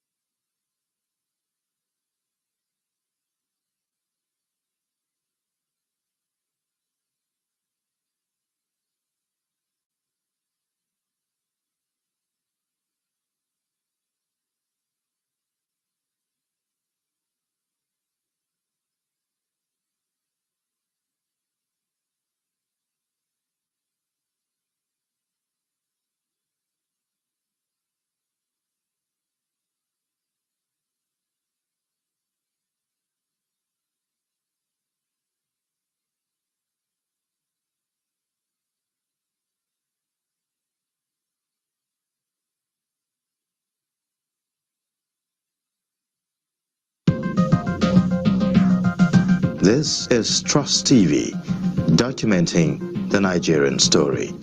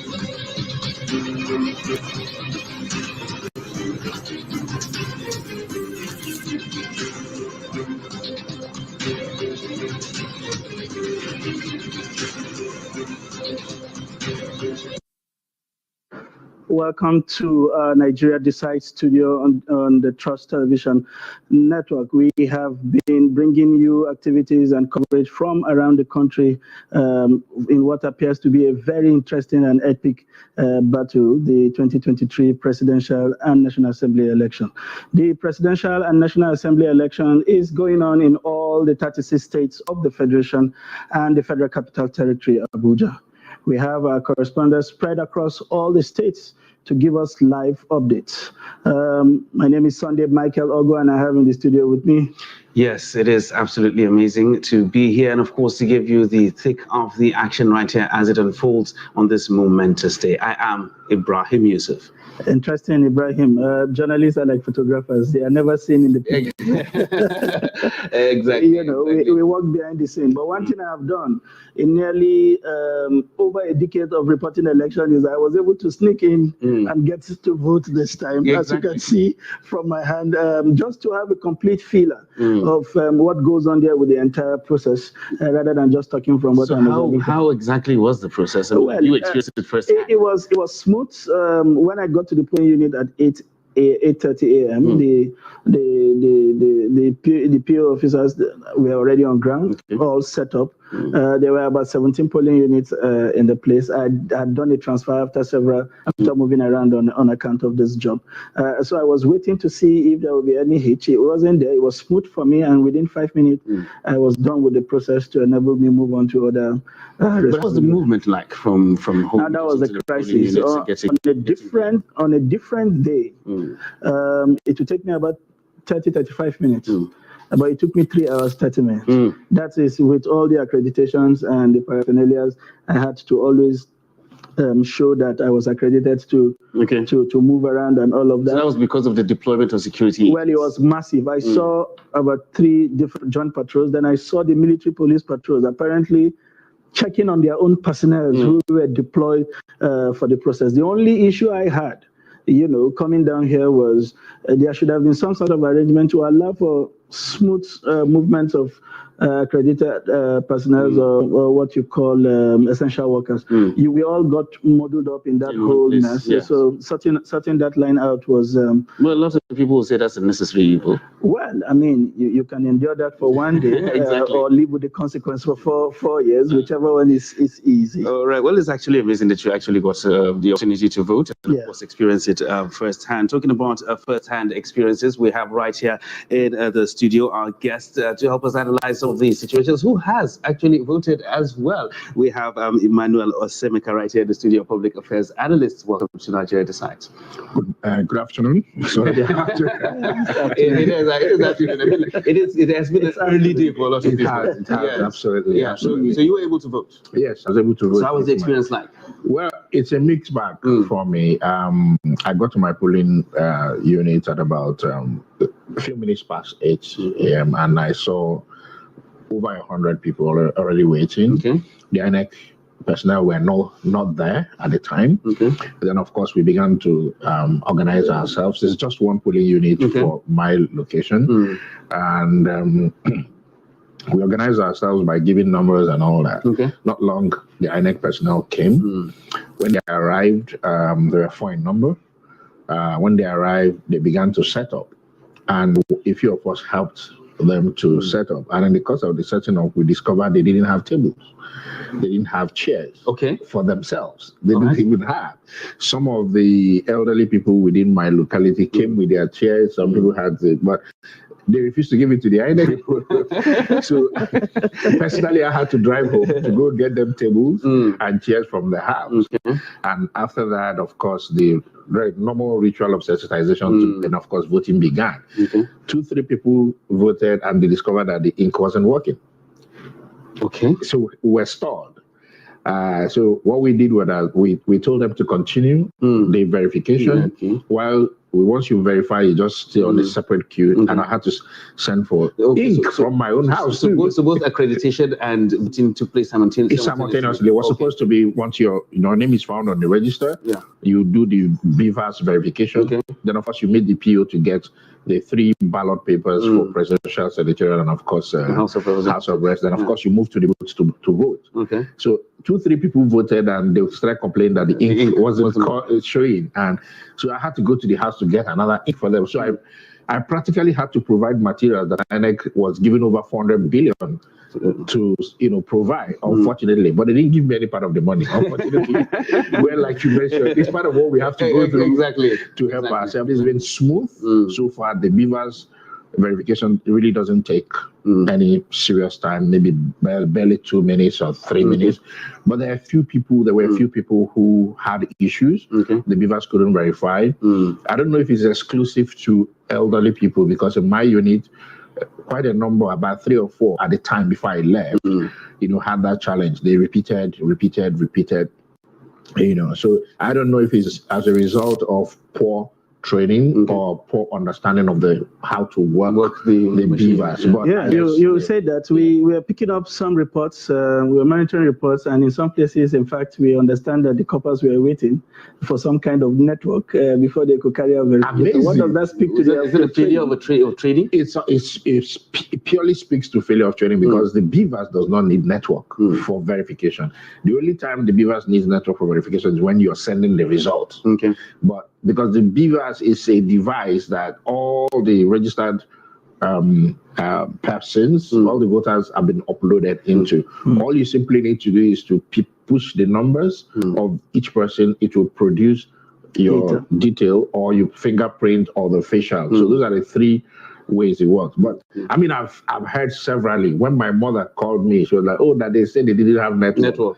Said, what network are you looking for beavers? Well, we do how INEC is taking note of all this, because if you have presiding officers, you have people that are supposed to be there, and this thing has been going on for a very long time. And you actually made mention of the humongous sum of money that was actually given to INEC. 400 billion. I mean, it doesn't speak well if the people actually trained to do this, because these are I think they're rudimentary things that people ought to know, especially people that are going to use this. Absolutely. All right. Well, talking about INEC and of course INEC facilities and training, we're going to be looking at the preparedness of INEC, how you were able to do that, and of course in the days leading up to the election, the days and months leading up to the election, how INEC was able to overcome some challenges, because there were lots of challenges to actually surmount. But coming back to you now, Manuel, we spoke about the beavers and how things were organized. You were able to see how it was in your polling unit. You guys had to step in to do that. So how would you rate INEC's preparedness?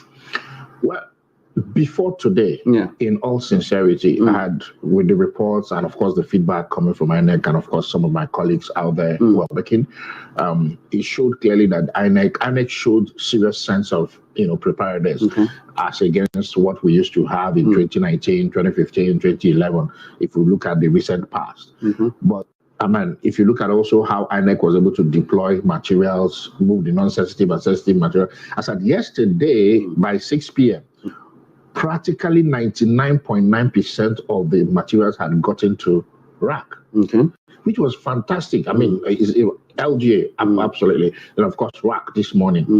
Unfortunately, this morning, the reports I'm getting across my colleagues who are observing the election is that there's been this perennial logistical nightmare that INEC faces every election. We have the same today. So you look at some part of Lagos, there's this story that INEC officials, are not arriving early at 11 o'clock. They are yet to arrive in quite a number of the polling units. You go to the southeast, you have similar situation. In some of them, I checked some of my situation rooms here. It shows that some beavers is not also working. So I believe that this was something INEC need to look at right now with a view to provide a solution, because these are some of the things that we anticipated that you're going to have. So issue of beavers not working, but I don't know how you're going to explain this current logistic issues that we're having. I don't know how, because this has been on from the days of Maurice Iwu to the days of Jega, and of course Professor Mahmoud Yakubu. Unfortunately, it's been a perennial thing, and I don't know how they keep falling prey to this. But how would you describe generally the voters' turnout and conduct, within the vicinity of the polling unit? In 1999, fortunately, I was a polling officer for INEC. In 2003, I was supervising polling officer. I have not seen, and I observed the election in 2007, 2015, 2011, 2015, and 2019. I have not seen the level of enthusiasm, excitement, and of course, turnout that Nigerians have. Sometime in the past, if you get to polling units at 8 o'clock, you probably see 1 or 2 persons. 7 o'clock, if you go to any polling unit, you see minimum of 50. I think I've been economically. We saw some reports online even suggest that some persons slept. So, for this particular election, I think one of the things that has helped us as a nation is the fact that we have agreed to imbibe technology in our electioneering. And the beavers is a game changer. And of course, the Electoral Act 2022 is also a major boost, because it has helped to make Nigerians understand that it is your vote that will decide, irrespective of what happens eventually. But the fact that it must give people that sense of hope that when they make those efforts, that effort will count somewhat. That's part of the things I believe that is making people believe that if they come out, they will vote. And I believe INEC needs to do much more right now, because there's complaints left and right. This late arrival thing, they need to speak to it. INEC needs to be able to advise the polling officers on what to do for areas where... Talking about that advice, shortly before we move on to other areas, we have seen some teething problems, that are surmountable. Yes. We've seen ballot snatching in a few places, disruption in a few places, and late arrival of materials, largely, as you have seen. If INEC were to take care of this, then what from your experience, what are the things you are like? What kind of instruction are we supposed to see from the INEC tables right now, going down to the polling? So we'll take it one by one. So according to INEC guideline, wherever there's violence, ballot snatching, the election in that place will be cancelled. And of course, I will prepare for an election either the next day or they will announce the day. So if those places will be clearly ticked off, then two, where you have very late arrival of materials, most often what INEC does is, so long as the beavers or card reader or whatever works and the people are already there, the voting will probably go on till later hour, not 2:30. The idea is that voting will start by 8:30 when INEC staff would have arrived, then end by 2:30. But that the restriction of movement is till 6 p.m. Exactly. And it's deliberate. The idea is so you can have voting go on up till maybe 4 p.m. or what have you, to take care of whatever shortfalls they may encounter as a result of the logistics. Late arrival. Then, of course, what was the other question you asked? The issues regarding, you've taken it late arrival of materials. Then, in addition to, there are some reports we've gotten in some part of Lagos. I'm not sure how many polling units this happened, where the ballot paper, has some political party logos missing. You have for the presidential, you have the complete logos for the 18 political party in either the senatorial and the House of Reps. You have some political party logos not there. All right, so let me just hold you there. We're actually receiving information that the INEC chairman is actually giving a brief right now, and we will join to be able to Okay, all right. So once we are able to establish a link to that, we will bring you the briefing from the INEC chairman.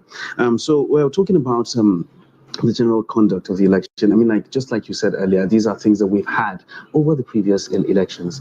Always we've had this perennial problem of late arrival of materials and all that. After every election, I believe INEC sits down and says, okay, this is what has happened, this is what we need to do. Where does the problem lie? See, really? Somebody made a joke. I choose to call it a joke because I don't want to say the way the person said it. Somebody made a joke that professors usually are not the best, managers because of how they are trained. And I say, well, over time, we've seen a lot of professors who are excellent managers. And I don't know how well or how good it is to say that because we've consistently used professors. So starting from, I think it's Maurice Wu that was the first professor. Before Maurice Wu was Ebel Gubadia. He wasn't a professor. Then, of course, Maurice Wu, then, of course, Professor Jagat. Professor Jagat did excellently well because it was from Professor Jagat's era that we had the clean register. Then, of course, the introduction of the card reader, which was a major game changer that affected a sitting president.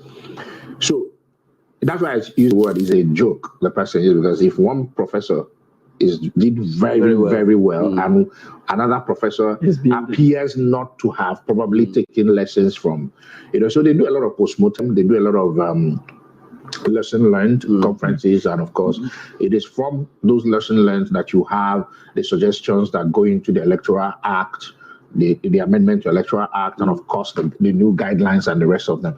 It is also from the postmortem that you have INEC today now plan for elections a year before, 4 years before. And unfortunately, what I think INEC is yet to solve is the fact that INEC relies 100% on the National Union of Road Transport Workers for the distribution of their materials, which is very poor. Yes, you can move your materials using the airlines and all that. That's fine. That will work. So if you got that right, what about the cascading it down? Why don't you have a more professional organization or professional company handle your logistics? Why use National Union of Road Transport? Maybe the excuse will be that the NURTW, understand terrain. So it might be easier for them to locate. But I say that doesn't make sense because for the materials to move from the INEC office to the polling unit, they go with police escort and they go with, and most of those police are from the locality. So there's no way the police will not be able to identify. And now most polling unit is online real time. So you can put the coordinate, it will take you there. So I don't know what exactly is the challenge, but the major issue that I personally have identified is the fact that a lot of the vehicles are breaking down on the road. We're seeing the reports of that, that some from Enugu, tire bust, some engine, whatever. So you have material stranded on the road. And so INEC needs to do much more. That is quite unfortunate. Well, INEC needs to do more, and of course we'll examine that. This is still Nigeria Decides on Trust TV. We'll take a short break, and when we return, we'll continue the analysis right here on the Trust TV. Do stay with us.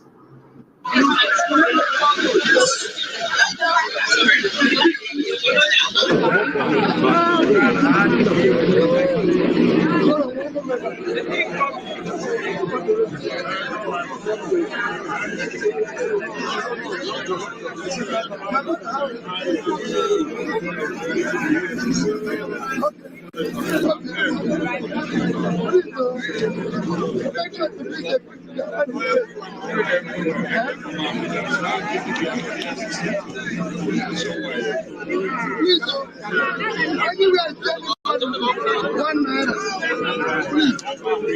The public is looking for money. It should not be used for vote. Yes, sir. Let them go and put the money so that those who suffer for it can eat. Sure. Thank you, sir. Thank you. Thank you. Thank you. I wish you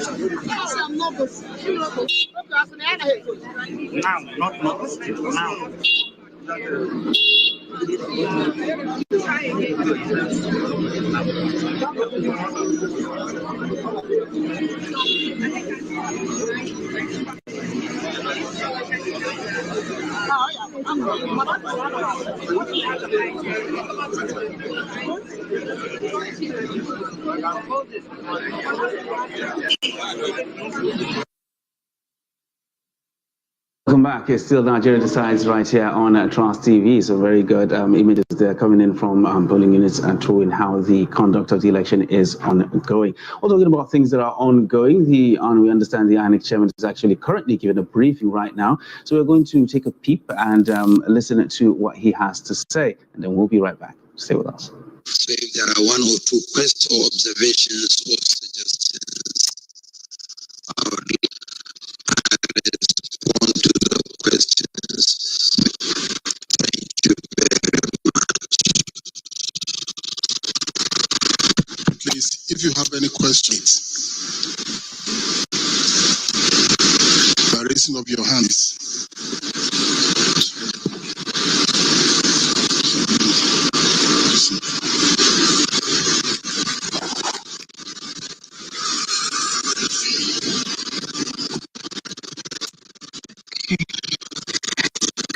As a Samuel, I report for arrest regarding polling units, especially the some persons having a heart to know what the commission is doing to address Nigerians that no one would be the same.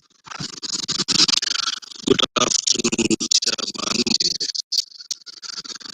You have acknowledged the distribution of materials for the units, and their time has been taken off, the time beyond 2:30. And secondly, just report that Boko Haram terrorists launched an attack in Goza, Borno State. Some of your personnel were injured, including the electorate. Received any information and any action has been taken? Secondly, one of the vice presidential states and the governor of a state went to their polling unit in Boston. As of 11 o'clock, your men were not on. So, are you taking action regarding some of these issues? And if 5 estates attack as of 11:30, no materials. The same thing in federal housing estates in Lube. Can you please respond to some of them all? Thank you.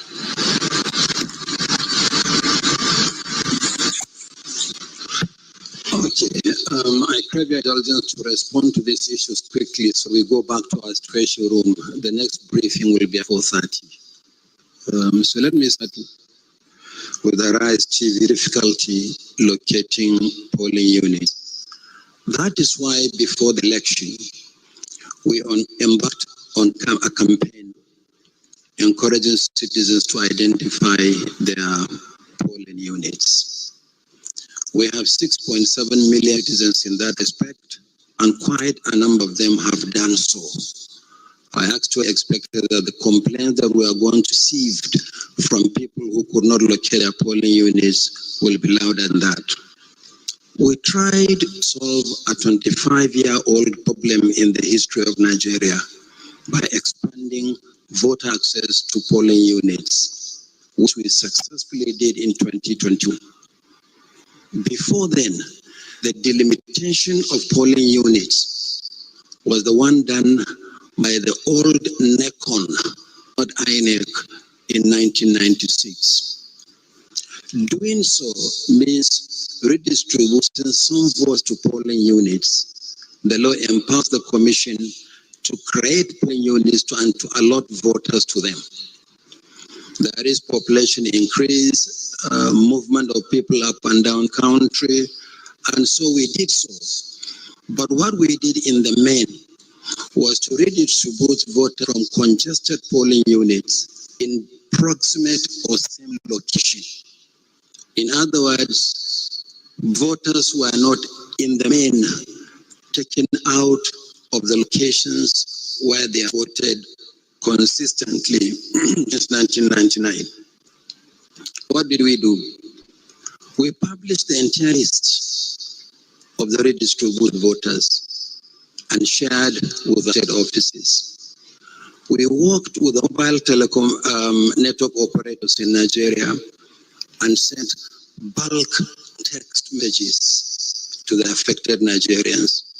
We encourage our state offices to engage in publicity in the local language. And then we came up with two simple ways by which citizens could locate their polling units ahead of election day. One of which was our website. But the other one, which is simpler, is we provided two telephone numbers to which you can send a simple text message indicating your state, your surname, and the last 6 digits of your voter identification number, and you receive a message telling you that this is your polling unit. We appreciate that not all Nigerians have smartphones or access to the internet, and that's why when we send the list to the states, we ask them to engage with those voters that we may have redistributed to some of the polling units, and also engage in publicity in the local language. So these are some of the steps that we took. In fact, very interestingly, a friend of mine was very angry. We moved the person from one polling unit in Abuja to another polling unit. And he sent me a message to say that the commission has no powers under the law to do so. After all, how can you move me to a polling unit without my consent? Well, I quoted the section of the law. And I called him. I said, why are you so angry? He said, no, I'm not angry. I said, please read the message carefully. We said you have been moved from congested to a more convenient polling unit in the same premises. So otherwise, you even don't have to walk long distance. Then he looked at the message and said, sorry, actually, I didn't read the message. I thought you moved me to another town. So, but we have been to school, we should be able to read, and understand messages. So if there are Nigerians who are unfortunately still unable to locate their polling units, I apologize on behalf of the commission, but voting has not ended. You can send text message to the numbers that we have provided. They are on our social media platforms. They are also on the hard copies of the information we shared here early this week on the number of PVCs collected. And you in the media can help us before voting ends for people to know how they can locate their polling unit and to vote on election day. Our intention was never to disenfranchise Nigerians, but to make it more convenient for Nigerians to vote easily. Unfortunately, some of the polling units are still congested, because when we contest some Nigerians, they prefer to be left in congested polling units, some for security considerations, that we feel more secure we have been voting, even if the units are congested, than taking us to a less populated polling unit, which may be some distance away from our comfort zones. So these are the steps that we have taken, and this is the rationale for voter redistribution. Mayor Gidi, I answered your question partially in my opening statement. I said that no Nigerian will be franchise. Yes, we opened the polling late. And we admitted in some cases the polling units were opened late. But the system has an automatic mechanism for recovery time. We don't start 8:30 and close 2:30 on the dot. If we start late than 8:30, whoever is due before 2:30 will vote no matter how long it takes. So no Nigerian will be disenfranchised on that, provided that person is at the polling unit before 2:30. You talked about one of the presidential candidates unable to vote in Maiduguri Metropolitan Council. We are tracking the challenges we have in 2 locations in Borno State. Maiduguri Metropolitan Council, Nigeria.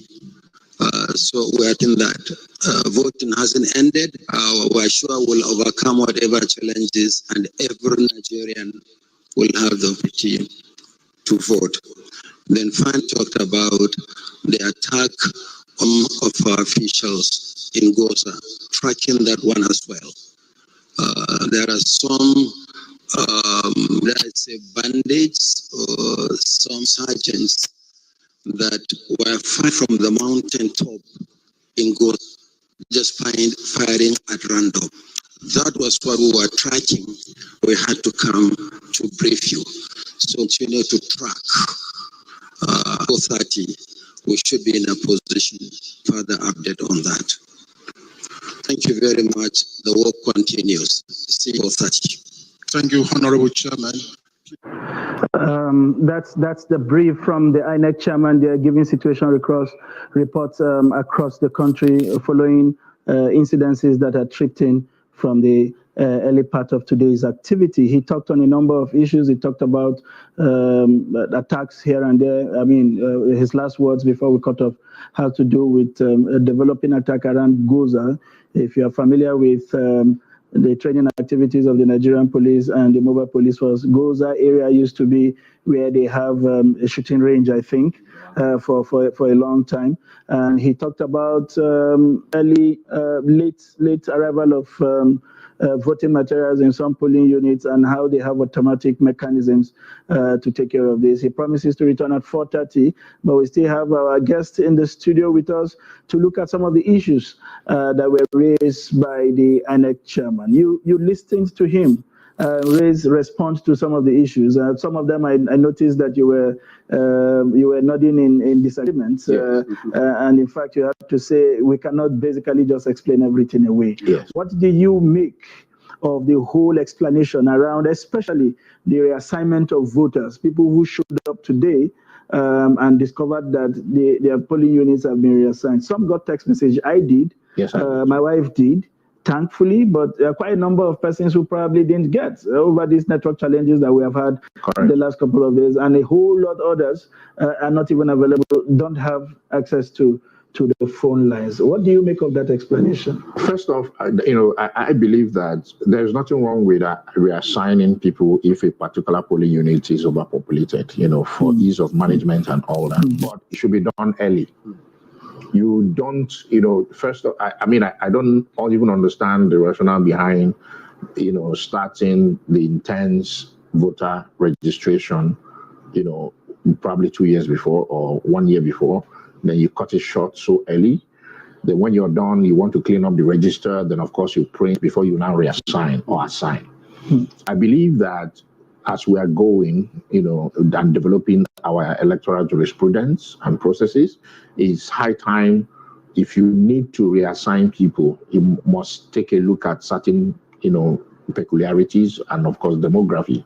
So if you have people who are aged above 55, for example, there are quite a number of people who are 55 who are not even able to go distance. They don't even go far anymore.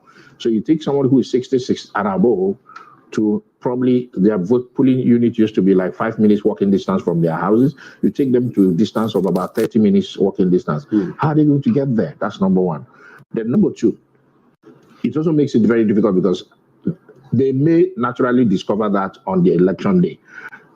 The INEC chairman clearly also, said that they understand that not every Nigerian has access to internet or mobile. What do you call it? Mobile phone. What do you call this mobile phone? Mobile phone, basically. Yes. Some use the regular, should I call it analog phone? Smartphone, rather, that's the word, smartphone. Yeah. Not every Nigerian has access to smartphones. Some people use the regular phone. So how do you, decipher from who has that opportunity? All right, so let's hold that thought right now. Right now, we're going to go to our man, Victor, is in Port Harcourt, to give us an update on what's going on there. Hello, Victor, are you there? Oh, go ahead. Hello? Oh, yes, my name is... Hello? Go ahead, Victor, we can hear you. Can we have what the situation update is? Yeah, I'm at Unit 7, Ward 9, the local government of River State.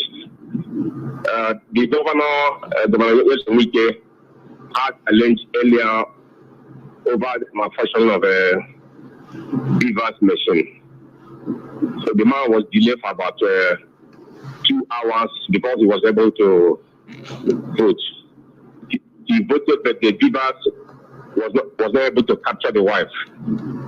So the wife had to stay behind for the beaver to come up. Meanwhile, the reporter with Punch was just arrested because he wanted to do a video of policemen brutalizing a voter. They arrested him and bundled him in the vehicle and took him away. So that's the situation at Unit 7, Ward 9, Rumeme, Odepo local government area. Okay, Victor, for clarity, who was bundled out? The person that was bundled is Winga Oladimeni of a Punch newspaper. Okay. Okay, but have there been any other explanation around where he was taken to? Yes. The team that arrested him, SOS squad of the River State Police Command. Okay. So they came to their office. Yeah. Okay. In fact, it was flagged severally. Taken away before they bumped him in the vehicle. Okay. Other than these incidents, from your monitorings around other parts of the states, are there cases of violence or late arrival of voting material and all that? What can you tell us other than the polling units of the government? There's no report of violence as it stands now. But the major challenges having here is that the election and the application of voters are being delayed. Because first, some of the polling units materials arrived late. And where the materials arrived earlier, they have the issue of malfunction beavers. So many of the electorates are very, very uncomfortable with the situation. But the turnout of vote is very, very excellent. People are very, very eager. People are very enthusiastic to vote. So that's the situation. There's no report of violence as of now. Yeah. Thank you very much, Victor, for that update. We will come back to you in the course of the program to continue to get updates from and around Port Harcourt. Thank you very much. Thank you. You have listened to the updates there from Victor. He talks about the functioning beavers, late arrival, which we had lightly touched on. But shortly before we take the next report, I would like you to speak to something which is becoming a recurring decimal in our election: the brutal handling of journalists during the election. I had, which in my case, a similar experience this morning, but mine wasn't brutal. I saw the heavy presence of security, and I decided to do a short video to feedback the office. But interestingly, 2 or 3 police officers have to advance my position, walking into my shooting line. just basically to ascertain that I had accreditation. What can we do about other stakeholders in election, understanding the place of journalists and observers during election? This continuous brutal handling of journalists or destroying their equipment in our election, isn't this something we should have outgrown in 2023? Absolutely. I agree 100%. In 2022, we ought to have outgrown these, kinds of police, reports from that police is brutalizing journalists. Journalists are supposed to be friends of everybody, and when it affects the police or the uniformed personnel, they look for journalists to push their cause. But when it appears as if they are doing something wrong, they suddenly look at journalists as their enemy. Unfortunately, you cannot pick and choose when to be friends with journalists or when not to be friends with journalists. Just like, during a war situation, you need the journalists to tell your story. The propagandas of war are told through the lens of journalists. Without the journalists there, nobody would know whether you are being dealt with or if there are acts of war crimes being committed against you. But when you are the one committing the war crimes or doing something wrong, naturally you see that they go against journalists. I mean, this is highly condemnable. And I believe that part of the budget of INEC includes the training of security forces, using the interagency, collaborations and all that. And I heard the police spokesman, he spoke to the fact that they've had a very fantastic relationship with INEC over the years through the preparations and all, and there has been a lot of training, given to the police officers. So these questions, what type of training were they given? Or is it that they were trained, but they were not listening to the training? Because the police force must understand first that you need to have the citizenry before you can even police them. And when you say police is your friend, to what extent is really police my friend? If you can take a look at a journalist with his accreditation, there are better ways to even certify that this man, you could allow the man finish because you're still standing there and say, gentlemen, who are you? After the video, who are you? Why are you videoing? Oh, I'm a journalist. Oh, great. Do a good report. That would be fine enough. And they do not also understand that human angle stories go far. So if the human angle story is bad, it speaks to the negativity of all. If the human angle story speaks to the humane and of course the professionalism of the service, police, DSS, NCA, Nigerian Security Defense Corps, or the military, unfortunately, we will not be able to accept that. This is a civil process, and it must be civil in every ramification. It must be civil in every ramification. Right now, I'm talking about security. We'll go to our man in Kogi, that's Labarang, who's standing by with an update regarding the security situation there. Labarang, are you there? Yes, sir. Oh, all right. So what's the update of the security situation there in Kogi? In Kogi, in particular, the situation is so dicey, but the security people are on top of the game and the report that is coming in. This morning, the election started smoothly.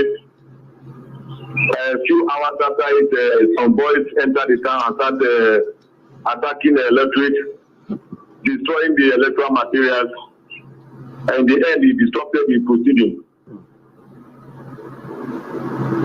Can you tell us what areas exactly were these attacks?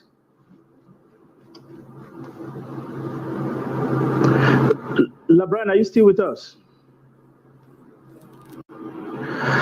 We lost him there. We will try to establish contact with Labran to further buttress what kind of attack he seemed to be talking about from Kogi State and how far-reaching, this attack would be and what consequence, of course, it will have for voting as far as that area of Kogi State is concerned. These are disturbing developments we are getting from the states with all of the show of force, the police deployment, especially because these areas do appear to be flashpoints that have been recognized prior to today. Are you disappointed that these guys could still succeed in staging one or two attacks? Well, somewhat. I mean, I I envisaged that there would be skirmishes here and there, especially, with the flashpoints that were identified from previous elections and, of course, the pre-election activities and all that. And, of course, during the campaigns, you saw clearly that there are certain locations where even certain candidates were not even able to campaign. I mean, for example, the PDP candidate couldn't even go for rally in River State. I also heard that the Labour Party candidate also went to do market storming in Port Harcourt. The governor came and told him it's not safe, so he had to leave. And unfortunately, we don't know how we are going to overcome this, if this is as a result of the style of leadership in the state, or if the police in the state is overwhelmed. But unfortunately, we also have similar situations in Lagos. Reports I'm getting, shows clearly that there is a lot of intimidation going on in certain localities. People are being beaten up, ballot box snatching, people are wielding guns, machetes, and the rest of them. I think in one of the polling units of, I think around Elegushi in Lagos, that's the polling unit of the former presidential candidate of the Professor Sonaya. Yes, the female presidential candidate. I can't remember the Kowa party. Yes. The former presidential candidate of the Kowa party in 2015 election. She reported that a particular Sierra vehicle pulled up at their polling unit and some youth came out with wielding sticks and all that. So they quickly made a call, and within 2-3 minutes, the security agencies, showed up. Some scampered to save that. Of course, they were arrested. Now that is in a particular locality. There are certain localities that might take longer time. Just like you have abroad. If you live in certain zip codes, you get quick response to security. If you live in certain zip codes, it takes longer time. So subject to the volume of tax you pay, that's the volume of determines the kind of security you get. It also happens in Nigeria like that. So basically. All right. Well, still talking about the conduct of the elections. Earlier, the vice presidential candidate of the Labour Party, Tibaba Ahmed, was able to cast his vote in his polling unit there in Zaria. Let's hear what he had to say. The conduct of elections so far at this polling unit of this ward in Zaria local government of Kaduna State is indeed running smoothly so far, and it's highly commendable. The electorates have been exercising their civic responsibilities responsibly, and INEC has met expectations, and we can feel the air of serenity, peace around. We can also see cordiality among the electorate. Everybody is at peace with everybody so far. So women are likely regarded as the major turnout during elections. Are you satisfied with the level of turnout? Well, so far I can see a longer queue of men than women over here. But at the end of the day, the polling results will tell us this. But the women have been contributing their parts very well, and we're grateful for that. And how can you describe the process, looking at the fact that new technology has been introduced in elections? Up to this point, we have not yet been disappointed, and we hope not to be disappointed. Remember, it is only the end result. When the results here are transmitted without glitches, without interference, without let-go hindrance, and they are duly collated, and the winner is duly elected, that we'll be able to make a firm statement. So what your party signed to the peace accord. Yes. How are you going to ensure that you follow it through to ensure that the peace accord that you signed? The way we conducted our most peaceful campaigns all over Nigeria, one of its kind, is the President's testament to which, but there is this caveat that we are all skipping. so to put it, that as long as the elections are adjudged to be free, fair, and just. So keep that in mind. However, even to the contrary of that, we have never been the kind of people that will incite anything besides peace. But we also insist firmly on justice being done. What's your message to Nigerians? Well, before the end of these elections, what we have been saying before the close of campaigns, and of course this is not a campaign, look far and wide, look deeply, elect whom your senses tells you is the best leader for yourself, devoid of considerations of religion and ethnicity. Vote competence, capacity, character, and compassion. This is what we've been saying, and this is not a campaign. Okay, so I want to just ask this question. Now, looking at the financial situation of this country, some voters are likely going to the votes. So how is it going to affect the outcome of the election? If you think deeply, like some people often do, the withdrawal of cash from the system just before election is more or less a statement on the entire Nigerian society that if the government does not withdraw cash, you are likely to sell your votes. That is most unfortunate. And let us see an election that took place without cash. Let us see, compare it to those that held with cash. If it's a simple matter of traveling around, people have always been able to travel around with or without that level of cash that you have seen. As for me, my principle, my party, our system, we have never believed in money politics, and we will never do it. We will never do it. We believe in the electorate, the typical Nigerian themselves taking conscious decisions as to where their fate lies and as to where their destiny is headed, without any influence of cash whatsoever or coercion of religious and tribal forces whatsoever. This has always been our attitude, my attitude even before I joined the Labour Party. I have never believed in financial politics. Before I faced when I come out to look for my polling units is that they gave me a slip where I'm going to vote. So I find out that the place I'm going to vote was not actually the place because they scattered the thing was just scattering because I went there. Once I get there, that they said that the police shift the polling units from there to area 1. Okay. So I went to area 1 side looking for where I would vote. So I get there. So they didn't I reached there. So I didn't see my number. That is 131. I didn't see that. So I left there. That's when I spoke out to Kado village. So I went to Kado village to look for the number.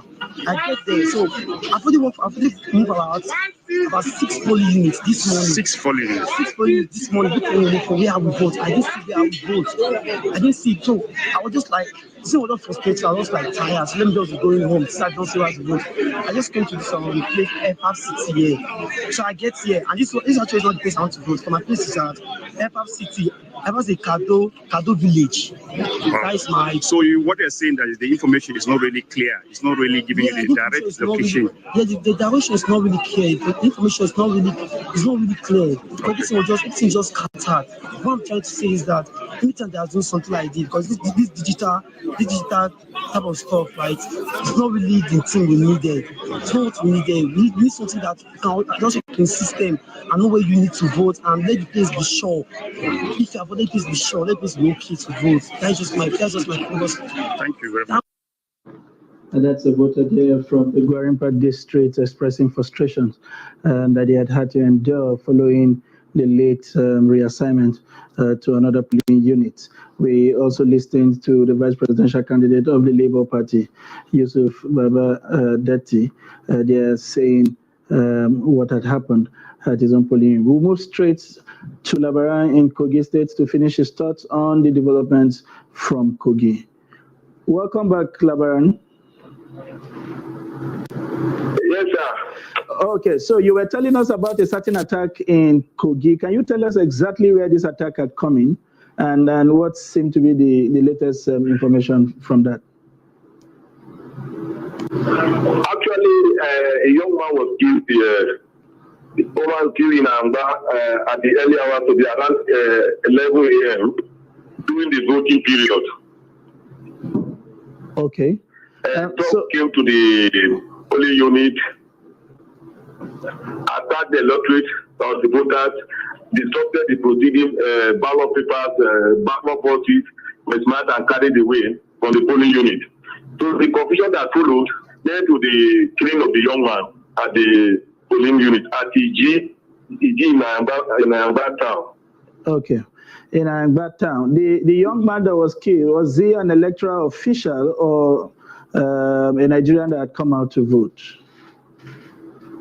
He's not an electoral official, or he believes that he's loyal to one of the political parties.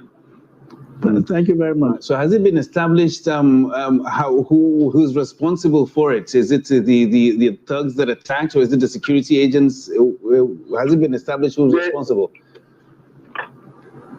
The conflicting report came from. So we're saying it's a good agent that came there to calm the situation. Somehow the bullet came from the thugs. Okay. All right, so how's the situation like now in that area? In about the situation from the latest, it has been brought under control, voting has commenced, but the situation there is that they say the particular party is the one that is voting, the others are not voting. All right, quite interesting developments there. Thank you very much, Labarang, and I believe you'll keep an eye on that for us, and we'll touch down and, of course, get some more details from you as it unfolds. Thank you very much, Labarang. All right, so our man there from Kogi giving us some information about a particular attack. I mean, like we've talked about this earlier. Security has been a major issue coming into these elections, or the lack thereof. And we were talking about flashpoints earlier. You would think that since we identified these flashpoints, that there will be measures, proactive measures made to forestall these occurrences. Where do we have this lack? Is it a lack of coordination? Is it a lack of intelligence? Is it a lack of use of the intelligence that we have, or is it a testament to the shortage of security agents that we actually have? Because that has been given as a particular reason as well. Well, I think it's a combination of both, if not all. I agree that we have shortage of security personnel, but what we have is a combination, is interagency activity. So you're not talking of just the police. You're talking about the police. The DSS is actually in charge of. The DSS is coordinating, but the police is the leading organization for the securities in Nigeria for this election. So you have the DSS, the police, the civil defense, you have the immigration, the customs, you have the military, you have the military as a whole. So when you put if you combine them, that's a massive pool of personnel. I think where this should rest purely is one, our inability to use, intelligence as they come, and of course our poor coordination, when it comes, because I mean you clearly know you have 176,000 plus polling units. There is a police station in every ward in Nigeria. In fact, if you check further, you will probably see more. There is at least one police station that has at least 3 or 4 personnel there. So some of these police officers were not deployed. So you have those as backup. You have the military, in several locations, and of course the civil defense, and then add the other sister agencies and also. I do not believe that we are short. I believe it's about lack of use of intel. I think it's about poor coordination, and we need to do much better than what we're doing. Well, some might argue that the police being deployed to polling units are not allowed to carry arms. They have only batons. So in a situation whereby you're at a polling station, you're holding your baton, and then these thugs come armed with weapons, I mean, guns and AK-47s and the rest of them. What can you do with a baton? I mean, like that is the argument that a lot of people actually put forward. So if I understand clearly the structure of policing for elections, so you have at the polling unit, like in my polling unit, which is directly in front of a police station, for example, if you go a few meters away, you see another polling unit, which is not in front of the police station. So right in front of us there, we had civil defense, I think 2 personnel. Okay. We had police, like 6 without arms. Then we had road safety. In fact, I forgot road safety. So and VIO road safety, about 8. So road safety, VIO is about 5. Now, you have these people. Inside the police station, they have arms. Okay. So that's like a backup. And you have similar, structure across all the polling units. So for every polling unit or in the pool of polling unit, there are specific allocation of security personnel, armed security personnel that will be called at short notice to come in. It is the failure of either those at the polling unit to alert the what do they call them? The reserve, to come in and take care of situations. But beyond that, I think we can do much more than what we're doing.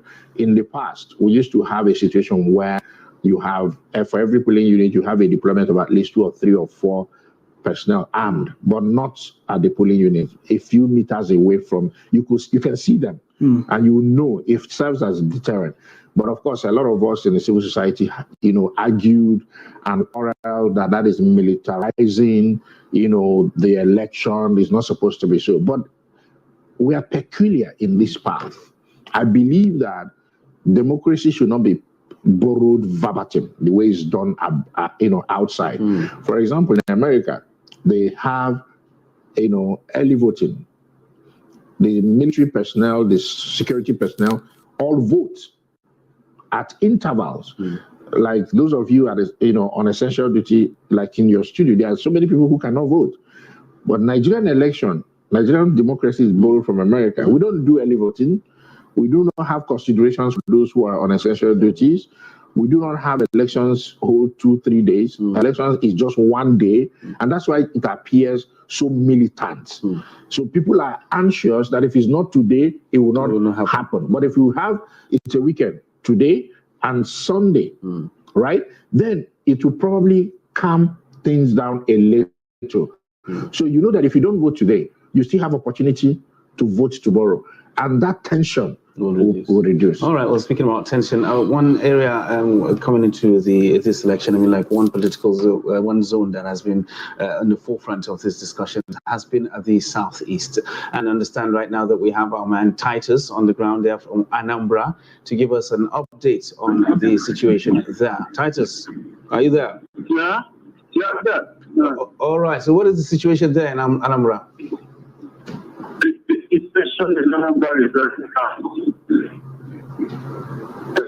Can you please bring us to speed with development? You are particularly talking about a location that has a candidate in this election. What is the feelers, given all the heightened fear around security concerns before this election? Yeah, already, some of the young men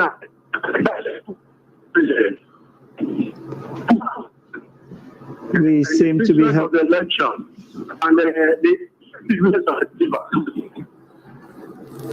Titus, can you hear me? Yes, we seem to be having issues with the quality of your voice from your location. You may need to change location, and then we come back to you to take updates from Anambra. Okay, before we get back, Titus online, we listened to the Vice President of the Labour Party saying so far everything has been smooth around where he has voted, and it will be considered successful if at the end of the day the machines would enable a smooth transmission of results. That will be the concluding part of the vivas in this election. But he went on to say something very instructive. He said he brought in the difficulty we had all been, the reality we had been living with prior to today's election, which was the cash difficulty. And he said it is unfortunate that the government in its strategy thinks that they have to withdraw cash from circulation to stop vote buying. But we will see after the election when we have the need to compare notes whether that is a strategy. I hope it's not something that will become a perpetual feature as we are now seeing with a major military deployment in our election. But how would you evaluate that comment from Dati Baba Ahmed? I mean, Yusuf Dati Baba Ahmed is a major player in this election. He's a contestant. And you would expect that in his polling units, just like every other contestant in their polling unit, things will most likely work very well. Besides the issue of probably the card reader, the BVAS machine having one technical issue or the other, you do not expect that there will be ballot snatching in such polling units. You do not expect that the INEC staff will arrive late. You do not expect that you have people fight in those areas. Just like somebody mentioned to me in my polling unit that as you look around, that the people here are gentlemen and ladies. It's not a place where you expect. I said, well, yes, you're gentlemen and lady, but it took some of us to organize you. Yes, we know people are anxious. You know the excitement is there, but at the same time, everybody is want to go before the other person. You probably just arrived. You want to go before the other person.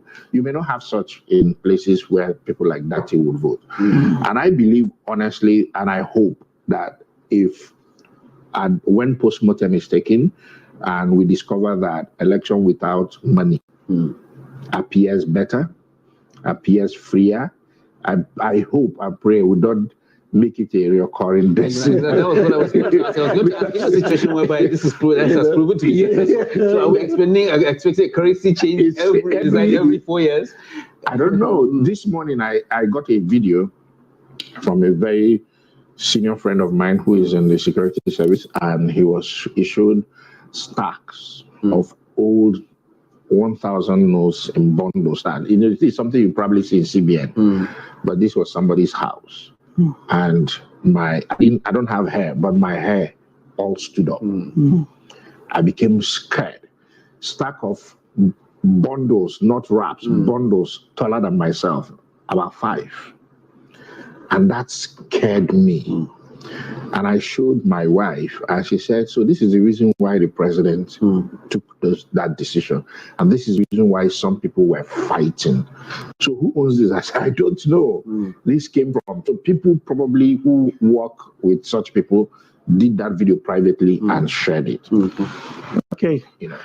The interesting developments there. We now have Hope Abba in Makurdi joining us. Hope, good afternoon. What's the situation in Makurdi at this time? Good afternoon. The situation here is firm. The election is going on peacefully. And I can say that there is a massive turnout of voters in almost all the polling units in the local government and part of the state. But here in the two polling units at Yabata, voting did not commence in the polls until about 11:12 due to the delay of materials and then dry time. Okay, so you talked about late turnout of voters. What about the conduct of the voters? How has it been so far? Have we had any skirmishes anywhere or attack, as the case may be? No, there has not been any enforcement. Except that some of the voters are looking for their polling units. They don't know where it is located, and that is because some of the polling units were just placed. Okay, were there INEC officials on ground to help with people who had that kind of difficulty? They keep asking them to check another polling unit. They go there, they check, and then they will not find the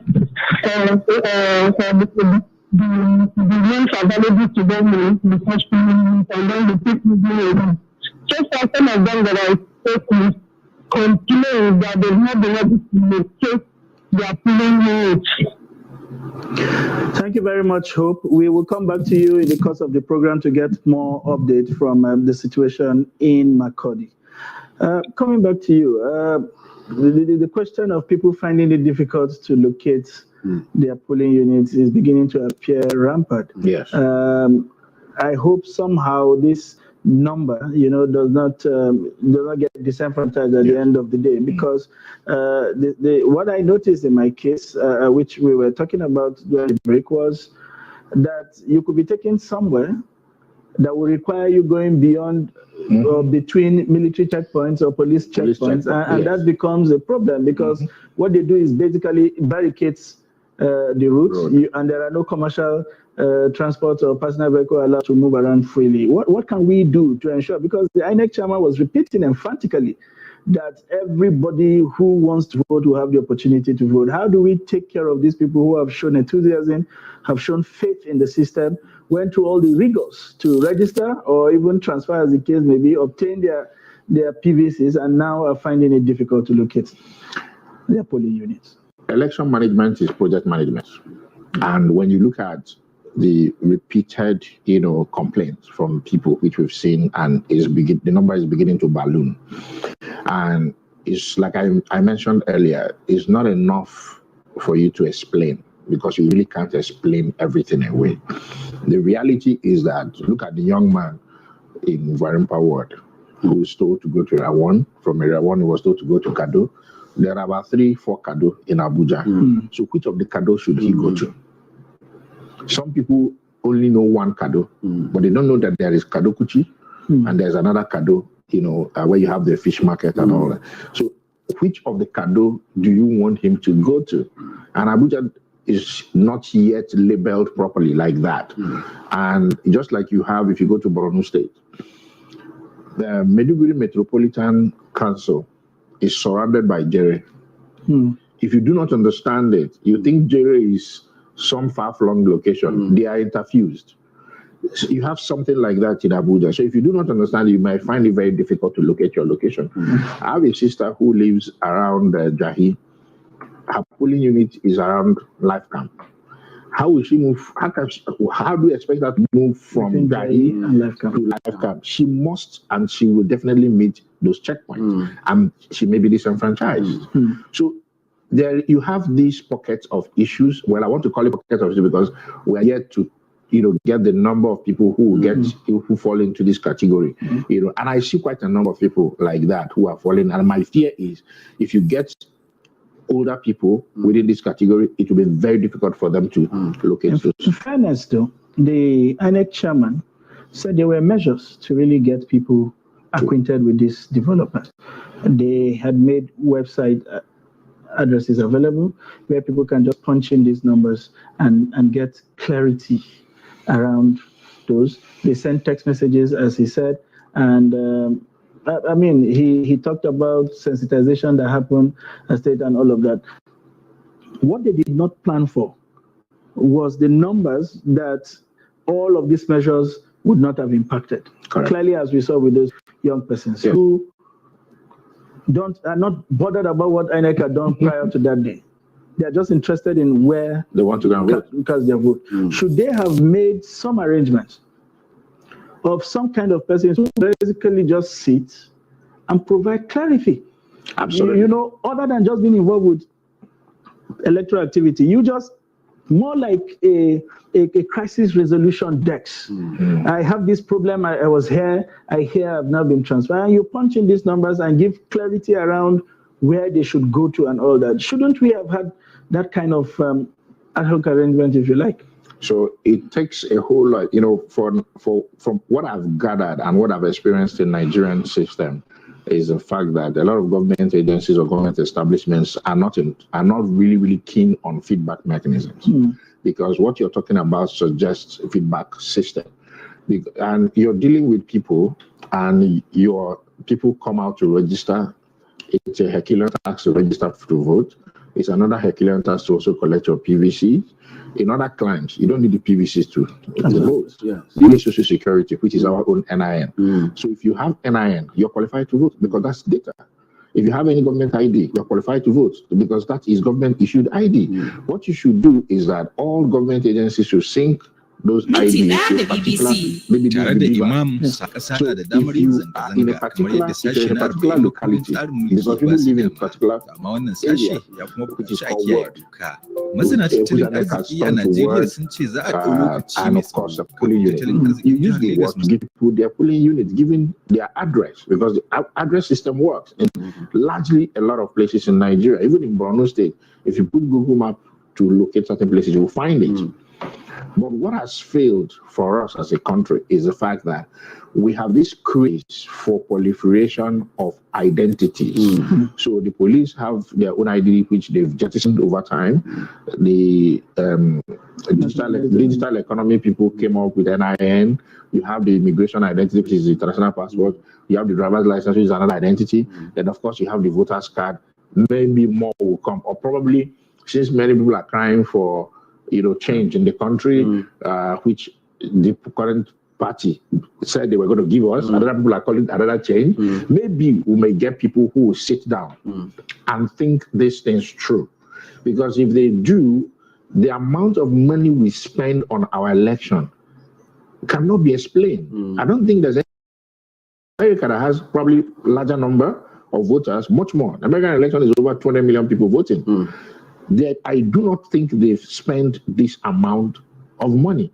Maybe we should adopt the American system, allowing states to run their own elections, but make it more independent, unfortunately. All right. Well, there's still lots of issues to actually dissect and, of course, to analyze. We're still Nigeria Decides on Trust TV. We'll take a short break right now. When we return, the phone lines will be open to give the viewers the opportunity to call in and, of course, their views and their own analysis, as well as Nigeria Decides today. Do stay with us.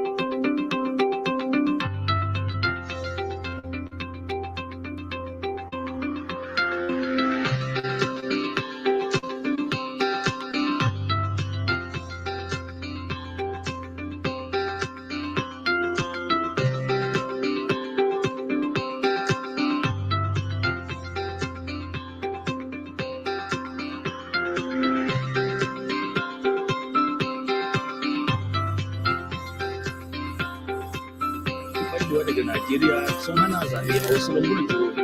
A garin hukumar gwamnati da ke jihar Akwa Ibom a wata mazaɓa ta ɗaya an shaida wata jam'iyya na faɗa masu zaɓe ga waɗanda